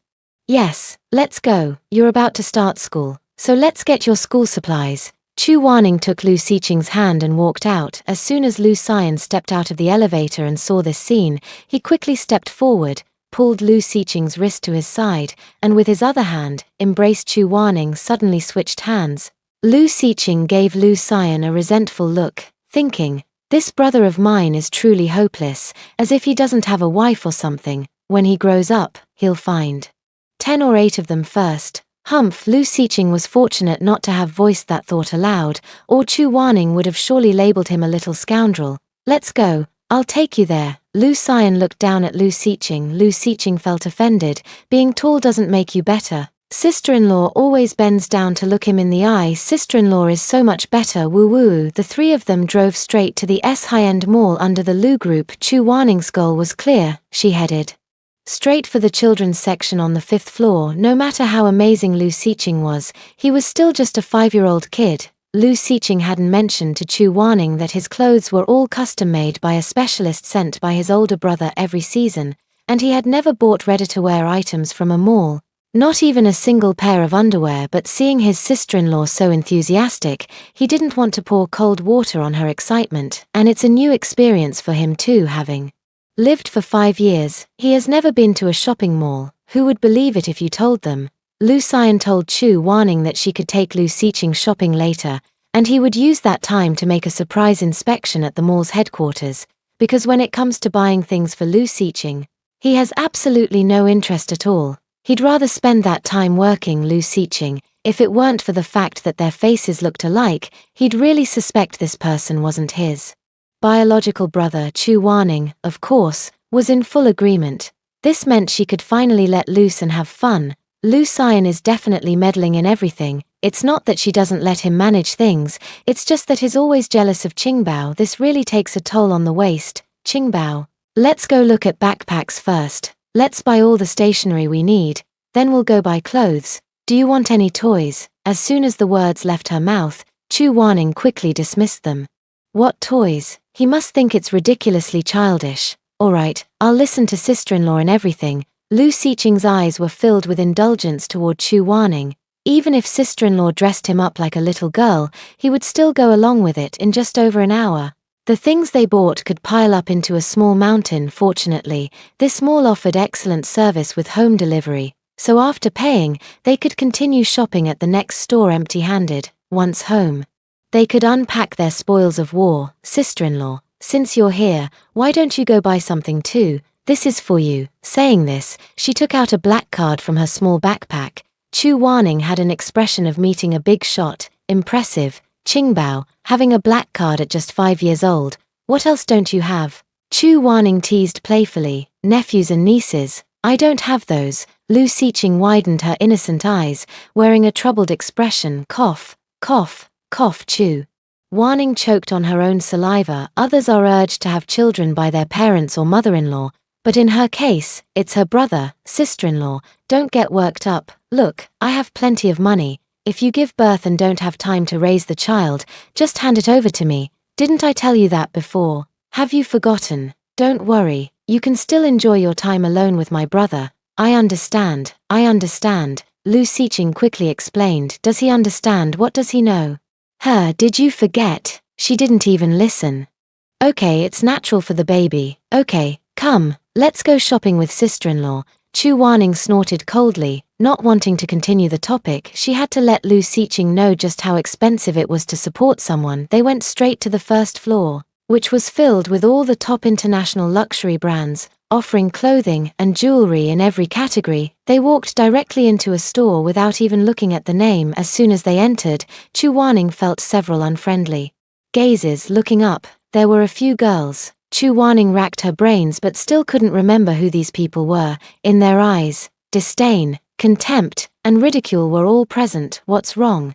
Did she dig up their ancestors' graves or steal their men? Just as she thought it better to avoid trouble and was about to go to another store, she heard a sarcastic voice. Chapter 065, Chu Wanning, my husband is coming soon. Oh, isn't this Chu Wanning? How come you have money to come here? Don't tell me you don't know that a single outfit in this store costs 6 figures. How would she know? You forgot she only wears Yuan's old clothes, right? Have you paid your tuition for the new semester? Should we donate some money to you? Then came the laughter of the few, sharp and unpleasant. Chu Wanning looked at them as if they were dead people. Since they had called her out by name, it would be very impolite not to respond. So it's the dogs around Qiu Yuanyuan. How much does she pay you a month to keep you around? Enough for you to bark at anyone you see here.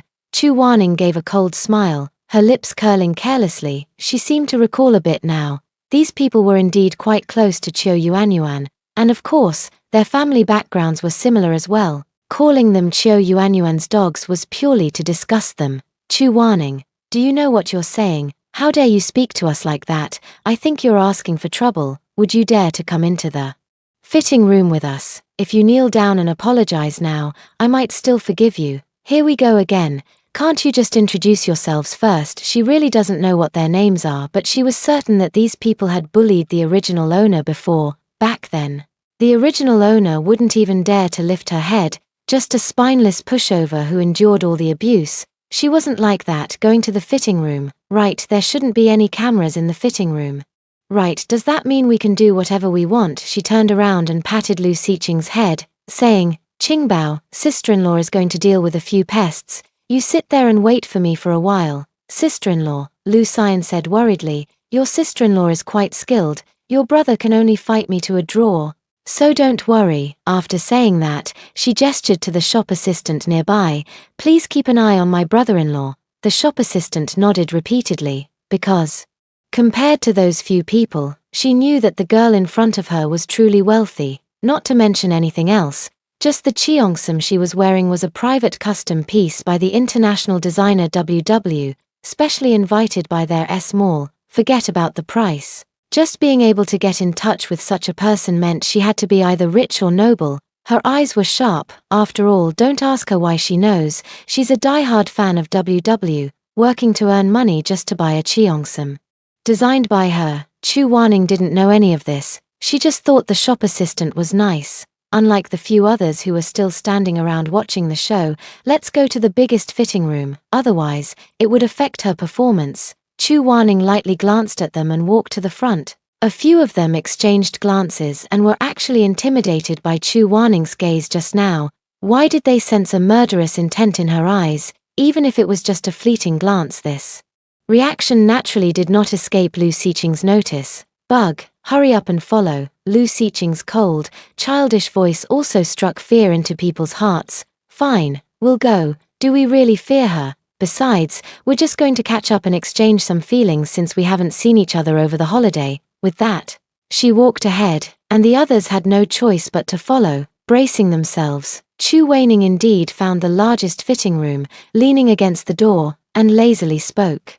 Shall we go together? Come in, let's exchange some feelings. Right, after saying that, he glanced at the surveillance camera in the hallway and then made an inviting gesture. There definitely isn't any in the fitting room, so we have to put on a good show where it can be seen, don't we? At this moment, the true colors of a few of them were fully revealed. Chu Wanning, haven't seen you for a holiday, and your courage has grown. You forgot who begged for mercy under our feet, who was locked in the bathroom and drenched, who shamelessly begged us to let you play with us. It seems you want to relive it all. Since we are such good sisters, we naturally have to fulfill your wish. What are your names? You, tell me, Chu Wanning said coldly, her gaze shooting over. The person who had just spoken immediately froze, their smug expression turning rigid, and they quickly answered. My name is Sun Yujie, she's Jiawenshi, she's Li Feiya, and she's Ju Yingying. As soon as the words left her mouth, she covered it with her hand, pointing at Chu Wanning.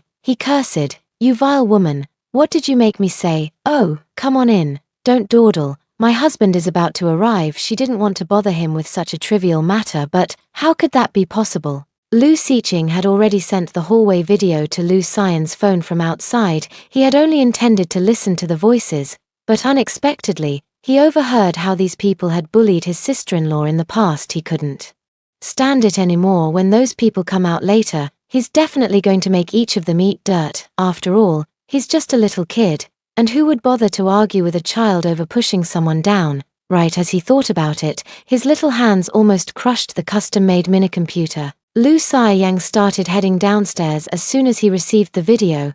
How dare they bully the treasure he held in the palm of his hand right under his nose, on his own turf? These people, and many more at the school. None of them will get away with it. Anyone who has ever bullied her will face punishment, of course. Lu Xiang didn't know that it was the original host. The current Chu Wenning would make people tremble in fear, even though she hasn't had the chance to show it yet. Let's go in then. Who's afraid of who? As soon as the four of them entered, whether they were about to speak or take action, within a second, they were all frozen in place. Chu Wanning only pressed a few acupoints, so she couldn't move or speak, otherwise it would be too noisy. Although this is a bit unprincipled, they were 4 against 1. It's clearly them ganging up on her. Then she saw a clothes hanger. Perfect, the tool feels very handy. It must be great for fighting. Thus, the fitting room became the place where Chu Wanning punished them, insulting her, bullying the original owner, right? Beg for mercy, water torture, beatings, and curses. Let's go through each one, and instead of water torture, let's switch to beatings, guaranteed to make them suffer agonizingly. Without leaving any wounds, not even a single bruise, Chu Wanning swiftly and decisively gave them all a full treatment. Finished collecting, took out a wet wipe and wiped my hands. Clothes rack, if I remember correctly, I was the one who fought. Wipe me too, I'm dirtier. The action of wiping hands was elegant and noble, pleasing to the eye. It's just that no one appreciates it, as all 4 of them are kneeling and begging for mercy. Chu Wanning coldly glared at the few of them. Next time you see me go around, if you dare to provoke me again, it won't be just this bit of physical pain. Got it? We won't dare anymore. Please let us go. Grand Auntie. We're calling you Grand Auntie. I apologize. I'm really sorry. I was wrong. Chu Wanning stuffed his ears, lightly uttering a word, noisy. The 4 immediately fell silent. Not a sound was made. In half an hour, it will naturally be undone. Enjoy it well, and remember it for a long time. Adjusted her cheongsam and left. Qingbao is still waiting for me. I guess I'm not too slow. If it weren't for their chatter, I could have finished in 3 minutes, now it's been 10, I hope Lu Xian doesn't show up, I was having so much fun just now. The only downside is that it was a one-sided fight. Alas, this venue limits the performance, otherwise, we could let them come out and fight, although the result is the same, both get beaten up. But the fun increases, doesn't it, just as Chu Wanning was about to exit the fitting room.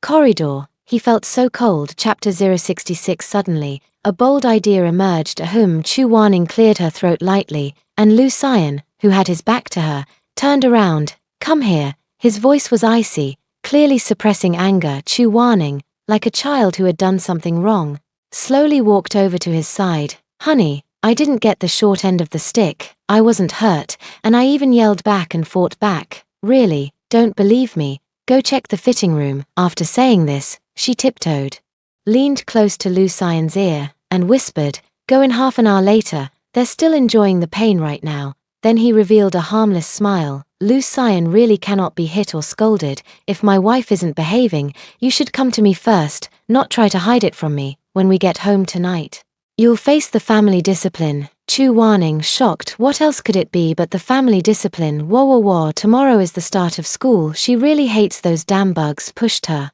into the tiger's mouth, but she did promise Lu Xian that no matter what happened, she would tell him first, and this time, she really did think about hiding it. So this punishment, she doesn't deserve to complain about, and of course, being served by a handsome man, she's not losing out either. How many people must envy her? Sister-in-law, look at me. It was then that Chu Wanyan realized she was already clinging to Lu Xian, and behind them stood a row of people, the one at the front still sweating profusely, the droplets falling to the ground, with Lu Xian, that big iceberg, around. If you can still sweat, it can only mean you're terrified. TSK, my husband just now really had a terrifyingly dark expression on his face, but is also handsome. This is something Lu Xian can guarantee. At any time and from any angle, he's always looking sharp. Let go. I promise to be good. Lu Xian didn't even acknowledge her, instead holding her even tighter. What should Chu Wanning do? She could only stretch her neck slightly in response to Lu Xiqing. What's wrong? Qingbao, sister-in-law, the information about these people is all here. I'll just give it directly to my brother. Before Chu Wanning could refuse, she still wanted these people to go back to school and spread the word. But considering Lu Xian's temper, it was impossible for them to return to that school, so, with a slight curl of the lips, all right, your brother will take care of it for me. After getting permission, Lu Xiqing ran back to the fitting room. He had said 1 kick per person, and he had to make good on that promise. Not a single step can be missed. Dare to bully his sister-in-law Lu Xiqing. Don't you know who her brother is exactly? It seems that now only a few people know that Chu Wanning is Lu Xian's wife. The few people inside, their families can only be said to be somewhat better off. For example, they wouldn't have the qualifications to attend the birthday banquet of the Lu family's old master Lu, so it's understandable that they don't know Chu Wanning is no longer the same as before. Moreover, Chiu Yuanyuan is currently hiding somewhere, so it's even less likely that she would tell these former plastic sisters what she has been through. Chiu Yuanyuan definitely cannot return to Shengding Academy, but it's possible she might meet these 4 at another school. Ian, let's go home. Chu Wanning coaxed softly and sweetly. Are you done shopping? The man still wore a smug expression on his face. She glanced around, and no one dared to look at them. She cupped his face and planted a series of kisses on it. After the kisses, Lu Xian finally warmed up. Aren't all my clothes arranged by you? There are plenty, and I don't like any of these. But, Chu Wanning gave a sly smile. Suddenly, an audacious idea struck him. Ah Yang, let go of me. I'm going to buy something and we'll be back soon. Let's go together. No, I want to surprise you. Trust me, it'll be quick. Very quick. Lu Xian looked into those mesmerizing fox-like eyes and could only agree. All right, hurry back. He's just the right person to handle this. Chu Wanning, having received permission, strode out of the shop and headed straight for the second-floor lingerie section. Given that the man had performed well today, showing concern and tension for her, and even punishing the bad guys for her, that definitely deserves a reward. She walked into a store, and a female clerk immediately approached her. Hello, how can I assist you? Chu Wanning whispered a few words to her. The shop assistant understood instantly. Please wait a moment, I guarantee you'll be satisfied. When the clerk reappeared, they actually brought a stack. Chu Waning's face turned red just looking at it. All right, I'll take all of these. Send them directly to this address. Can they arrive tonight? The clerk nodded. Don't worry, you're a big customer. I'll arrange for express delivery. You'll definitely have them by tonight. After saying that, the shop assistant even gave a smile. It was quite meaningful. All right, let's pay by card. After leaving the store, Chu Waning hurried downstairs without stopping. At this moment, several police officers entered the shop. Mr. Liu, we will verify with the school authorities to ensure that bullying in the school is firmly prevented from happening again. Miss Chu will also need to return with us to make a statement. We will take these individuals back as well, one police officer said.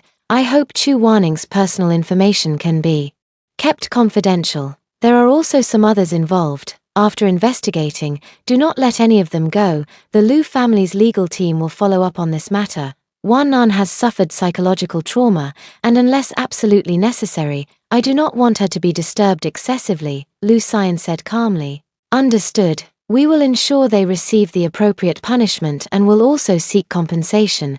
Additionally, do you agree to a settlement? The police officer asked again. I disagree.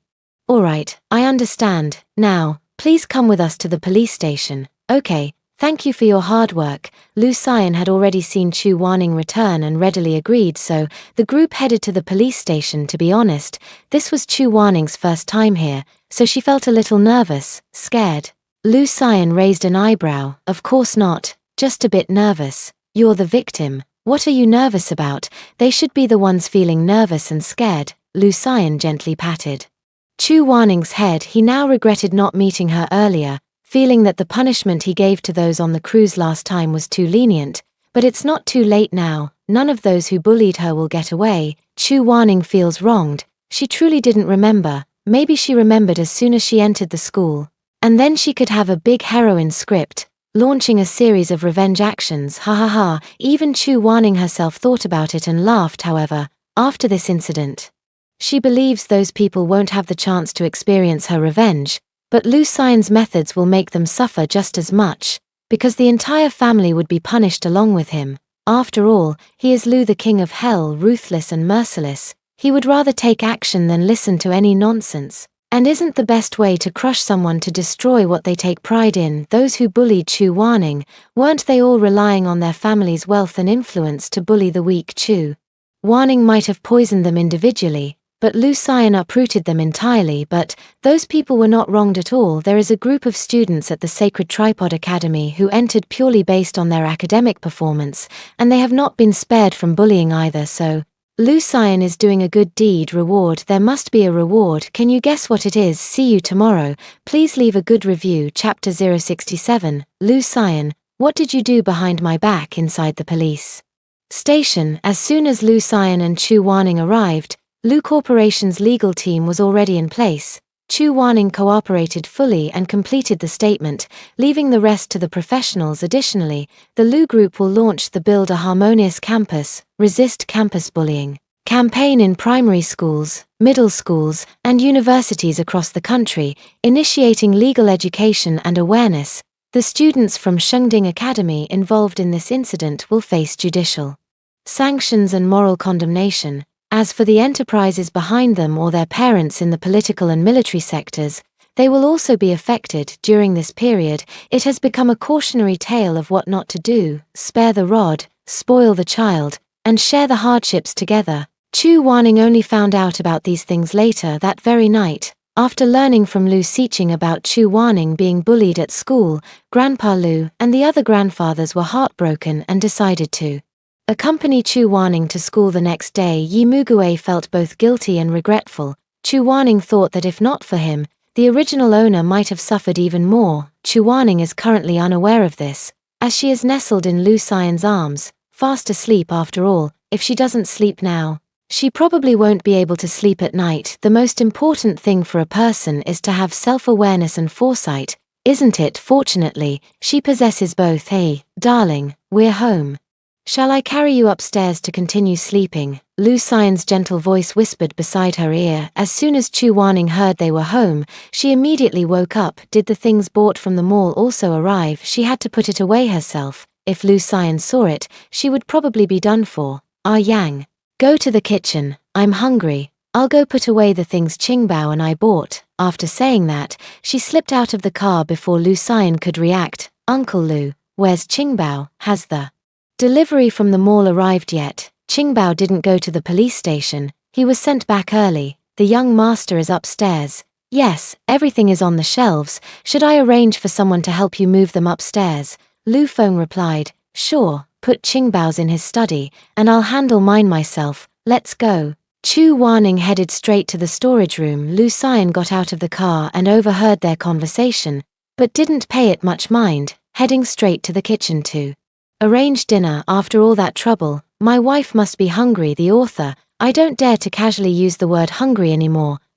You get it, right? Chu Wanning walked in and immediately spotted a sleek black paper box, thinking to herself, the service here is quite good, and they really value privacy. I'll definitely come back next time, and after tonight, Chu Wanning will never be able to say those words again. There won't be a next time. I will never buy again. But it opened up a whole new world for Lu Xian, and he bought it all in the name of giving to his wife. But really, he's just benefiting himself. She carried the box and took the back elevator straight to her bedroom. Then she locked the door from the inside. She hurried to the dressing room, opening the box. They were neatly arranged. Various styles, totaling 12 sets. Chu Wanning took them out one by one and had a look first. This money is too easy to make, just this bit of fabric, but this little toy is quite fun. This decoration is also very nice. Where is it used? She flipped through the box and found a manual at the very bottom. This is so considerate. Finally finished reading, it made her blush, and who knows what else she was secretly doing. In the end, she chose a wild cat outfit. Meow, of course. The rest are hidden away, hidden tightly and securely. Just as I finished hiding them, I heard a knock at the door. My goodness, could it be Lu Xian? Coming, madam, it's time to come down for dinner. The servant's voice called out. Chu Wanning breathed a sigh of relief. Thankfully, it wasn't Lu Xian. If he had come in and seen this, she probably wouldn't have been able to eat her meal. Quickly stuffed the selected set into the thin quilt, tidied up the bed, and only then did I open the door and go downstairs. Lu Xiqing also came downstairs at this moment. Qingbao, have you unpacked the loot yet? As soon as the elevator doors opened, Chu Wanning asked upon seeing her. Yes, I unpacked them as soon as Uncle Butler brought them upstairs, and I love them all. As long as they were bought by sister-in-law, Lu Xiqing is practically Chu Wanning's #1 diehard fan. In the future, I'll take you shopping often, but not your brother. The last part was said very quietly, but unfortunately, Lu Xian, who had just come out of the kitchen, happened to catch the lip movements. Wife, here, Chu Wanning instinctively replied, then let out a yelp. Honey, you scared me to death. Oh, did you not do something bad? Lu Xian narrowed his eyes at her. Chu Wanning lifted her chin. I'm such a good girl. How could I do anything bad? Everything I do is good. No arguments allowed. Then she threw a flirtatious glance at Lu Xian. Nothing that beauty couldn't solve. This only works when Chu Wanning uses it on Lu Xian. Be good. Come eat. Aren't you hungry? Amham. I'm really hungry. Let's go. Qingbao. Time for dinner. Chu Wanning walked briskly to the dining table. Great, all her favorites. Qingbao, if you encounter any problems after school starts, you must tell your sister-in-law. Okay, especially if someone bullies you, your sister-in-law will fight back for you. Then you can tell them you have a sister-in-law who's in college, and elementary school kids will be scared just hearing that. Chu Wanning ate and spoke at the same time. She was genuinely worried that a situation like the one in kindergarten, where he was isolated, might occur again. Although Lu Xiqing simply didn't want to engage with them, Lu Xiqing understood his sister-in-law's concern and nodded repeatedly. Got it, sister-in-law. If it doesn't work out, I'll connect a camera from our class for you to check on anytime. Great idea. Get it done for me right after dinner. No, you haven't gone to school yet. It's okay, sister-in-law. Leave it to me. Qingbao is amazing. Eat some meat. Grow tall and strong. After serving, I suddenly remembered I forgot something. I forgot to serve my husband. Honey, eat more vegetables. Get your vitamins. You're tall enough. No need to grow anymore. It's tiring to kiss when you're too tall. Although Lu Xian didn't particularly like it, he still picked it up and put it in his mouth. Whatever my wife gives me tastes great. After dinner, Lu Xian took Chu Wanning upstairs. closed the bedroom door and directly pushed the person down onto the sofa. Wife, confess honestly, what were you doing behind my back? Lu Xian's large hands kept igniting sparks. Chu Wanning realized then that this dogman had known all along. Whoa, it's quite thrilling to act alongside her, isn't it? Does she need to pay wages, like 300 per day? Actually, it's nothing much. Maybe you should get up first, Chu Wanning said guiltily. She's just worried about her slender waist. Negotiating with me, you'll lose miserably. Chu Wanning curled her lips. Cunning merchant, this is your last chance. Confess and be lenient. Lu Xian calmly looked at the girl's fox-like eyes, glistening with moisture. Chu Wanning thought, wait, that's not right. She was clearly the one who wanted to reward Lu Xian, so why did it feel like she had done something wrong? Alright, how much does Xian want to hear it? Chu Wanning curled her delicate lips into a sly, charming smile. When it comes to presents, we can't afford to lose. Chapter 068.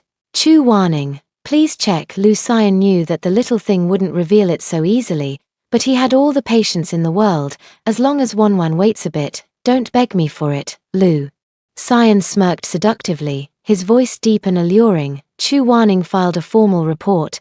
This person actually seduced with charm. Let's see who's more of a temptress.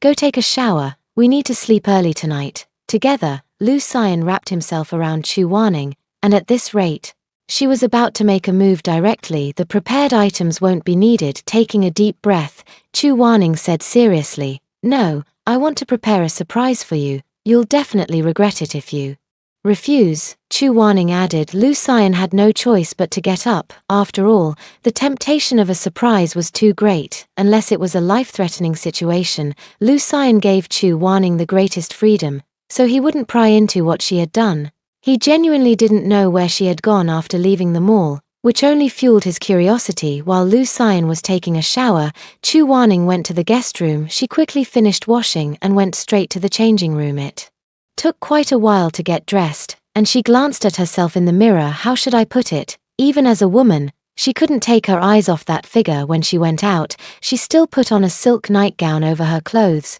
holding the little ears that had been on her head in her hand. As the door opened, Lu Xian still hadn't emerged from the bathroom. What was he doing in there? Honey, her soft voice called out. Coming, baby. Alright, she's going to crawl into bed first. When Lu Xian came out, he saw a lump under the covers on the bed. Wife, aren't you suffocating? Of course, I am. The pose is all set. Come and lift the blanket. Honey, come open today's gift. Lift the blanket. A muffled voice came from under the covers. Lu Xian chuckled helplessly. If his wife wanted to play, he had to join in.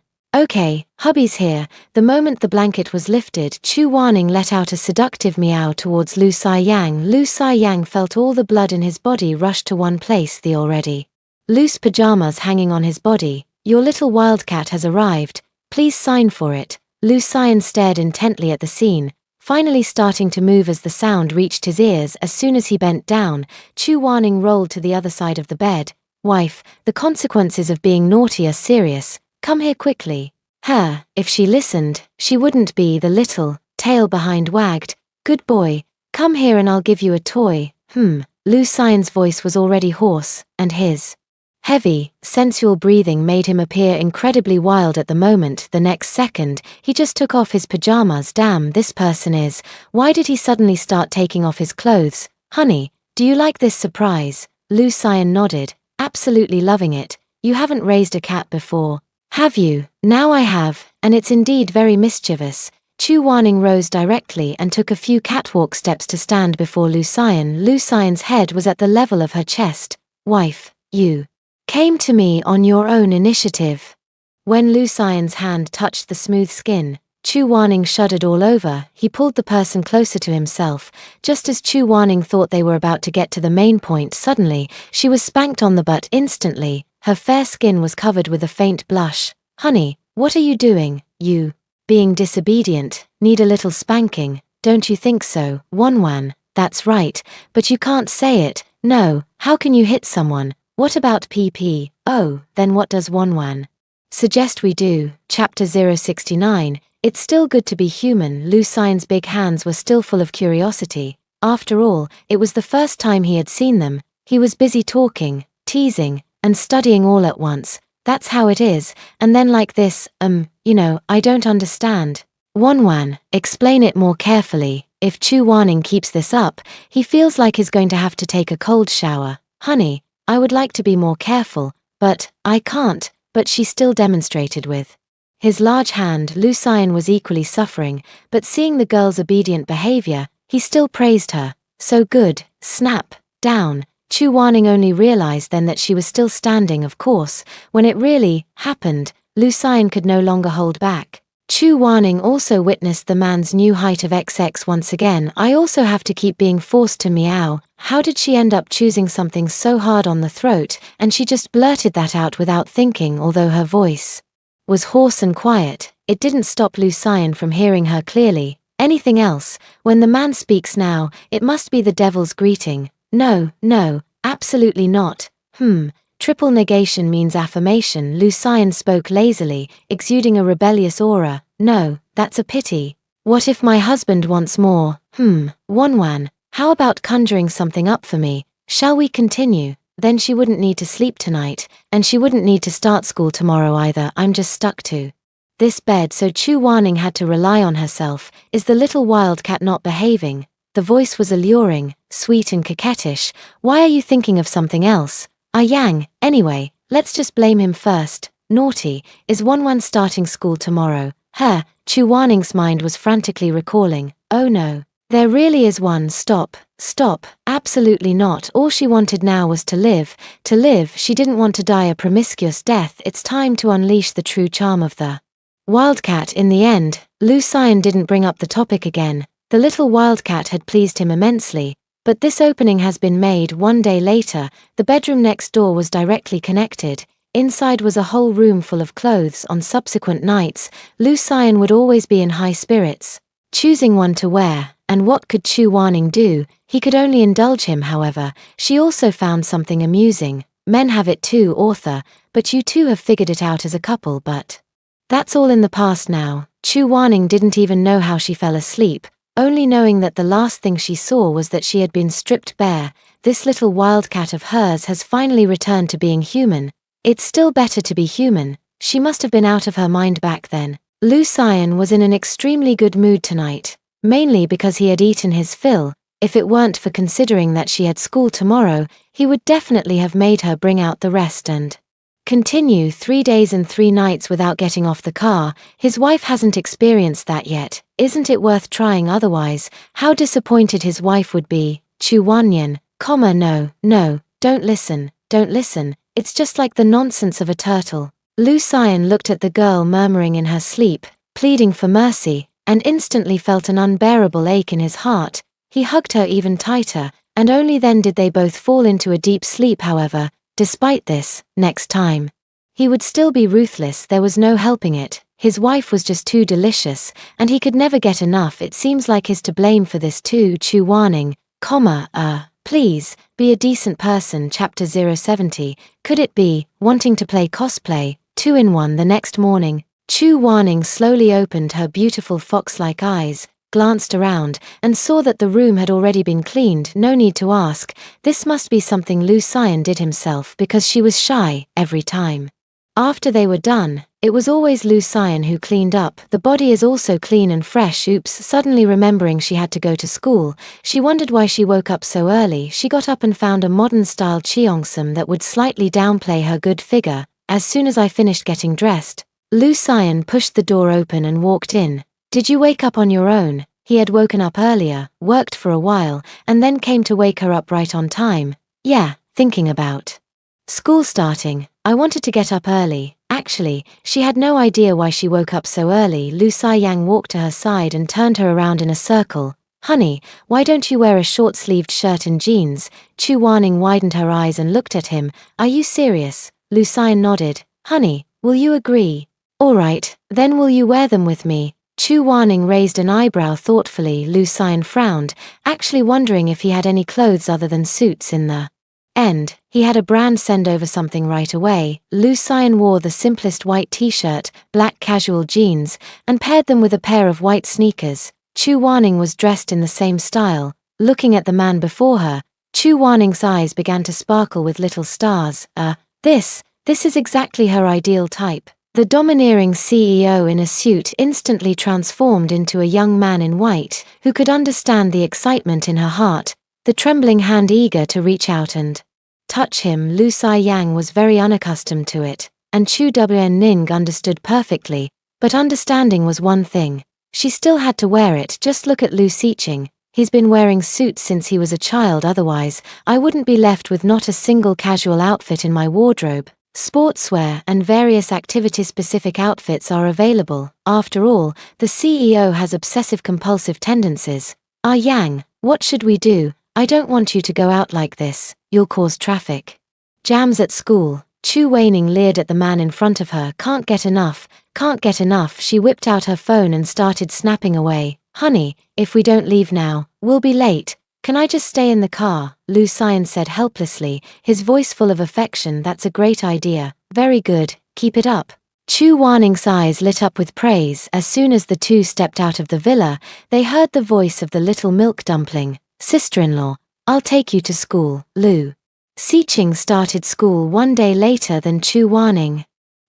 Your clothes. Lu Si-ching raised her little chin, letting her look all she wanted. Handsome, isn't he, sister-in-law? Chu Waning propped her chin with one hand, nodded thoughtfully. Finally, I glanced at Lu Xian and then at Lu Si-ching. Ah Yang, our couple's outfit has instantly turned into a parent-child outfit.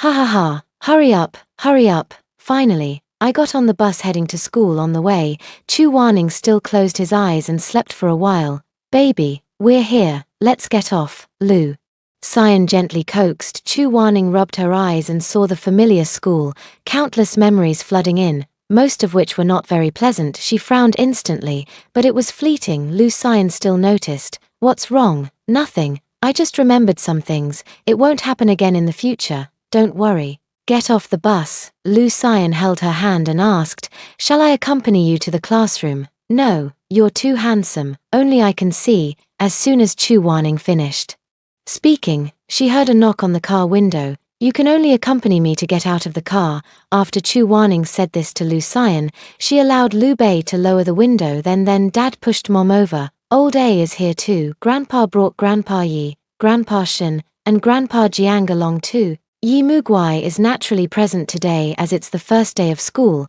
but is currently being given instructions by his godmother. Chu Waning glanced behind them again. And yes, it's her school. What are these people doing here? But whatever they're doing, she needs to get off the car quickly now. Lu Xian looked at Lu Si-ching. I didn't do anything, I just told Grandpa. After saying that, he quickly got out of the car and ran over to Grandpa Lu. After Lu Xian and Chu Waning got out of the car, they greeted everyone in turn. Ning girl, Grandpa is here. Grandpa and these three old men have come to see you off to school. Old Master Lu walked toward Chu Waning with his cane. Girl, don't worry. From now on, no one will dare to bully you. That's right. With us old men around, I'd like to see who dares to bully my granddaughter. Old Master Yi promised. The other two were not to be outdone. Qin Sikai and Chu Shi were further behind them. Chu Shi never imagined that her daughter had gone through such hardships all those years. Her heart ached as if it were being cut by a knife, and today she came specially to send her to school, her eyes already swollen from crying. 11:11, after warning. There's me, and the entire Qin family. Nothing like that will ever happen again. Qin Sikai comforted. When Yi Muguai saw Chu Waning, he felt that his savior had arrived. Chu Waning, hurry up and manage your godmother. She's been nagging at me since last night, and from now on, I'll definitely protect you.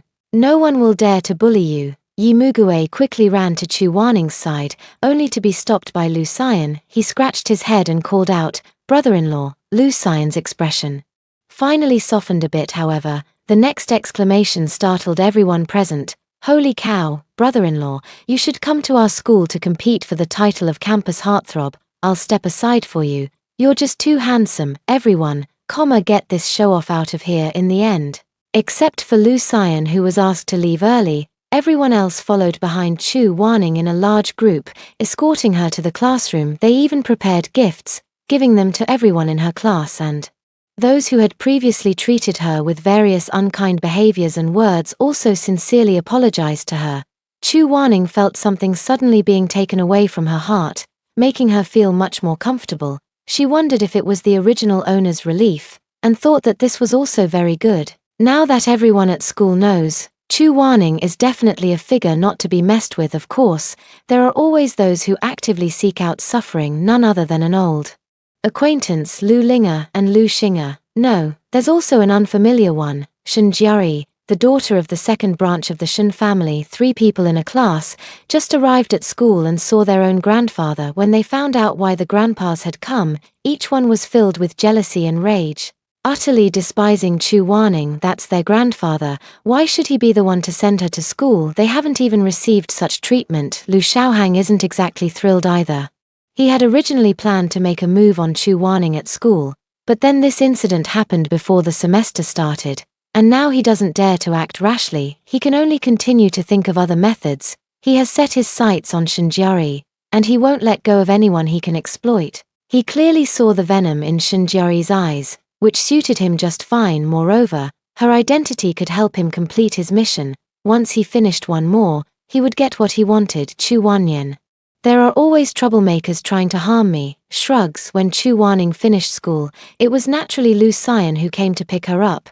Yi Mugue waited for her at the classroom door and personally escorted her to the car. This was what he agreed with Lu Xian, and the reward is being able to drive all kinds of cars. Of course, even without pay, Yi Mugue would still protect Chu Waning. After all, she was his sister, at least in his own mind. Brother-in-law, I've safely delivered him, and everything is fine at school. I'm off. Yi Mugue reported to Lu Xian inside the car. Lu Xiang hummed in agreement. Chu Waning looked at the two of them, pursed her lips, and waved to Yi Mugue before getting into the car. Honey, I really am fine. You know how strong I am. Chu Waning raised her little fist. She has been exercising during this period and has basically returned to her previous level. There are very few people who can actually hurt her. How was the first day of class, Lu? Xian simply ignored her question. Not bad, but I'm struggling with some advanced math problems. Will you tutor me, hubby? Chu Waning leaned on his shoulder and said casually. Sure. Hubby, do you really know how? Chu Waning exclaimed in surprise, but immediately felt the question was unnecessary. Lu Xiqing could solve university-level problems at the age of 5, so his brother must be extraordinary. Whether I can do it or not doesn't matter. The key is to teach you, after dinner. Tonight, bedroom or study, Lu Xiang said casually. Chu Waning frowned, looking at him with caution. No, honey, why did you change your clothes? Chu Waning finally noticed and asked. I went to the company. Since you don't want others to see, I changed. Be good, I'll wear it for you tonight. Haha. Who wants to see you wearing clothes at night? She wants to see him naked. Okay. Lu Xiang rested his chin on her neck. Then what do you want to see? Or do you want to wear it for me? Oh no. Oh no, I can't get past this. I really can't get past this. Husband, you're tutoring me. You're not thinking of playing cosplay, are you? Chu Waning doesn't want to go home. Husband, maybe I should go stay at my mom's place for a few days. Lu Xian instantly felt terrible all over. Mom seemed really sad today. I barely even spoke to her. Chu Waning forced an explanation. Honey, what are you thinking? Tutoring you is just tutoring.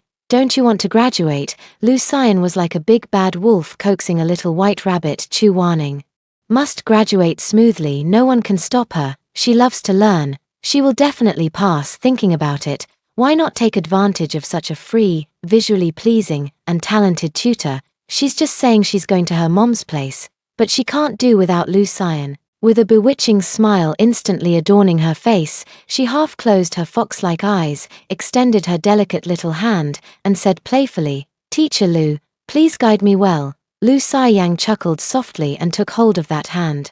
Well, if Wanwan doesn't behave or doesn't study seriously, there will be punishment. What the punishment is, I'll decide.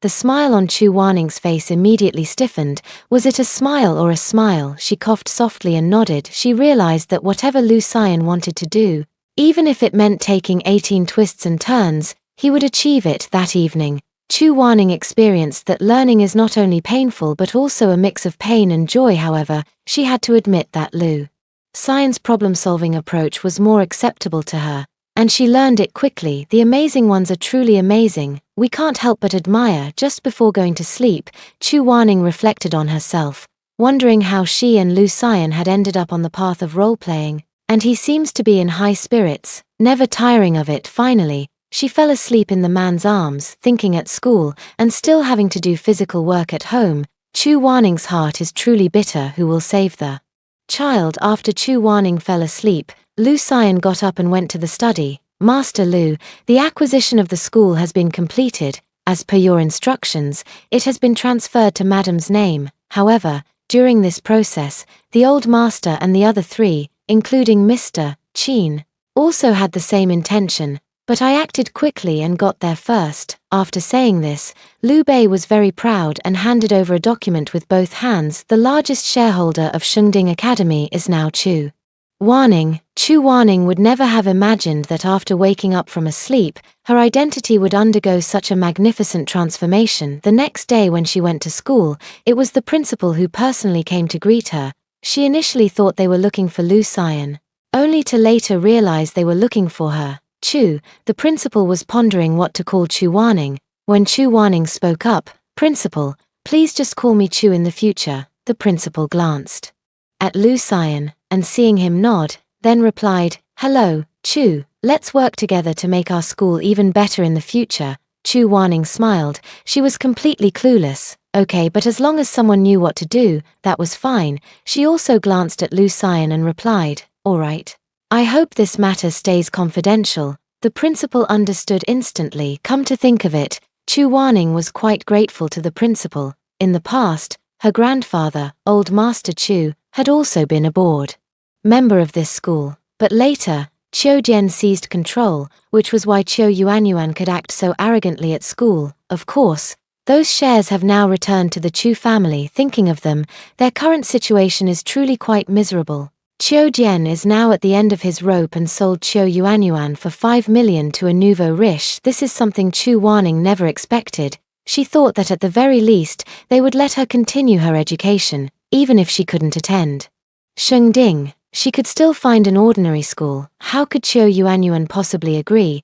But her mother is now in prison, and she is isolated and helpless. It was only then that she realized that the father who had always been at her beck and call, compliant in every way, and who had heartlessly allowed her to bully Chu Waning, had always had a heart of stone. No matter how much she threw tantrums or even threatened to starve herself to death, she couldn't escape the fate of being sold off. Just thinking about that man, greasy all over, with a mouthful of yellow teeth and a bald head, made her feel so disgusted she wanted to vomit.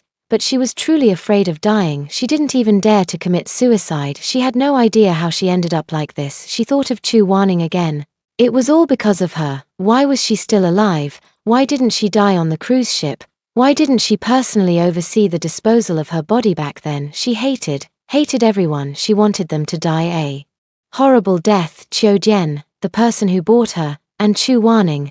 None of them will escape. She will definitely take revenge later. In the imperial capital, a shocking and brutal murder case shook society. A girl poisoned her biological father and another man present in a rented apartment, then dismembered and cooked their bodies. For unknown reasons, she later died in the same apartment, and the police investigation revealed she had also been poisoned. Chu Waning's first thought was, could she have eaten it? This can be considered reaping what you sow, so it's still important to do good deeds, because those who commit many wrongs will inevitably bring about their own downfall. Chapter 071, Live well and support her. Autumn day, light clouds, gentle breeze, slightly cool. A few gentle rays of sunlight fell upon her, dispelling the lingering chill. Chu Waning sat on the lounge chair on the balcony of her bedroom, welcoming the first weekend after the start of the school term. She felt as if she had been let out of a cage, eager to run a few laps around the estate. Campus life was not particularly friendly to someone as free-spirited as her.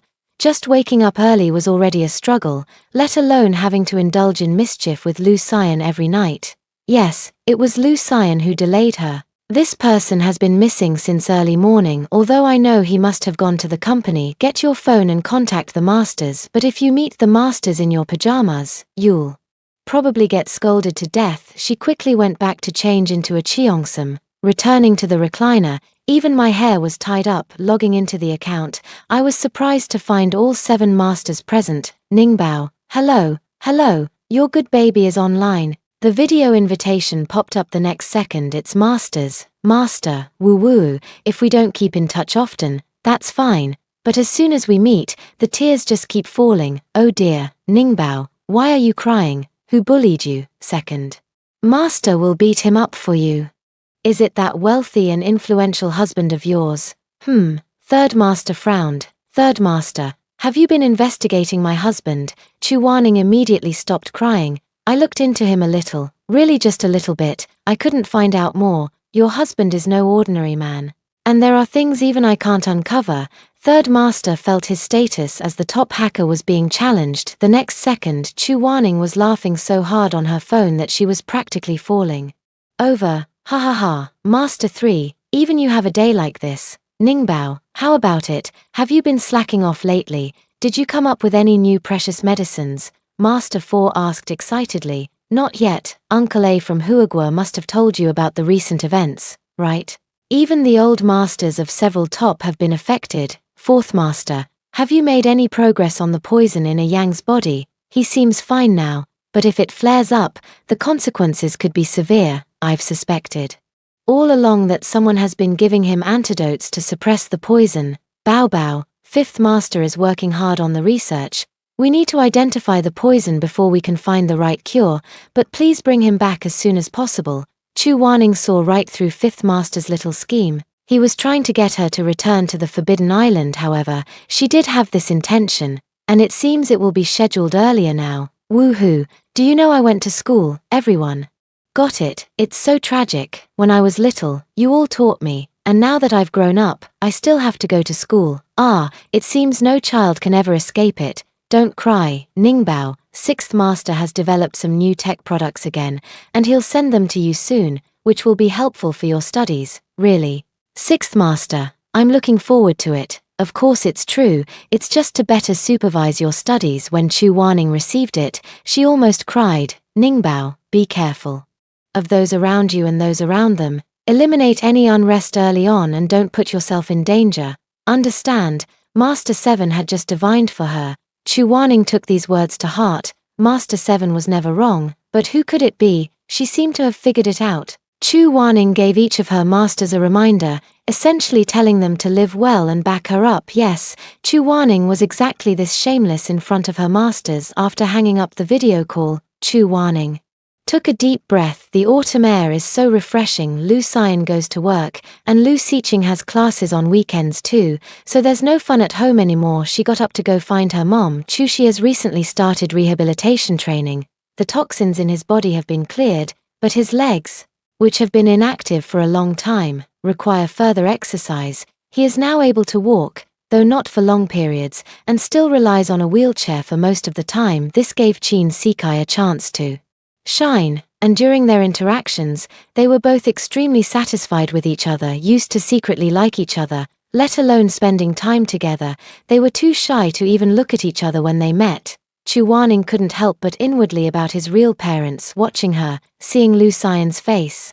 She decided to be with him, got married, and went straight to bed. Thinking of this, Chu Wanning, who had already gone downstairs, hurriedly ran back to the bedroom. Since that night, Lu Xian has bought so many clothes, and the ones she bought are left over. There are still 11 sets, can't let them go to waste. Right, I gave them to my mom. The packaging is still intact, making it presentable as a gift. Chu Shi, I really thank you for that anyway. Chu Wanning thinks her parents will get married soon, and since they already have her, isn't it normal to have some intimate moments? It might even help her mother recover faster. The more I think about it, the more I feel like a clever little imp, holding the box, getting into the car, and heading straight to the banquet hall. Older called her over to report on work as soon as he saw her. Although Chu Wanning was reluctant, she was still a very responsible person, duty-bound. Just at this moment, I feel a bit regretful having to work on a perfectly good weekend. Fortunately, after taking back Chu Corporation, I directly entrusted Lu Xian with its management. Although Chu Corporation is not small, it still pales in comparison to Lu Corporation. Managing one company is like managing a flock of sheep, and Chu Wanning is capable of everything, except when it comes to business and management.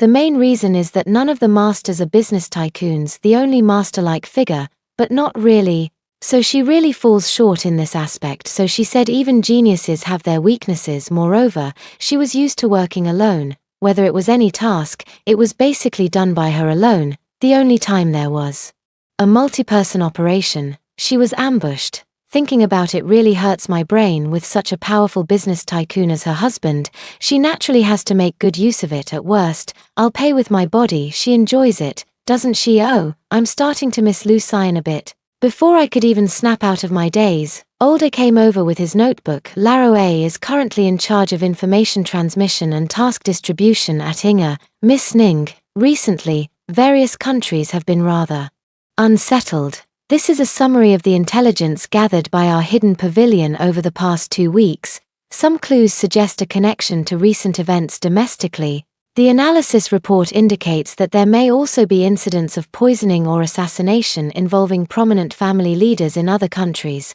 For countries that have good relations with the hidden pavilion, have our people secretly protect them. It would be good to owe a favor for later. Also, continue investigating. Things are getting more complicated. Of course, it's also more interesting. She used to take missions country by country. Did she find out about Nungning's death and decide to make a big move? Yes. Could they be working with the person who killed her? This isn't just targeting Lung Ning anymore, but the entire hidden pavilion. Those who dare to attack the hidden pavilion truly have immense ambitions. Her accident wasn't left uninvestigated. Rather, no results were found, whether it's a person or an organization on the other side. They're all cowards, only using others as a shield, truly unworthy to be her opponent.